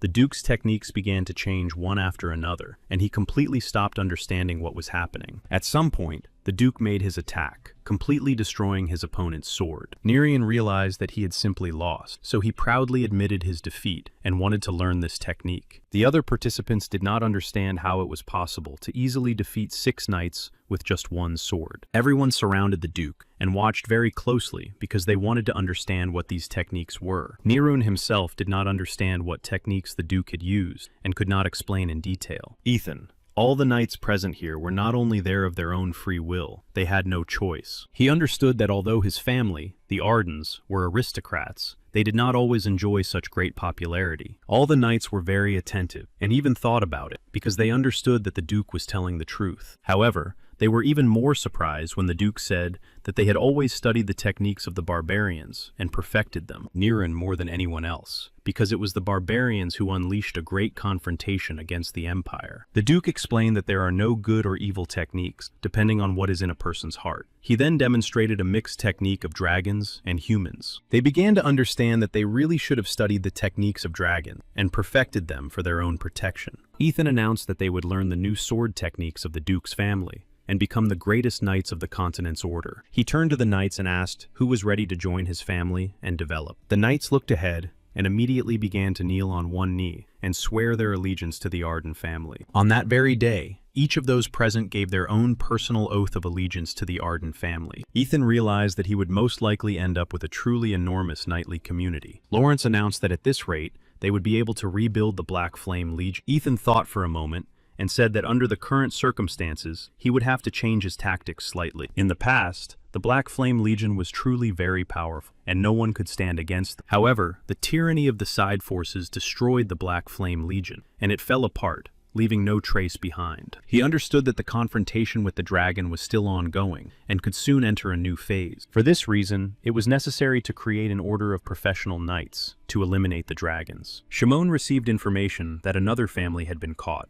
which made him very happy because his faction had strengthened its position. However, his thoughts were interrupted by the butler, who rushed into the office and said he had urgent news. Shimon did not understand what kind of urgent news could be so important that the butler had forgotten his manners. His informant reported that the Duke had sent a notice of participation in the Senate meeting. Shimon couldn't believe his ears, because this was not part of his plans at all. He then decided to call an urgent Senate meeting and asked to notify everyone else. Looking out the window, he realized that he had no choice but to act here and now. Myers continued to train actively, unaware of what was happening around him, while Shimon realized that he would have to speed things up. Ethan gathered all those who served him and announced that the time had indeed come. All the knights were very attentive and listened to their lord, who wanted them to develop. The Duke announced that he was declaring himself the leader of those who slay dragons and planned to overthrow the Senate. Everyone immediately began to catch on and talk about how the Horde family should become famous. Ethan believed in his bright future and understood that this was the true beginning. In the next Viscountcy, they passed on the information that the Duke was approaching their territory, and they wanted to report it. The residents were very surprised and could not believe that Duke Arden himself had decided to visit their territory. They began to beg him to free them because they were aware that he had already freed 4 fortresses. Ethan understood that most people already respected him and believed that he could become their liberator. At the extraordinary meeting of the Senate, not all seats were occupied, but they decided not to wait for anyone and to begin the discussion. However, the butler was confused and asked to immediately contact Viscount Raymond to resolve an urgent issue. The Viscount did not understand why he was only now being informed that the Duke was on his territory. The butler said he was prepared to accept punishment for neglecting his duties, but the situation required a solution. Count Shimon was very surprised and did not understand how the Duke had found out that the Senate meeting was to be held now. The other servants tried to stop the Archduke and told him that he had no right to come like this. Ethan did not even pay attention to them because he considered them unworthy of his attention. Entering the meeting room, he said he was glad to see all the members of the Senate and suggested they begin. Lugon couldn't take it anymore and started shouting that this completely contradicted all the laws that had been established earlier. Pointing at the Archduke, he said that only collateral families could participate in the Senate meeting. The Duke calmly placed 4 letters bearing the royal seal on the table and announced that he had received permission to attend the Senate meeting. Therefore, taking his seat, he announced that they could express all their objections regarding his person to the king. He then said that he would be straightforward and ordered Count Lugon to immediately cut taxes in half and ban the spread of fortune-telling. Lugon Hamilton was confused and did not understand what all this could mean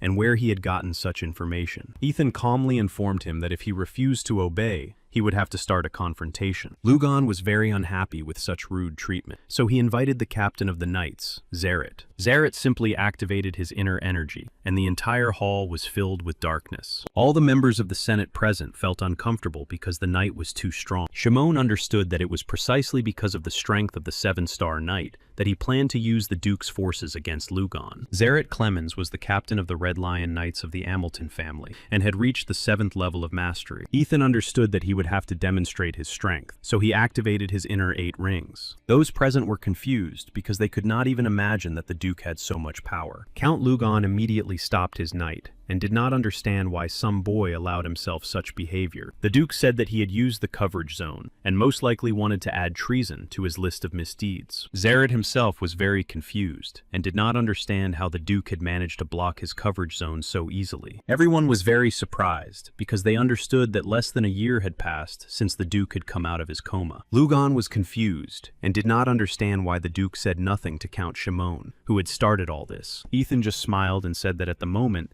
he had no questions for the representative of the other faction. Besides, Count Shimon had already fully accepted all his conditions on reducing taxes and banning the distribution of books about dragons. Lugan realized that his rival Shimon had done a tremendous amount of work behind his back and had not even informed him. Meanwhile, the knights of each family were on the street, waiting for their lords after the meeting. Suddenly, they noticed that their former acquaintance Nirun was among the Duke's knights. Fons Ledival was the vice-captain of the Red Lion Knights of the Count's family, and laughed at Naren and his new uniform. Nirun asked him to behave more restrainedly and politely, but von Ledival continued to laugh at him. Von laughed that the Dragon Extermination Squad was based solely on techniques learned from the dragons themselves. Nirun was surprised that the man who was laughing at him was the same man who had groveled at their feet in order to learn these very techniques. Fons was furious and did not understand how a knight of another class could allow himself to insult the Order of the Red Lion. Nirun was very surprised that such an uncontrollable person held such a high position. However, he could no longer tolerate it, especially when his opponent called him a traitor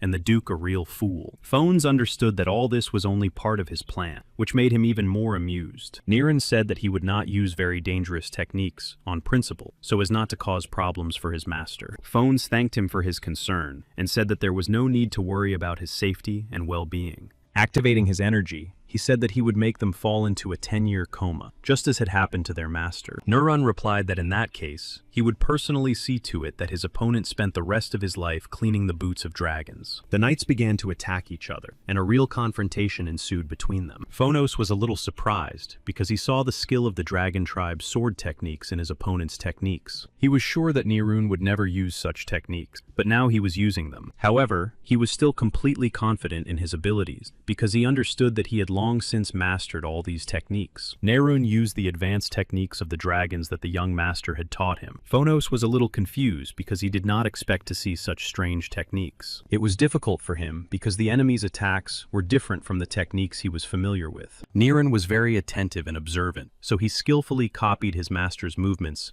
and put them into practice. Phonos did not understand what was happening, and everything seemed very strange to him. When the enemy grabbed his arm, he immediately threw his arm away, because he did not know how to behave in such a moment. Nirun did not want to change his decision, so he told his enemy that he would definitely pay for his insult. Phonos was really scared because his opponent was showing real bloodlust for the first time. At that moment, Nirun let go of his sword and attacked his opponent's face with his fist. The Duke didn't always notice that he was being watched the whole time with dark magic. Shimon understood that the Duke's level corresponded to the 6th level, and at the same time, the energy of the black flame was completely absent. They were a little surprised that at such a level of skill, the Duke could not use the power of the black flame at all. Count Shimon happily thought that most likely, the Count was simply unworthy of occupying the position of head of the family. Ethan, in turn, also used mana to analyze the level of everyone present. At the same time, he noticed that the senior knight was indeed at about the 7th level. Hiding his true power, he understood that his opponent was still rejoicing that they would be able to defeat him. Then Ethan turned to Count Lugan Hamilton and asked him if he was ready to obey his orders. The Count said he needed some time to think it over and asked for about 7 days. Ethan slammed his fist on the table and said he wasn't going to stand by for another week and watch him take the last of the peaceful citizens' money.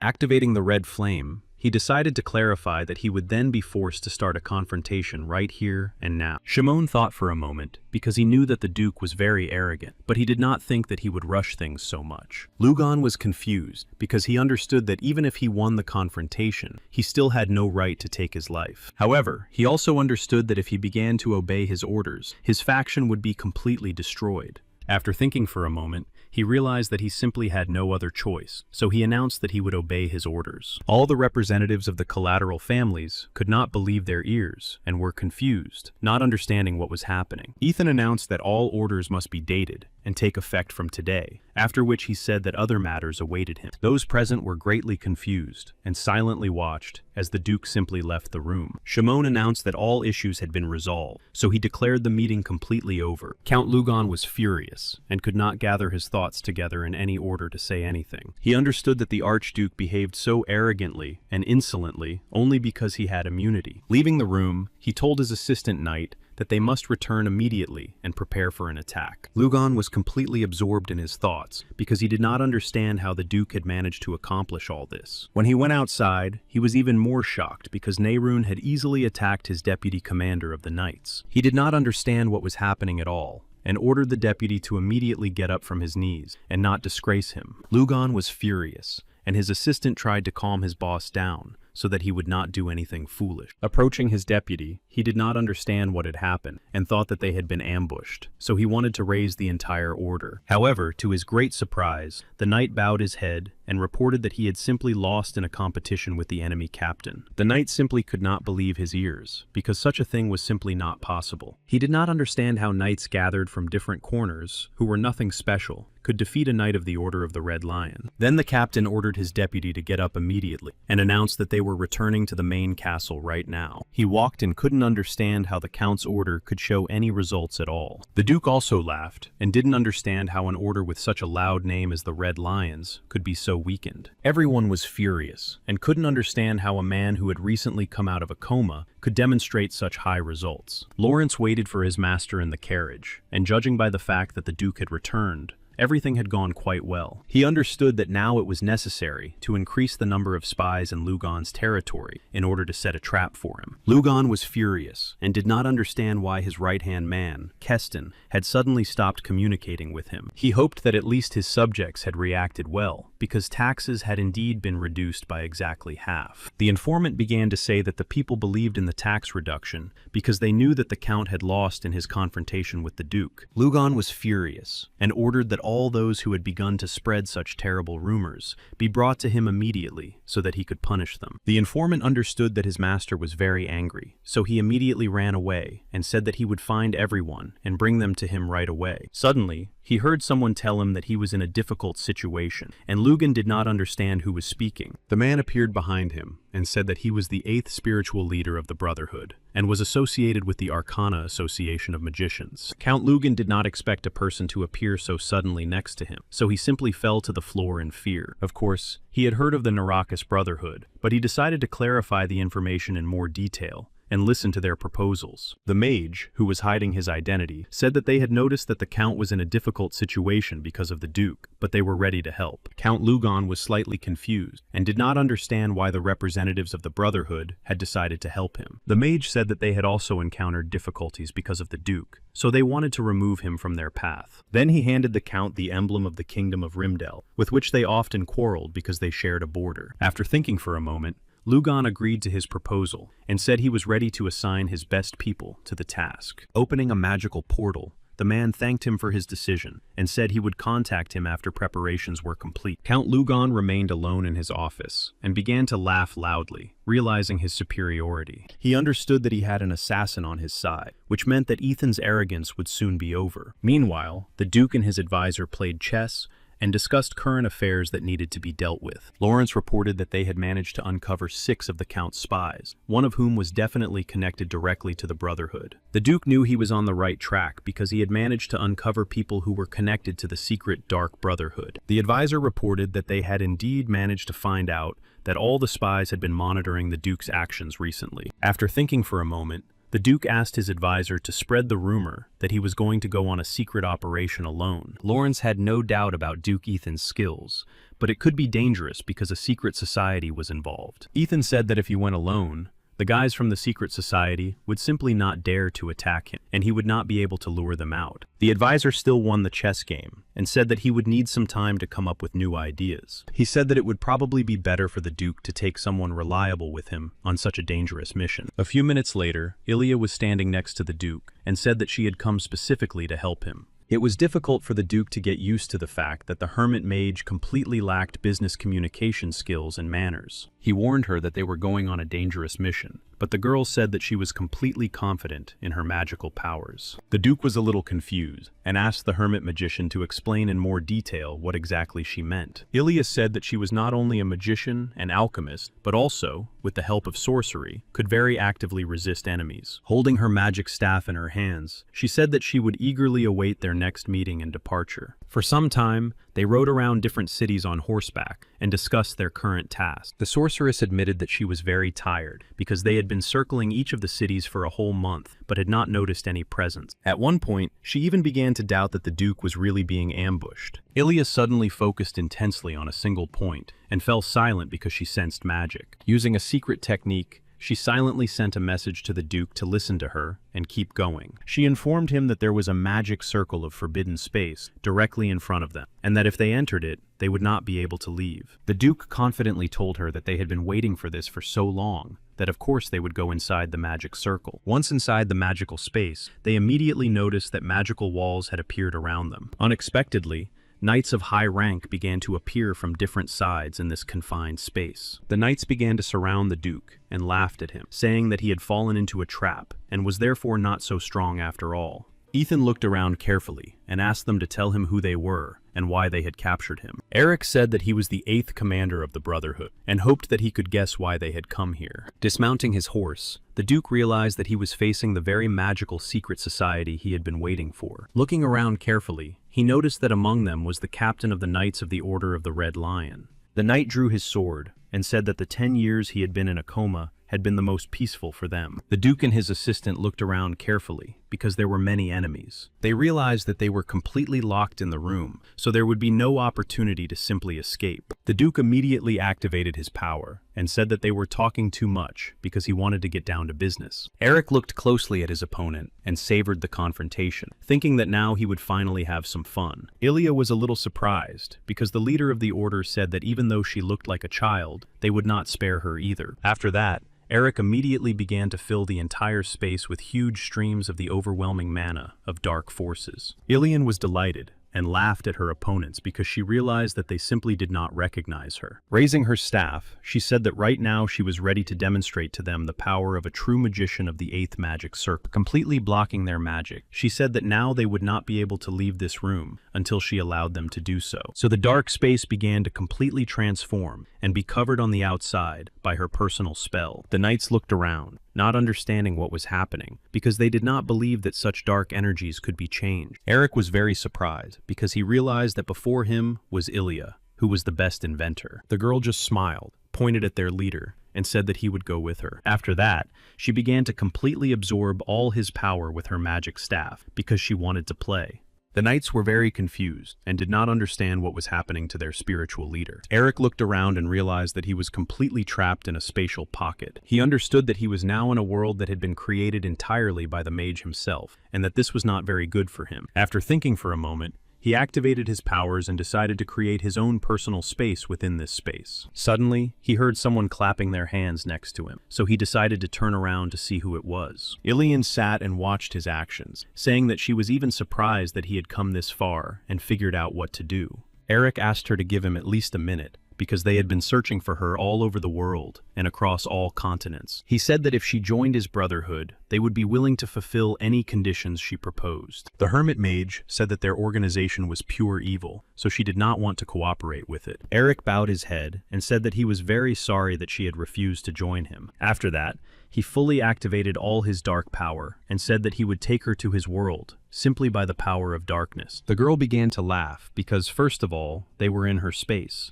and secondly, she was much stronger. Meanwhile, the remaining knights looked closely at the Duke and did not understand what to do. Ethan understood that the situation was difficult because he was surrounded by very strong opponents. Remembering his past, he realized that he was not afraid now, because this was not the Dragon King. Therefore, he was ready to resist and move forward, no matter what. Meanwhile, Ilian was actively attacking her opponent inside the spatial pocket. She found it very funny, because her opponent was just running around the field like a little rat. Eric understood that it would be very difficult for him to win, because he was facing a very powerful mage. Then he decided to ask his dragons for strength, and allowed them to enter his body and fill him with additional mana. The hermit mage was slightly confused, and did not understand what was happening. She watched in surprise, because she had not planned to see a dragon at all. Eric completely changed his appearance, and became like a symbiosis of a human and a dragon. At the same time, the power emanating from him began to increase several times over, and at some point, he even seemed frightening to her. The hermit mage girl watched closely to figure out what tactics to use. She thought what was happening was just amazing, because the enemy was able to increase his mana reserves. Eric was already above her,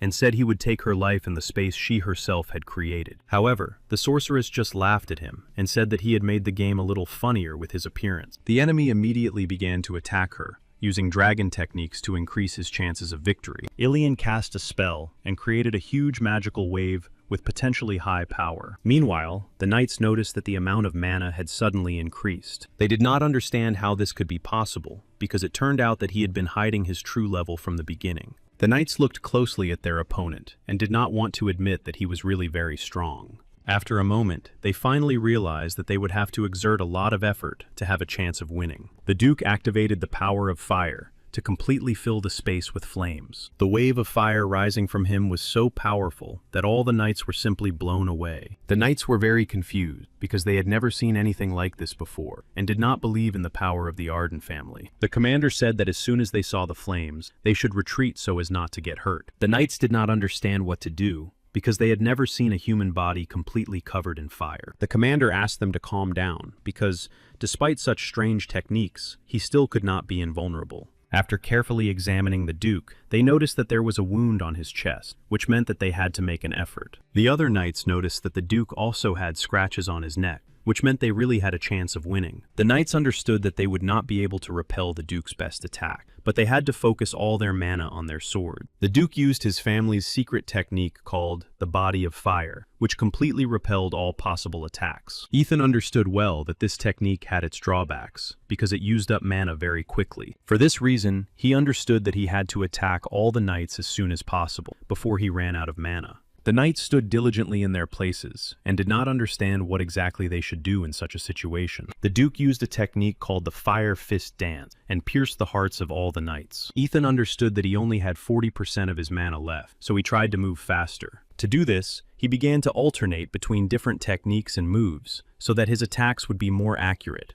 and hit their target. Most of the knights were indeed attacked, and could no longer attack. However, the 7th level knights and representatives of the secret society did not plan to surrender to the Duke. They saw that scratches were beginning to appear on the Duke's body, and thought they could win. Ethan monitored his strength. He had 30% of his mana reserves left. At the same time, only 3 enemies remained alive, and they could not get close enough to him to attack. At the same time, the Duke actively changed his tactics, and used different techniques each time. The magical space was completely destroyed, and the knights understood that they could not lose the Duke in the smoke screen. Thanks to this technique, the Duke managed to catch the penultimate knight and take him by surprise during the attack. The captain of the knights was confused. He did not understand where the Duke had gotten such abilities. Ethan looked him in the eyes and smiled, saying that there were significantly fewer of them left, and that they had not harmed him. Meanwhile, Ilya had won a complete victory over Eric, and was moving forward, carrying his body with her. Stepping into reality, she was a little surprised by what was happening, so she stopped to the side. She found it very strange that the Duke had not yet defeated the remaining knights. Throwing their spiritual leader at them, she announced that he was a real weakling, which amused her greatly. The knights were confused because their spiritual mentor was stronger than they were. Some of them even refused to believe their eyes, and thought that it was all a lie. One of the knights immediately headed towards the witch, who dared to harm their spiritual leader. Ilian snapped her fingers, because she knew she was much stronger than all of them put together. She simply snapped her fingers, and immediately a new magical space began to open up. The knights were very confused and did not understand what was happening and how they should behave. She looked at the Duke and laughed, not understanding why he had kept the lady waiting so long. The knights' spirits began to fade, because they did not understand how she could defeat their leader, and they were overcome with fear. They understood that it was difficult for them to deal with one duke, and now there were two opponents. Ilian smiled and said that she would just stand aside because she did not plan to interfere. The knight told his partner that he would take care of the duke, and asked him to look for gaps in his defense and attack. He understood that he had no other options, because they could not simply run away. Phonos was very worried about his captain's condition, because he understood that they would not be able to win. The Duke prepared for their attack, and activated his protective field one last time. The captain of the Order of the Red Lion decided to use a secret technique that would drain his last reserves of strength. The Duke understood that the knights had agreed to act together, so he tried to keep an eye on each of them. He even found it very funny that his opponents were discussing their tactics right in front of him. The captain of the knights said that he would not miss the opportunity his assistants had given him. For this reason, he was ready to completely exhaust his mana to get at least a chance at victory. The Duke understood that he had no mana left, which meant that now he would have to defend himself physically. The knight also noticed this,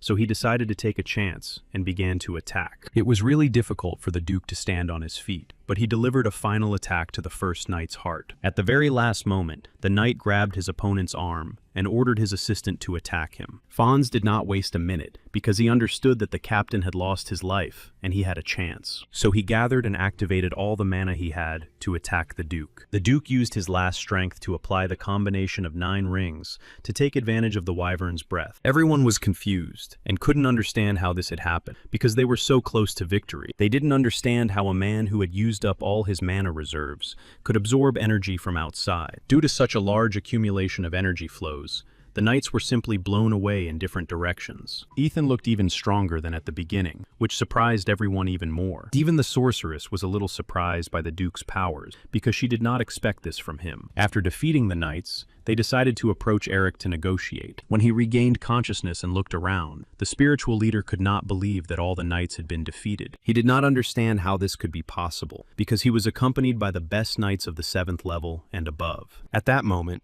the Duke grabbed him and said that he would have to be punished for trying to harm the Duke of the Arden family. At first, he was curious to know where exactly he could find the chief spiritual leader. Eric began to laugh and said that they would get nothing out of him, because, thanks to the seal, he would not say anything. Ilian was very surprised, because she had already seen such a magical shift earlier and understood that he would not say anything. Therefore, she telepathically asked the Duke to be more careful, because the enemy had used a phase shift. The sorceress tried to cast a spell, but realized that it was already too late. The enemy just laughed at them, because they had wasted their time fussing over him. Ethan had no desire to let the enemies go just like that, so he began to fill him with his energy. Instead of dissolving into space, the mage began to experience tremendous pain and did not understand what was happening. After a short time, there was not even a trace of dark energy left in the Duke. The sorceress was very surprised by what was happening and did not understand how he could have done such a thing. Ethan was very knowledgeable about various advanced magical techniques used by dragons, so he explained to her that this technique belonged to Wyvern, and he was very familiar with it. The sorceress was puzzled, because the Duke said that this technique had a vulnerability to the brain. The Duke explained that this technique was used for regeneration, and he focused his mana on it, and thus received the man's memories. Therefore, their opponent no longer had any memory, and was a completely simple, harmless fool. Eric really was nothing more than a vegetable. The information agent reported to his leader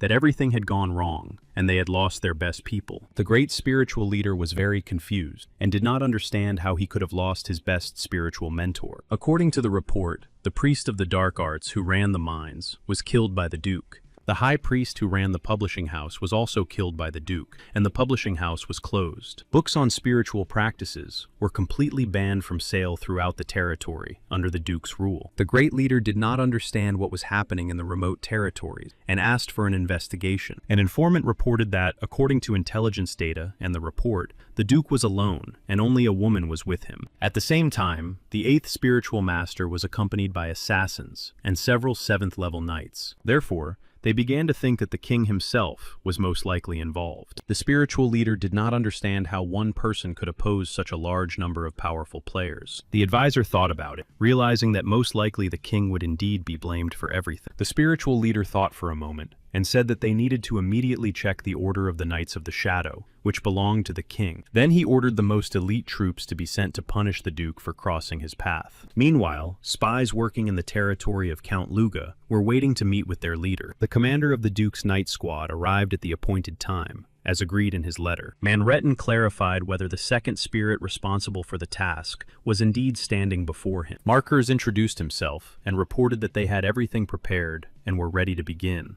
The captain was a little surprised, because this man was a member of Baron Karagas's organization, and this coincidence was strange. Marcus said that they had managed to obtain the required information, and asked that there be no unnecessary losses among the personnel. The captain of the Knights said that the task would be completed with distinction, and swore on the honor of the knightly order. Meanwhile, information reached the civilians that Count Lugan had organized an assassination attempt on the Duke. Everyone began to worry greatly about the Duke's condition and well-being, but others said that everything was fine. However, the residents' conversations were suddenly interrupted by the arrival of the Knights of the Order of the Red Lion. They announced that the people had no right to spread rumors about their lord, especially since their taxes had been reduced. However, the civilians said that they knew that the taxes had been reduced solely by order of the Duke. The Knights were very angry, because they did not understand how the peaceful citizens could so quickly stop loving their lord. Unwilling to tolerate this any longer, they began to attack ordinary people to teach them to respect the Count and his decisions. They began to arrest people and put them in prison for spreading rumors. Suddenly, the Knights heard someone order them to stop,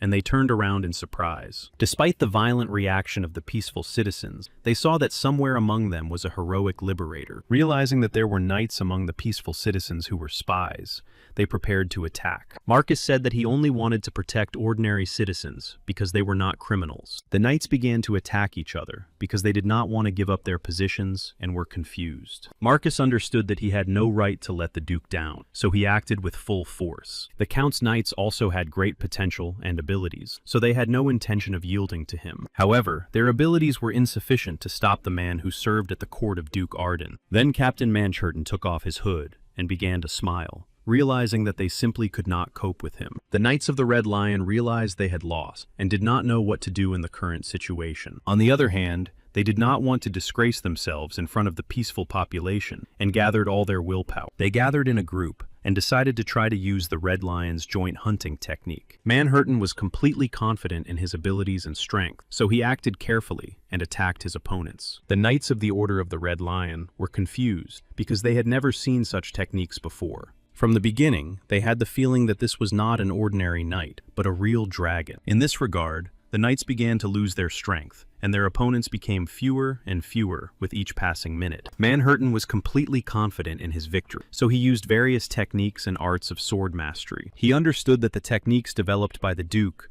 were indeed very effective, because no one could do anything against them. His assistant spy began to tell the crowd that their real target was Count Lugan himself, not them. All the civilians began to rejoice and say that they were ready to help. As soon as Lugan received information about what had happened in the central square, he was furious. He did not care at all that the civilians were supporting his enemies. His informant reported that all the best knights of the Order of the Red Lion had been defeated and disgraced. Realizing what was happening, the Count ordered that the strongest members of the assassins be contacted immediately. The informant was very frightened, but he mustered up his courage and told the Count that those people had not been in touch for a week. Lugan was furious and did not know what to do in this situation because he had been backed into a corner. After calming down a little, he decided to start by gathering a detachment to suppress the rebels. At that moment, the butler began knocking on his door and saying that they had bad news. The butler had run so fast that he couldn't catch his breath, and therefore did not immediately report the information. The Duke had captured the fortress of Toledo,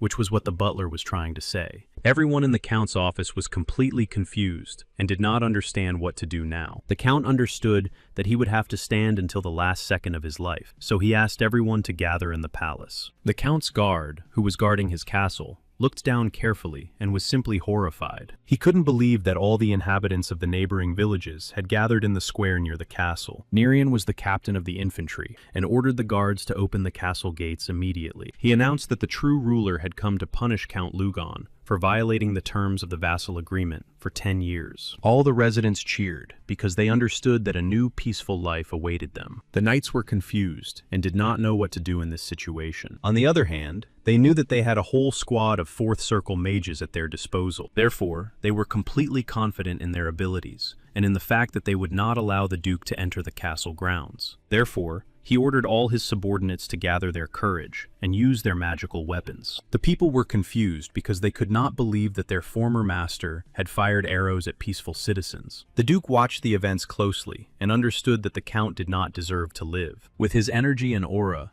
he easily stopped all the magic arrows. After restoring the magic arrows, he ordered all his knights to move forward. He headed to the top in order to quickly open the gates and capture the territory of Lugona Castle. The commander of the Count's knights was confused and did not understand how this could be possible. The Order of Magicians diligently built up a magical defense, but the Duke easily overcame it. Nerian had already begun to attack his opponents because he wanted to support the Duke in his actions and believed in his ideas. All the knights of the Grand Duke's order began to carry out the order because they trusted Ethan and were grateful that he had trained them. The commander of the enemy knights asked everyone to stay where they were until reinforcements arrived.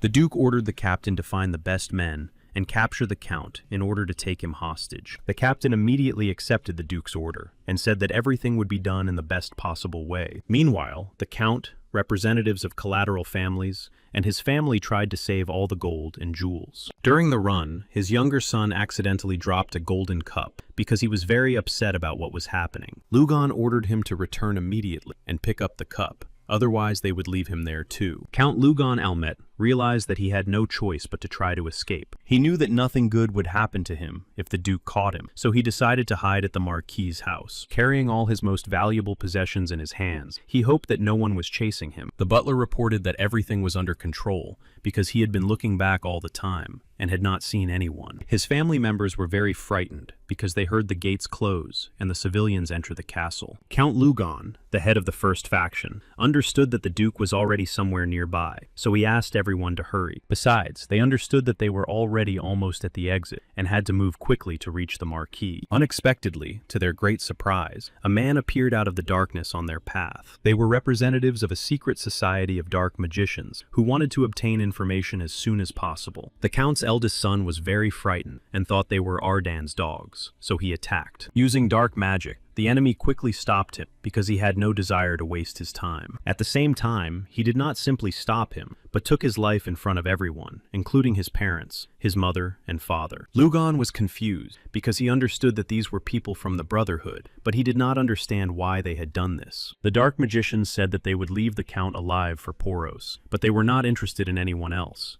One of the Dark Magicians began to use his energy, and very quickly dealt with the Count's wife and children. When the Duke's knight reached this secret place, he was surprised to see a lot of blood around him. Looking around carefully, they did not understand what exactly had happened to Count Lugon's family on this road. However, they understood that the Count had ordered his knights to stand their ground to the end, while he himself had cowardly tried to simply flee. Looking around carefully, the advisor Lawrence realized that all of the Count's treasures were still there. Manchernet carefully examined all the people and realized that the Count was guarded by very strong knights, but someone was stronger. Lawrence was very surprised that only one person with dark magic could do such a thing. The captain said that it was definitely done by only one person, because they had all been killed in the same way. To the great surprise of everyone present, the sorceress said that there were two opponents. She explained that the Count had been killed in a different way, and had first been tortured to obtain information. Lawrence pondered who could have done such a thing, and that dark magic was involved. At that moment, the Duke arrived and said that it was most likely done by people from the Brotherhood. The advisor agreed with him, because they most likely wanted to obtain information about who was responsible for the death of the spiritual leader. The Duke understood that the Count was not at all to blame for what had happened. The advisor suggested that the people from the Brotherhood most likely believed that the king had set him up. The Duke said that it was probably even better that the people from the Brotherhood were following a false trail, and that he had recovered the artifact himself. Lawrence said that it was probably necessary to take advantage of the situation to pit the kingdom against the Brotherhood. He said that he was ready to do everything so that the king would have no choice but to start opposing the Brotherhood. Marquise Blossom listened carefully to the story about how the Brotherhood had attacked the Count and how strange they were. The Duke said that the people of the Brotherhood were confident because they had 7 families behind them. Ethan said that he planned to expel those people who were associated with the Brotherhood from the kingdom. The Marquis thought for a moment and realized that this was a wonderful idea, so he said that he would obtain all the information. Meanwhile, Myers had already learned how to use black flames and was training hard. He was getting stronger every day, and his progress was really fast and impressive. He was doing really well in training and getting good results. His teacher was making his training harder every day and teaching him more complicated techniques. Myers did sometimes experience difficulties during training, but he did not give up. He remembered how the butler reported to him daily on his older brother's progress. However, sometimes he felt very bad, which frightened the butler Hans, who did not understand such a reaction. He understood that he had indeed become stronger because he had just mastered the art of black flame. He was upset that he was learning techniques while his brother was acquiring new lands and conquering states. The teacher was sometimes confused and did not understand why his student was distracted during an attack. In order to cheer up his student, he used a raid technique to get his attention. Myers began to envy his brother very much, so the black flame that was forming in his blood began to grow. When the teacher saw such an ominous aura, he was confused and did not know what to do. Myers reached a new level, and his strength increased in both quantity and quality. During training, he mastered the technique and skill of destructive victory. He did not want to fall behind his brother, so he decided to train at full strength. His teacher was very frightened and asked his student to stop because he would not be able to handle him. Myers listened to his teacher because he was not to blame for everything that was happening and really did stop. Count Shimon watched his training, clapped his hands, saying that he had trained really well, and decided to give him a gift. Myers said that he had assessed himself too and understood that he still had a lot to learn. The Count asked his new adopted son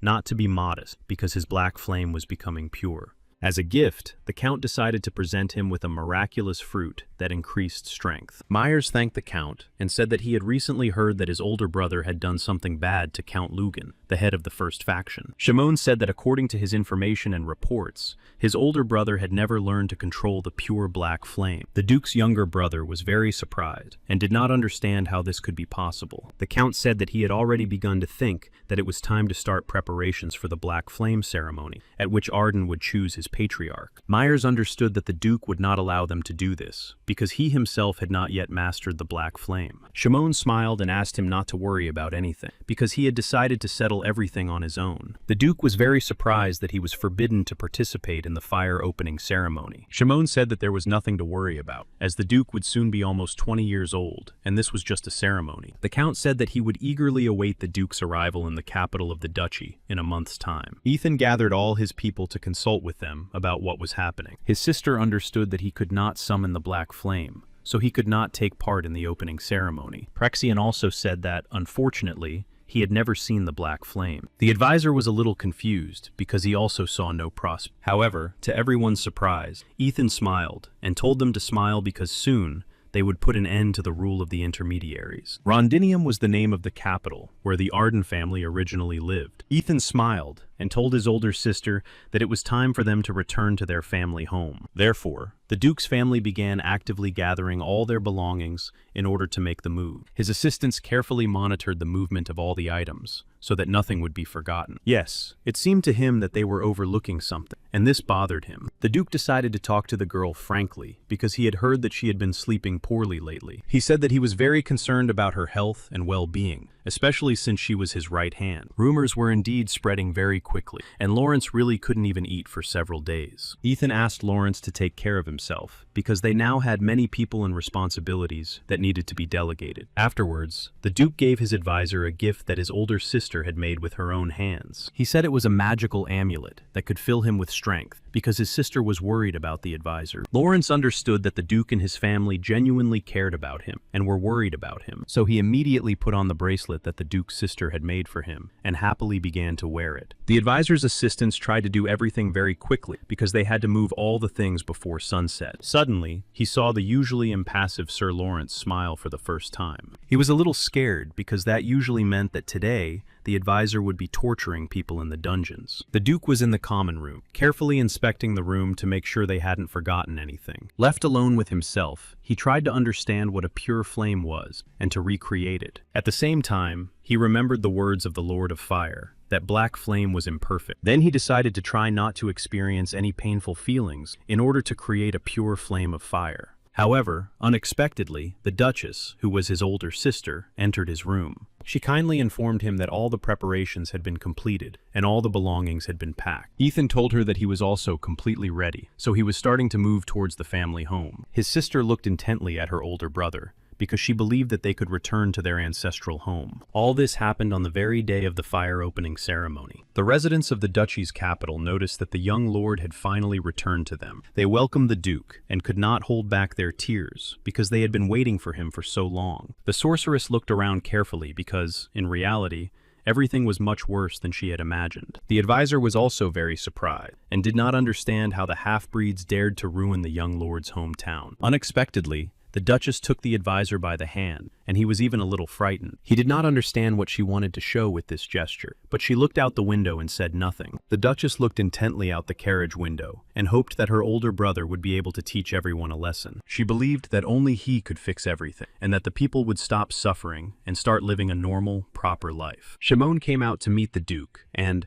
extending his hands to him, said that they had been waiting for him for a long time. Ethan looked at him and asked if everything was ready for the ceremony and the election of the patriarch. The Count reported that everything had been prepared and that the ceremony would be held in the arena in the main square. The Duke did not want to waste any time, so he said that they should begin immediately. Shimon was a little puzzled and did not understand where the Duke got such courage, since he did not know how to summon the black flame. Count Shimon said that they had organized a large banquet in honor of the revival of such a grand ceremony. Ethan said that he did not want to spend a single extra minute with the traitors who had trampled on his lands and turned them into a desert. Shimon did not respond because he knew that he had prepared very well. The Duke, his family, and representatives headed toward the arena to see how everything had been prepared. The stands were filled with a huge number of invited guests, who were waiting for the ceremony to begin. Ilya warned the Duke that there were magical seals in the center of the arena. The Duke replied that he was not surprised, because he did not expect them to conduct the ceremony honestly. The people in the stands greeted the young Duke, because they understood that they had not seen him for a long time. The wealthier aristocrats among the guests decided to place bets because they did not know which of the two brothers would win. Myers also began to take the stage, and another part of the audience began to applaud him. The Duke looked with surprise and kindness at his younger brother, who was artificially carrying out his plan. Myers was also very attentive and looked at his brother to assess his abilities. Count Shimon announced that everyone was present and they could begin the ritual and ceremony of the Black Flame. Ethan decided to find out where Terran was, because there were 3 contenders for the position of head of the family, and all of them had to participate. Count Shimon said that he had tried very hard to contact him, but, unfortunately, had been unable to find any information about it. This is how the 18th opening of the Arden family fire began, and everyone in the stands began to applaud. The brothers looked at each other intently, each thinking about something of their own because they were relatives. The tension grew, and everyone in the stands watched closely because they did not know who would win. Myers decided to start first because he wanted to show his brother how much stronger he had become during this time. Count Shimon made a gesture with his hand, and the dark magicians immediately understood his signal and began to recite a spell. With the help of dark magic, they began to build a large zone of suppression around Myers. Everything around them was filled with the energy of darkness, and they understood that Myers looked amazing against this backdrop. The younger brother himself was a little surprised, because he did not understand if this was his true power or something else. Count Shimon was delighted, because he understood that they would definitely win at this initiation ceremony. Myers was a little scared, because he understood that the magician Chiman was pumping his mana into him, which is why it had expanded. The Duke asked his brother not to be afraid, and to do everything he could to buy some time. Ethan urged him to trust him, so that no one would suspect anything and find out about their conspiracy. Myers was grateful to his brother, and continued to fill his blade with the black flame energy of the Arden family. At one point, he even put in a little more effort, and the flames around him began to spread rapidly. All the guests in the stands began to cheer, because they saw that the younger brother possessed enormous flame power. The aristocrats noticed that the boy surpassed even the previous head of the Arden family in terms of the amount of his power. The leader of the second faction, Shimon, was already completely confident of his victory, and even began to celebrate it internally. Ethan took a few steps forward, because he realized it was his turn to demonstrate his powers. Shimon was confused because he did not see black flames in him, so he did not understand the confidence in the Duke's steps. Realizing that black flames are born only through negative emotions and pain, the Duke began to activate them. After that, he easily demonstrated a stable, even stream of black flame to everyone present. All those present were very surprised because they were sure that the eldest son was not capable of this. Count Shimon was confused because he did not understand how this could be possible. It was very difficult for Atan to hold the black flame because it was an imperfect and unstable type of flame. Therefore, he turned to everyone present and said that black flame was an unstable type of magic and that he would demonstrate the future with Arden. Looking intently at the sword, he began to concentrate all his power on it and accumulate mana. In this way, he managed to uncover the secret of the pure flame technique, which had always been stable. A large stream of energy flame began to fill the space around him. It looked so incredible that even the knights of his personal order were very surprised. Count Shimon could not believe his eyes, because he had never seen a white flame before. Those in the know understood that the eldest heir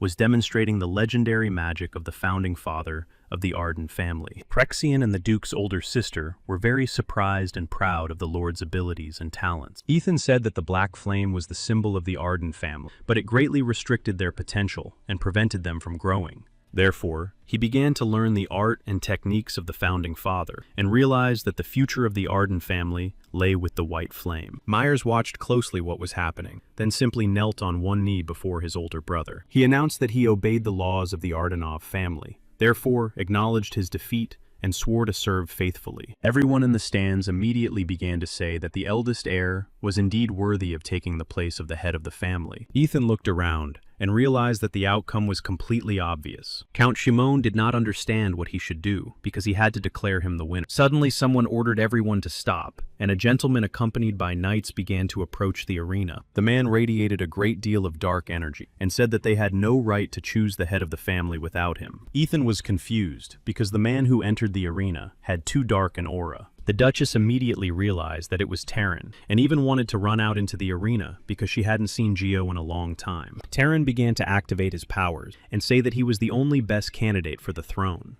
The Duke was confused because in the past his brother was completely different and not like he was now. However, Terran was already heading in his direction and saying that he deserved to become the head of the Ardenov. Ethan was completely unprepared for this turn of events, so he braced himself for attacks from his brother, who was wielding two swords at once. He analyzed his brother's field and realized that his aura was very unstable, which meant he was under a lot of pressure. This meant that Terran was not himself, and therefore his mana was very dirty, and his movements were too fast but not coordinated. He understood that the 7 great families were most likely involved in this, but he did not understand why they had done so. The Duke decided to use a combination of black and white flames to completely wipe his brother's mind. The black flame cast a curse on the enemy with its impure and very destructive energy. The white flame, on the other hand, was supposed to completely cleanse the darkness that covered the mind. Terran was truly unaware of his action and did not understand what was happening to him at all. The people in the stands watched what was happening with surprise, because all the heirs possessed great power. The Duke was very careful in his attacks because he did not want to harm his younger brother. He wanted to cleanse the young lord of the dark influence so that he would understand what was happening around him. However, to his great surprise, the attacks did not work as planned, and Terran continued to dodge. All the spectators present were confused because instead of the younger Duke, another man appeared on the stage. It was the commander of Count Ratzian's knights, who unexpectedly found himself under attack by the Duke and looked at him confidently. Commander Marlik was a transcendent knight, so he was resistant to almost any attack. Count Shimon watched the arena intently because he did not understand what was happening. Marlik was a very strong knight because he had already reached the 10th level of his development. He easily lowered the Duke's sword and said that he did not expect him to attack him at such an inconvenient moment. The Duke was confused and said that a true knight would not interfere in someone else's confrontation.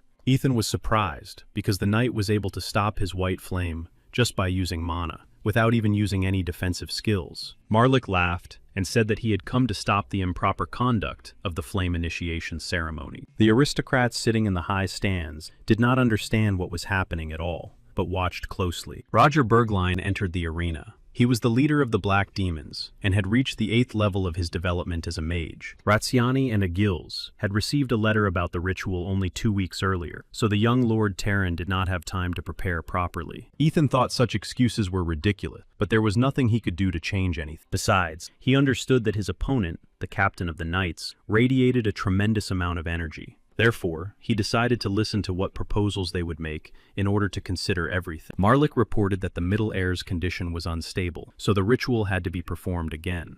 The Duke himself understood that something was wrong with his younger brother, so he asked to be told exactly what they had done to him. The opponent began to smile and pretend that he did not understand anything because he was simply teaching his brother, Duke Terran, his techniques. After that, he said that they would prepare a new ceremony and inform all participants of its start in the established order. The Duke had no desire to put up with all this, so he decided to attack the captain of the Knights, here and now.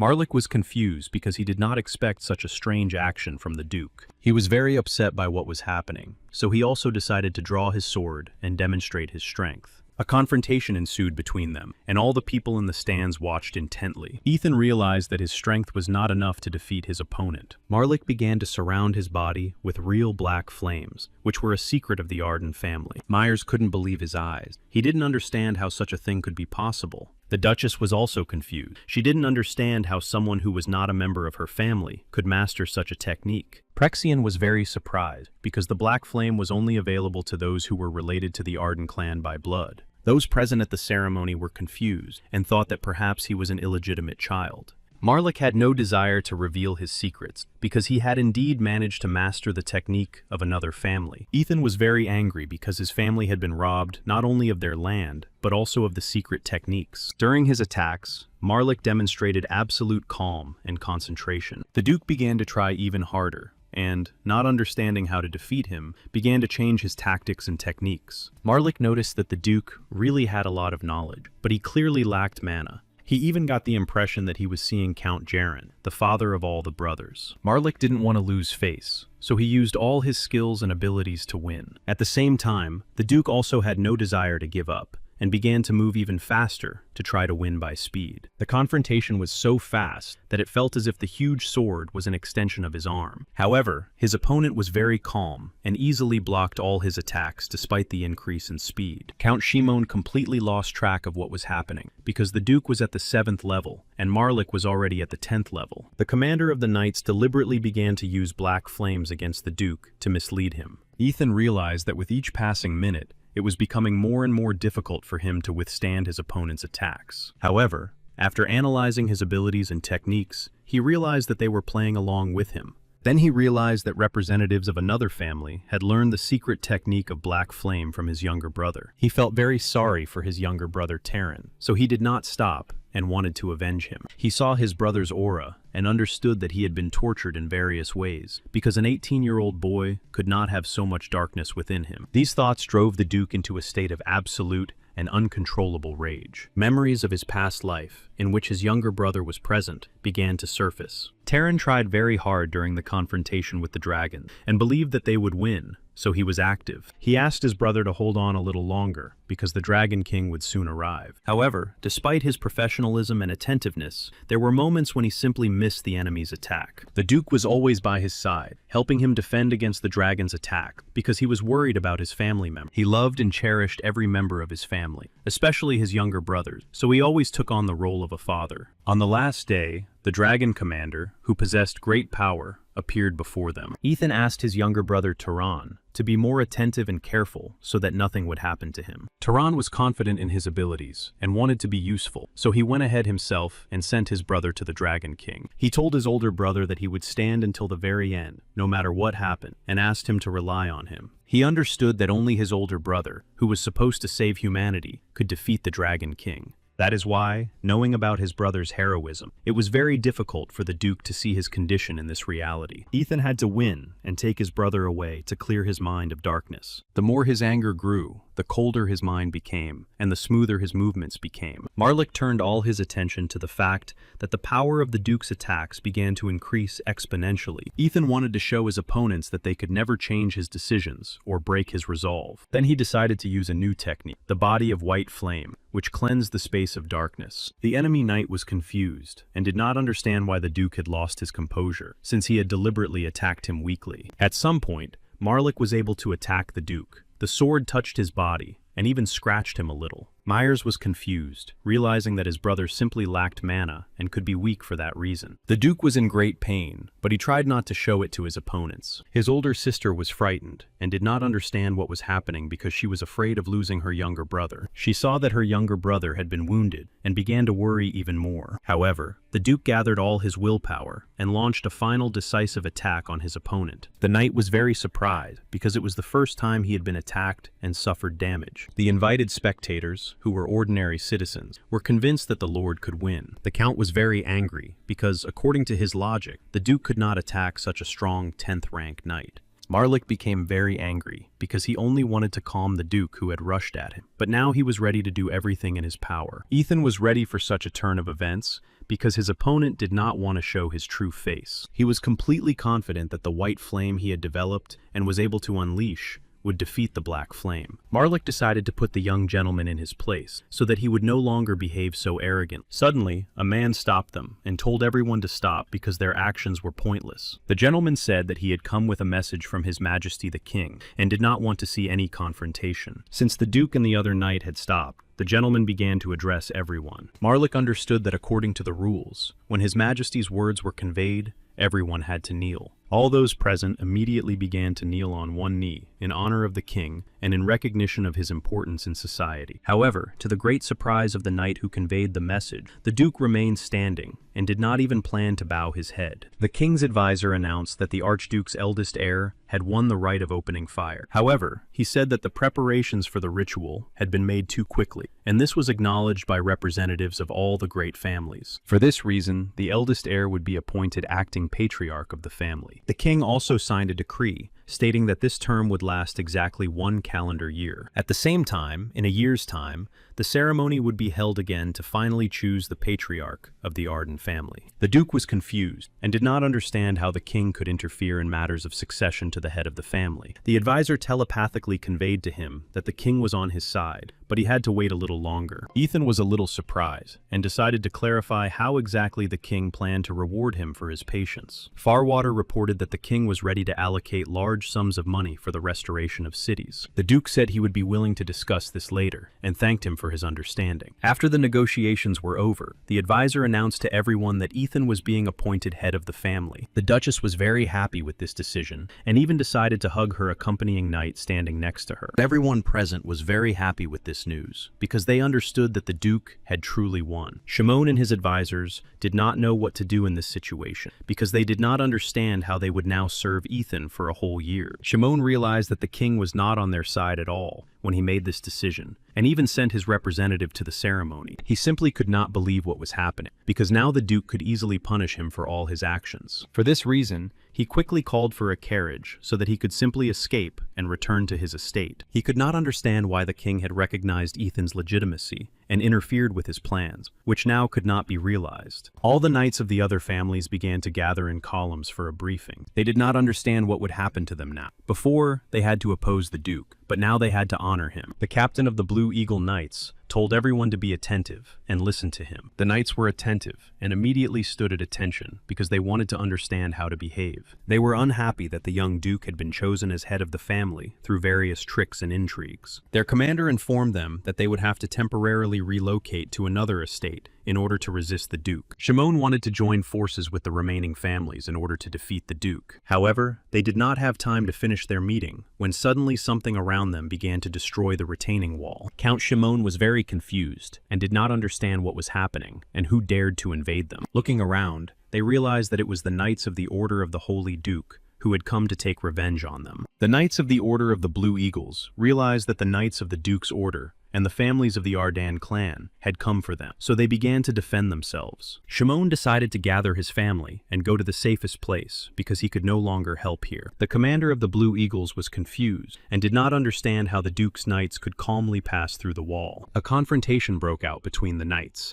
and they had to use all their strength. The captain of Ethan's infantry knights asked the captain of the Llewellyn knights to surrender because they did not want to harm him. However, the representative of the Count's order had no intention of surrendering and began to attack the enemy. The captain of the anti-dragon order said that he had become much stronger and that they would not be able to take the duchy away from the rightful heir. Llewellyn was furious because he did not want to listen to any of this and did not want to recognize the Duke as the rightful heir. Each of the opponents used the special and secret techniques of their orders to prove their strength and abilities. At the same time, each of them was determined to win and did not plan to give up until the very end. Llewellyn decided to use a very cunning technique of the Blue Eagles, so he was even able to damage his opponent Naren. However, to his great surprise, after receiving damage, his opponent became stronger. Naren attacked his opponent and ordered him to surrender, otherwise he would be killed. He also said that the Duke had never been stingy with those who were willing to be loyal to him, and that this was an excellent offer. Llewellyn did not plan to surrender, even in such a state,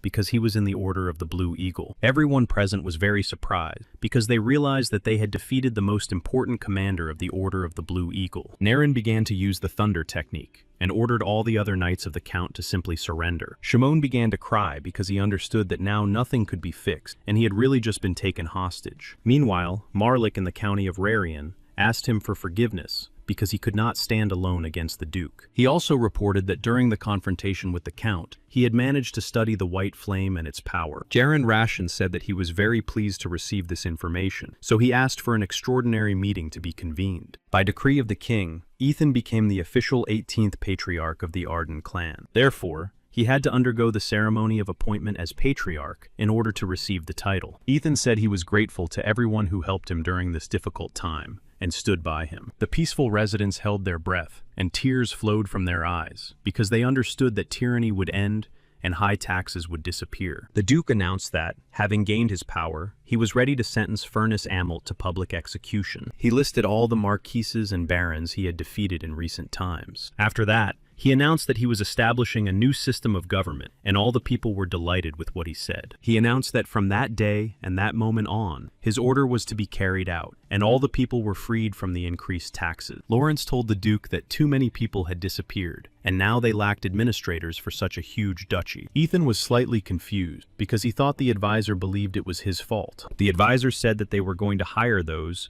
who had been removed from power during the time of Baron Karagas, but there were no worthy people among them. The Duke carefully reviewed all the reports and prospective candidates, but he also realized that there was no one suitable. Prexian entered the Duke's office and said that he would like to introduce a candidate for the position of managing this place. The next candidates were Kaelin from the Hallam clan and Erkan Belmont. Ethan was simply delighted and could not believe his eyes that those he had been searching for so long had come to him themselves. The advisor opened the list of questions for the interview and began the interview. The candidates said they wanted to create an industrial and cultural city, so they were looking for places that could attract the residents of the duchy. Kaelin was well known to the Duke as a talented young man who had shown extraordinary entrepreneurial skills in the past. Belmont was also well known to him because he was skilled in agriculture and had prevented people from starving to death during the conflict. For this reason, the Duke immediately decided to appoint these two young men to the position of administrators. The gentlemen were delighted with this decision and thanked the Duke for his generosity. Meanwhile, the 7 great families also organized an extraordinary meeting to resolve current issues. Romanton said that he had a report on everything the Duke had done, and that they had to decide what to do with him. The Marquis of Turian was surprised that the Duke was such a capable man that, without any help, he had proven himself stronger than the other heirs. Marlik said that the Duke was indeed very strong, so he was not sure that anyone could deal with him at all. Marquis Sage simply could not believe his ears, and said that he did not even want to listen to such reports. They had to find a solution. Duke Dostin said that Milton Lacian was the strongest and most capable heir of all 7 families. This man was indeed very strong, because he had been trained in the secret techniques of dragons and the dark magic of Arden. They understood that this could be the only solution to all the problems concerning Duke Ethan. However, they also understood that if a confrontation took place right now, there was no guarantee that the Duke would lose. On the other hand, they could not understand how the Duke, who had been in a coma for 10 years, could develop his abilities so quickly. Therefore, they began to think that during the confrontation with the dragons, the young duke was able to gain knowledge and experience from another being. The great 7 families present were confused, realizing that the white flame could have come from the dragons. For this reason, they were actively searching for artifacts that could give them more information. A great spiritual leader arrived at the meeting and found this unbelievable because he had never heard of such a thing. Naricus appeared as always, very unexpectedly, and no one heard when he arrived. Romerton was very pleased that their meeting was finally attended by the great lord of dark magic and dragon, Naricus. After thinking for a moment, he said that Rotterdam had never been associated with magic, so there was something else going on here. He understood that the Arden family could not be connected to dragons because they themselves were connected to dragons. Therefore, the elder stated his conclusion that, judging by the speed of his development, the Duke was definitely an outstanding personality. He decided that the first thing to do was to solve the problem with the king, who had completely eliminated all his spies from the territory. The Lord of Dark Magic said that they must completely deprive the younger Duke Terran of his sanity in order to win. He also said that he very much hoped that the 7 clans would not forget the generous gifts they had received from the Brotherhood. Romerton asked his guests to refrain from negative, oppressive energy, and said that they all agreed. He suggested depriving the Duke's younger brother of his sanity in order to recreate his flesh and fill it with dragon technology. According to his preliminary analysis, such actions would ensure their victory over the Duke within a year. Marlik felt a little sorry for Terran because he would have to endure great suffering and would simply pass away. Count Romerton, on the contrary, was delighted with the idea and said that they would begin to implement it immediately. They began to conduct experiments on Terran's body in order to completely deprive him of his mind, and it was very painful and frightening for him. The Duke remembered the Baron's words before he took his life, that his family's sacred sword had been broken. Finding himself in his ancestral estate, he decided to search all the rooms and possible storage areas. Looking around inside, he realized that everything his family had in the way of artifacts or amulets had simply been stolen. However, he did manage to find the very piece of the sacred sword that looked like a simple handle. He remembered well his ancestors' words, that the hilt of the sword was made from the branches of the world tree. It was this sword that had once withstood the onslaught of the purest white flame without being destroyed. The Duke was very sorry that only the hilt remained of such a great sword. He was even curious to know what had happened during the confrontation with the Dragon Lord that had left nothing of the sword. Ethan knew that in order to master such a sword, he would have to work very hard and try to restore it. At his new estate, knights trained daily on the training ground to become stronger and better. Niran proved to be much more agile than the future deputy of the Blue Eagle Knights, and demonstrated his strength to him. Others also noticed that this knight was developing very quickly and becoming better. They all used the same technique, but only the captain of the infantry could demonstrate it so quickly, albeit more perfectly. Raymond did not want to lose to his rival, so he began to use other techniques. He was curious to see how his opponent would react, in order to carefully study all his secrets and actions. Neron blocked his attacks with his sword and began to laugh, saying that their training was over. Raymond dropped his wooden sword and was simply horrified because they had already had 30 training sessions and he still couldn't move on to the attack. Everyone present was also surprised because the black flame was becoming much stronger than before. Myers, although he was the younger brother of the Duke, still trained on an equal footing with everyone else. His older brother taught him the secret techniques of black flame, because he wanted his brother to become stronger and able to defend himself. Myers understood that his brother was still much stronger than he was, and that it was difficult for him to resist him. Ethan corrected his actions and asked his brother to focus so that he could produce more black flame. His younger brother understood that they were simultaneously using the powers of purification and blackening, but he did not expect it to be so powerful. The white and black flames were like justice and dishonesty, purity and corruption. Looking at his older brother, he wasn't sure he could learn the white flame from him, but he liked it all. When they finished training, his older brother said that in the evening, he would give him his notes on developing the white flame. Myers was very surprised and didn't understand why his older brother couldn't teach him personally, which meant he was going somewhere. Ethan said that he needed to restore the divine sword as quickly as possible, and as soon as his younger brother unlocked the white flame, he would give him a gift. Ilian carefully examined the hilt, which was made from the world tree, because it was simply exquisite. The second mage argued with her and said that this hilt was just another wonder of the world. The Duke asked them not to argue with each other and said that he had invited them to restore this sword. Ardenite was now impossible to find because this precious metal had been lost for 200 years. Ilian said that this metal could not even be found in the Emperor's reserve, so it was necessary to change tactics and come up with something else. The Duke said that he was ready to consider all options and asked them to think about what could replace this metal. Ilian suggested Manhwa alloy because it contained about 40 different types of metals and had its original form. She didn't like that the new assistant mage was always trying to take things from her hand, so she hid him. Ethan thought about it and decided to turn to the dwarves, who had large quantities of metals of different types and properties in their reserves. The sorceress said that they could also turn to the elves, because they might also have particularly rare metals in their reserves. To the surprise of everyone present,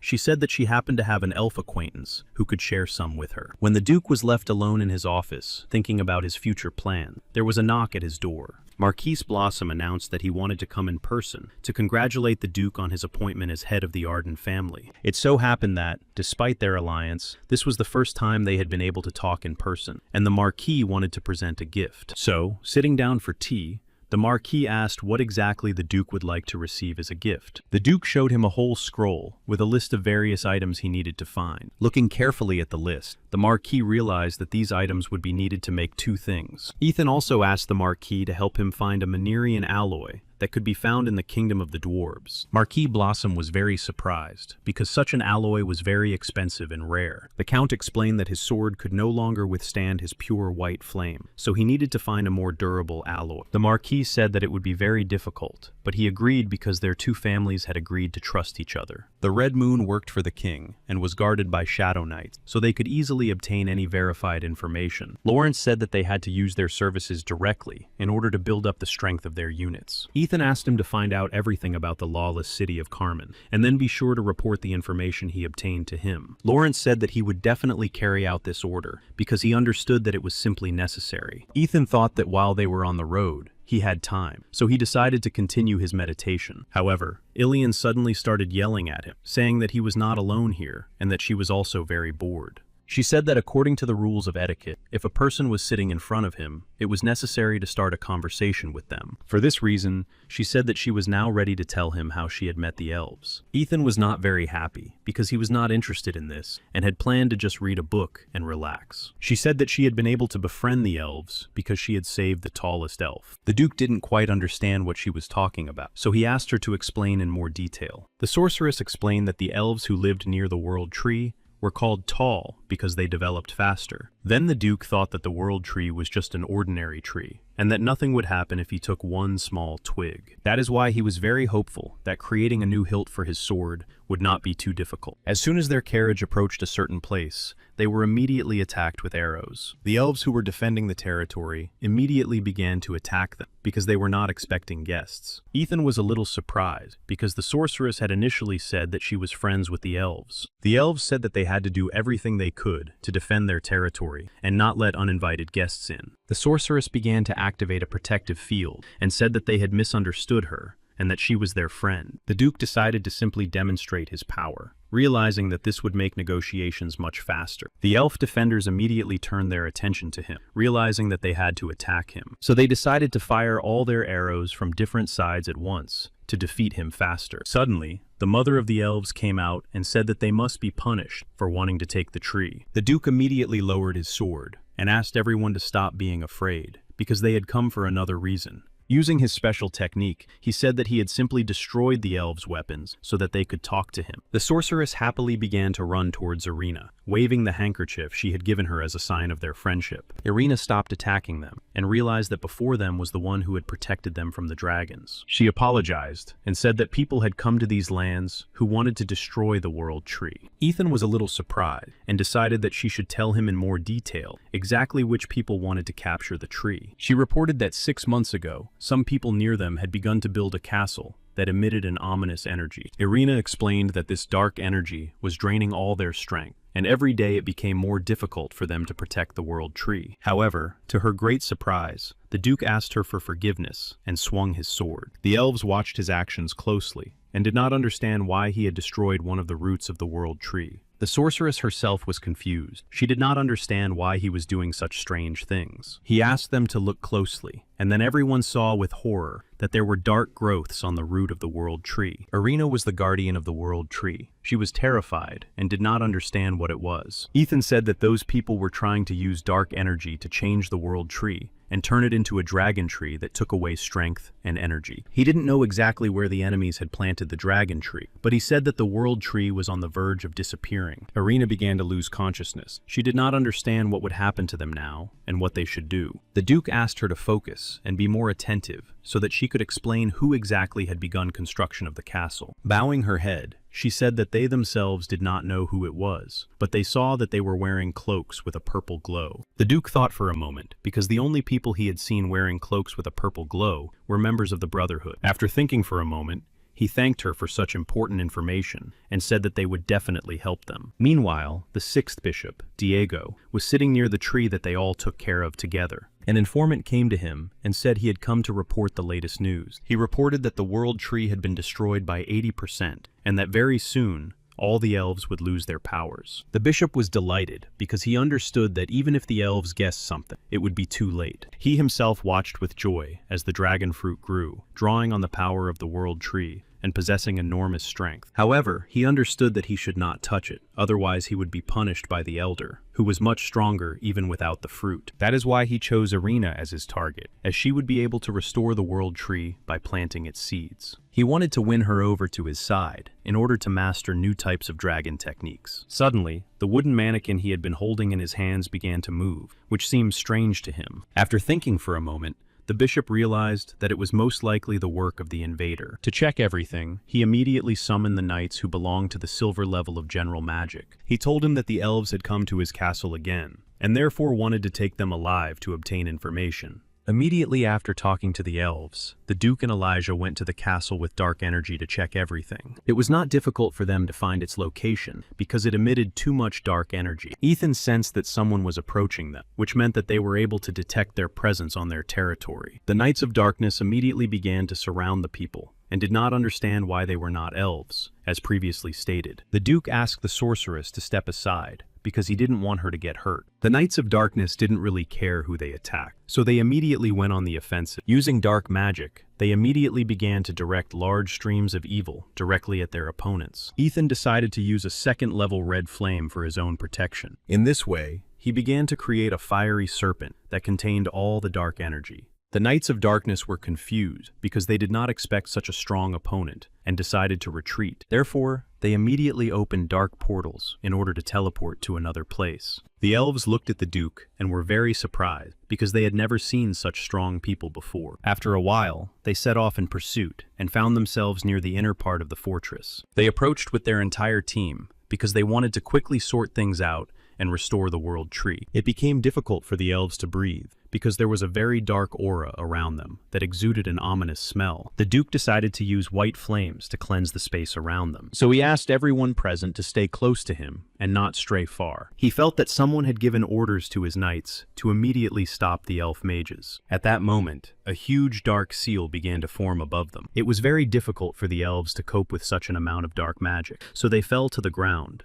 Elder Irina sadly realized that her body had stopped obeying her. The sorceress understood that this was the influence of gravity magic, so she recited another magic spell. She was completely sure that she had to protect the elves. Ethan asked Ilian to protect the elves, while he planned to deal with the leader of the enemies. He saw a man approaching him who demonstrated excellent skill in dark magic. The enemy laughed loudly, realizing that the Duke looked just like in the pictures. Ethan was a little surprised by such strange remarks, and immediately went on the attack. The bishop carefully used dark magic to block the attacks of the head of the Arden clan. Ethan was a little surprised that his opponent blocked his powerful attacks with such ease. The bishop began to increase the suppression zone with dark magic because he wanted to win. Ethan was confused because he realized that his body had been transported to a space from which there was no escape. Ilian was confused because she had never seen such a strange technique before. Irina, as the elder of the elves, also began to worry greatly about the Duke's condition. The sorceress asked them not to worry and not to be afraid because she was confident in the young lord's powers. The other opposing knights increased the spread of dark energy because they wanted to assist their master. Diego was very grateful that the elder of the Dark Brotherhood Brotherhood saw him as a leader and shared his secret technique. It was thanks to the technique of the dragons that he learned to control other creatures as if they were his own puppets. The Duke did not understand what to expect from his opponent, so he tried to act very cautiously. He understood that he had never seen such a technique even in his past life, and that it was similar to the techniques of the Dragon King in the form of subjugation. To begin with, he decided to try to clear the space with the white flame of purification. Diego laughed. He was pleased to see the legendary white flame that he had only heard about in legends before. However, he suddenly began to laugh very loudly and say that it was all a deception. After that, he activated the power of the Great Eye of Death and directed the stream towards the famous Duke. Ethan understood that only dragons possessed such power, and that even very strong people could not resist it. Diego was completely confident in his victory because he knew he could defeat his opponent. The Duke had seen such techniques before in his past life, so he resolutely continued his attacks. Bishop Diego was very surprised and did not understand why such a powerful technique did not work. Ethan said he was surprised that the dragons used such cheap tricks as the eye and the magical thread of body control. The opponent was surprised that a man with so little mana could so easily resist such powerful techniques. However, he announced that this place was completely under his control, so he began to summon the dragon. The Duke decided to stop and observe the enemy's actions in order to choose the right tactic. Right before his eyes, the man's body began to transform into a real dragon of enormous size. Ethan was a little surprised that such people had learned to use techniques to change their own bodies.